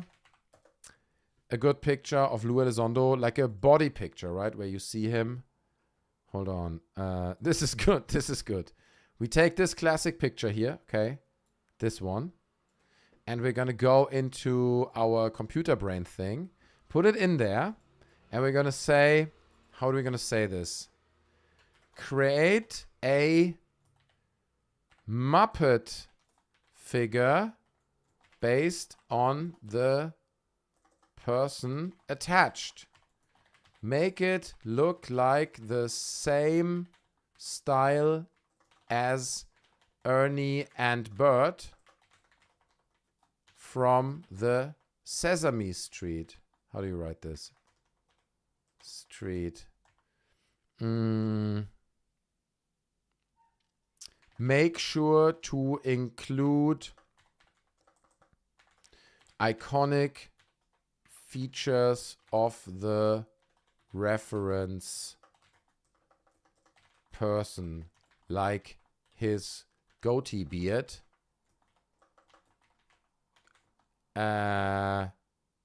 his tattoos, and his body mass. Okay, boom. Let's go. Let's see what the AI comes up with. It's gonna be glorious. I have a feeling it's gonna be glorious. Oh Lord, says Sammy. Gonzo, Lou Ali Gonzo. Nice, Taylor. Had Alex Jones as his first guest. Is that true, Jesse? But that's a great guest to have. If you want to be controversial, have Alex Jones. I would have Alex Jones on this show any day. That'd be great. James Marsh says, yes, it's the same characters going on in the same podcast, rinse and repeat, put it on cycle. Exactly. And as I mentioned earlier, we're getting less and less skeptics in that cycle. We're not getting Mick West anymore. We're not even getting vetted now on shows like UAP. And there you have it. That's actually not bad. That's actually pretty solid. It also made him very small. Like he's kind of squished. Quick. That's very good. That is very good. I love it. I love the whole thing. He's charming and he comes in. Who's that bird who's sitting on our couch? Well, Ernie, that's UFO researcher Elizondo. He'll tell us a tale about disclosure tonight. Hello, folks. Well, my name. I love it. I love it. It's very good. This is very good. I'm glad it included the little goatee and everything. The goatee is class, right? It looks so real as well. They did a great job. AI did a great job on this one. Well done, AI. Small applause for AI. Yeah, it's working 24 hours, to get us this cool stuff. Anyway, let's get into the final segment of tonight's show. Now, UFOs are fun, right? We're talking about UFOs on the show all the time, and we're having a great time talking about it. Sometimes we look at UFO videos and claims, and we make little Muppet figures of Lou Elizondo, and the whole thing is great, right? We're having a blast doing it. We sell UFO merch, and we have UFO parades in public cities, and UFOs are fun, but there is a darker side to UFOs, okay? And I want to break some cases down for you guys that happened that were based on either conspiracies or UFOs where people really got radicalized, okay? And you look, I don't know who's watching this show. There might be people watching this show who are also like on the brink of that. Still believers. Maybe they hate me. Maybe they just like my voice. Why am I even watching this guy? I hate all this. And they are on the brink of being radicalized and falling into some of the traps that I'm going to talk about right now to you guys. So the first case I want to talk about is the so-called Nashville lizard people bombing. Okay, I don't know if you ever heard about this. Okay, but obviously the lizard people stuff goes back to, ultimately I think it goes back to David Icke. As far as I'm aware, he was the first person who talked about these shape-shifting lizard people that are basically all the royals in England and all the politicians, all the elites. It's all lizard people. Okay, but on Christmas Day in 2020, in Nashville, an RV exploded, okay, in downtown Nashville. And that was because Anthony Quinn Warner, who was the bomber, the man behind this, believed in various conspiracy theories, including the reptilian shape-shifting controlling society. Okay, that's what he believed it. He was completely convinced that it's real. That even people in his local government, they're controlling his city. He can't go anywhere anymore because of the lizard people. He reportedly also thought that 5G towers and 5G technology, it's basically surveillance systems. It's all interlinked. It's part of the conspiracy. The lizard people plant 5G. So you can see where this is going. You can see where this is going, right? And we all know people like this. We all know people, whether it's just on a Discord, somewhere online, or maybe even personally, who have beliefs like that, who believe in these fringe conspiracies, like maybe, I don't know, lizard people, some other elites. And to be honest with you, like if people come and say, well, actually, there's this secret Jewish elite and they run, I would count that as well. That is an equally delusional conspiracy, right? Sure, you can make the point and say, look, in many positions of power are Jewish people. Okay, fair enough, right? But the idea that you would believe that there's a Jewish elite that runs something, like, just real quickly on going on a tangent here, but like the whole idea of this ruling conspiracy secret society, right? Whether it's the Jews, they're secretly operating to run everything, or whether it's the Bilderbergers or Skull and Bones or the Illuminati or whatever the thing was that Alex Jones infiltrated in the woods, I forgot the name now, but there's like 25 different secret societies and they run the world. So who runs the world? And to be honest with you, that's more revealing than anything, because it is probably more like that. You have loads of people that are very influential, but it's not that they're all connected and they're all building this one determined narrative to destroy humanity in the name of whatever, That's delusional to think that people at that level of power and wealth are able to cooperate on that level to have one vision and one string we're all pulling on. It's completely nonsensical. It just shows, if you believe that you wouldn't understand how anything works, really, to be honest. So, the Rothschilds. Yeah, the Rothschilds is another one, but those are not the one. The ones I meant were Alex Jones. Damn. Alex Jones Secret Society video. I'm sure someone said it in chat. The Bohemian Grove. That's it. Someone said it. There it is. The Bohemian Grove. That was the one. So it doesn't matter. The point is, there's 25 different conspiracy groups who all control the world. It makes no sense. But the truth is, that's probably accurate, because there are probably certain groups who are getting together and they do have a lot of influence and do shape narratives, But then there are other groups that kind of counter it, and there are different groups who have different interests. It's just, again, anyway. It kind of goes down the big Jewish conspiracy. You hear this a lot, and don't fall for it. It's nonsense. But anyway, this guy, Anthony Quinn Warner, believed conspiracies like the shape-shifting lizard people and 5G technology is killing everyone. And that led him ultimately to exploding an RV in downtown Nashville. I'm not sure people got hurt. I hope not. But that's one example. Let me read some chats. Not reading enough of those. Jake SDN says, my friend Homeowners Association hosts his meetings in a synagogue and he doesn't know any of the members.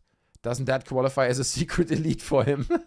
He's walking in, they all wear robes. It's like, is this the Owners Association meeting? It's like, he just puts on a robe himself and walks in.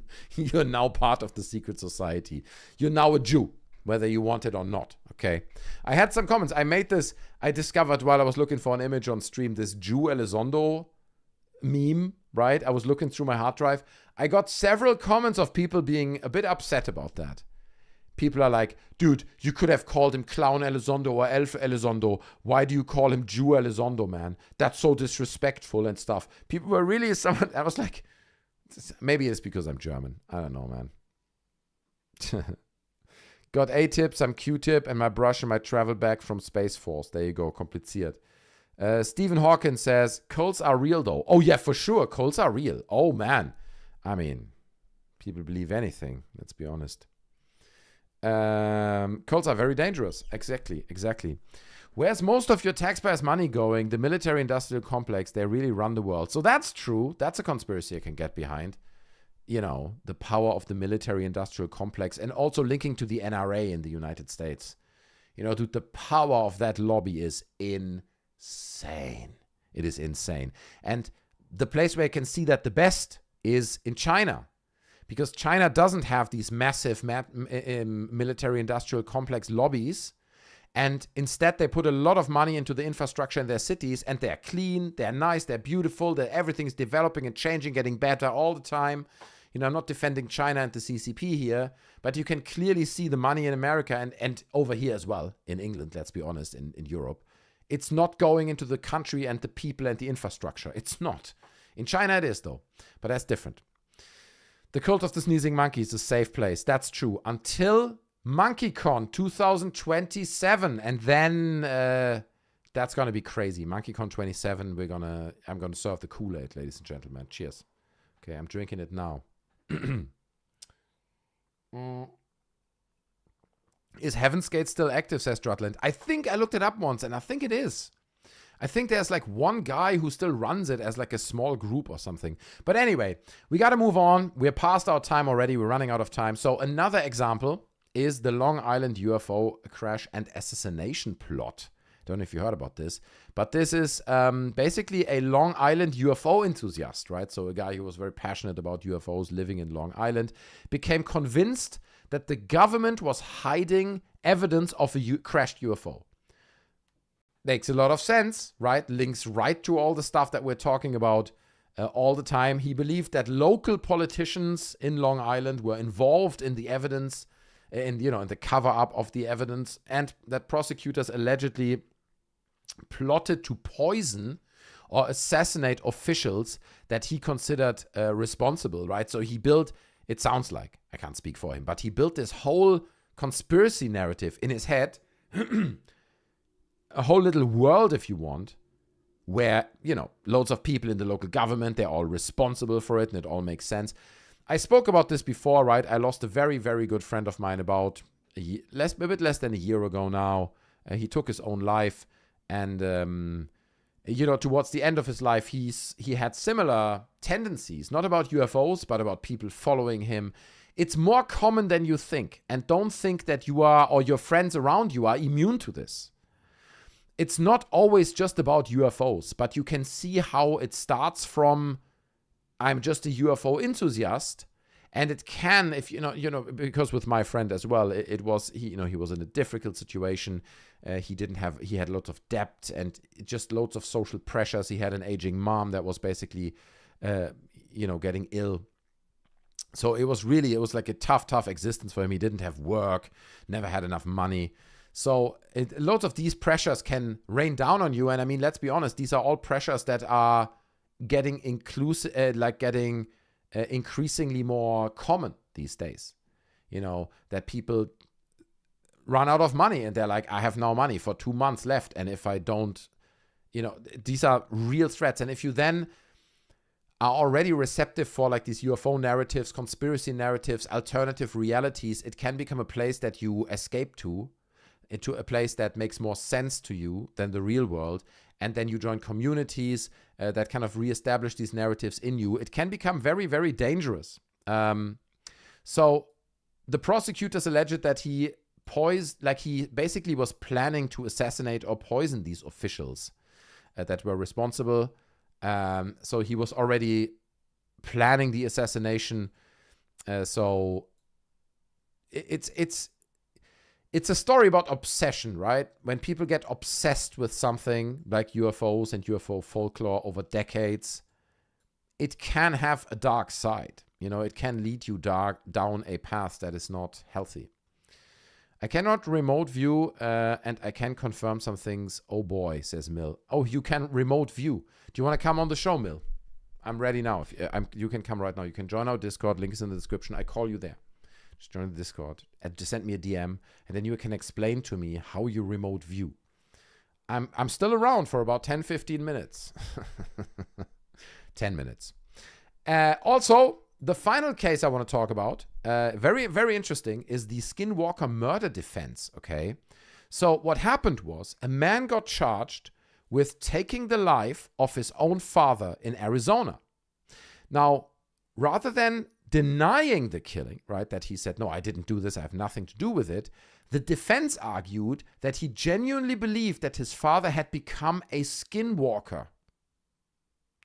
And which is, you guys know what it is. It's some kind of supernatural being. It links to the Navajo Nation kind of tradition. It's like rooted in, what is it called? Ancient American? No. Native American is the word I'm looking for. Culture and their kind of stories. So, and obviously popularized now wildly with the 15th season now, or 28th season of the Skinwalker Ranch show, to people like Robert Bigelow. So,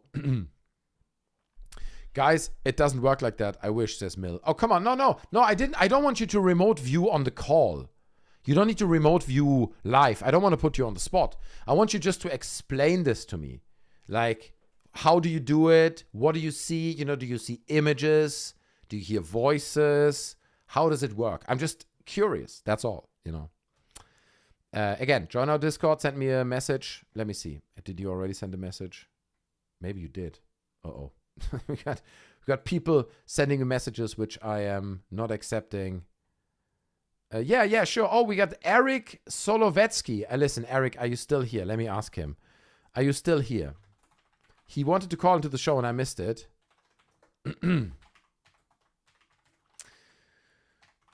So, let me quickly give you the final kind of segment of this whole dark side of ufology thing, because this guy who took the life of his own father then pleaded through the defense that it was because his father was a skinwalker and he believed it. The case then kind of raised difficult questions about mental illness, which you can imagine, right? Like, is like, how do you prosecute now? If someone thinks his father is a skinwalker, that's a mental illness, right? Let's be honest, dude. Like, the guy is in some kind of deep hole. And can you now prosecute him at like as a normal person? It's a bit difficult, right? It's about mental illness, cultural beliefs, criminal responsibility. All these kinds of cases came up, or these questions came up in that. But again, it's another example where a person has been radicalized by a story like the Skinwalker Ranch. The episode, anyway. They claim they can read letters and numbers. That's why I always draw a shape, says Aleph Prime. John Doe says, hey, Monkey, good to see you, John Doe. He made it to the show late, but he made it, okay. Let me see. Come on, Eric Zolotjevsky. What's going on? Let's go. I call you. Should we just call Eric? Eric wanted to call into the show. Let's see. I'll accept his friend request. we can just call Eric. Let's see. He basically agreed. Okay, I'm calling him now. As the final segment of the show, we're calling Eric Solovetsky. He really wanted to call into the show. I hope. He said he wanted to ask me a few questions, so let's see. He's probably very confused that his Discord is making noises now. It rings. Ring, ring. Monkey calling. Let's talk, Eric. Come on. Come on, Eric. Let's go. Imagine if all the lottery winners are successful remote viewers. All of them, man. They're guessing them correct. He doesn't want to talk to me. Eric Zolovetsky doesn't have questions anymore. I'm sorry. I tried to call him. Anyway, ladies and gentlemen, I think that was the show. We did 4 hours. We did 4 hours, okay? People often come to me. They say, you're like a machine, Monkey. How do you do it? Well, I don't know, man. I just had an appendix surgery and I'm still here rocking this show for you guys. So we got a lot done tonight, though. We worked through a lot of subjects and I'm very happy where we got to. Okay, it was a productive night, an educative night, and hopefully a fun night as well. But it's not over. That's right. It's not over. We're doing the after party. The after party is happening right now. So if you are a member, like many people in chat are, consider joining the after party, okay? It would be fantastic to have you. We will hang out for another hour or two. I will drink a bit more wine and we will probably discuss other subjects that are not just UFO related. We'll talk anything, right? The after party is more calm because less people are there and I can read more chats and we discuss any topic that you guys want. It's very much a conversation between chat and myself. So, final chance to become a member, support the cause. I love you guys. Thank you so much for hanging out with me tonight. I really hope that you enjoyed tonight's show. If you did, don't forget to smash the like button. I will share important documents, supportive documents, like this image of Lou Elizondo as a Muppet, over on our Discord. So please join our Discord. Dinkum Aussie is posting all the links as he usually does. I love you guys. It's been my pleasure serving you tonight. I hope you enjoyed the show. Take care of yourselves. Take it easy, okay? Don't get lost out there. I see everyone who's a member at the after party in about 5 minutes. It will be a separate stream. Take it easy. Smash like on your way out. Thanks and good night. I'm out. Bye.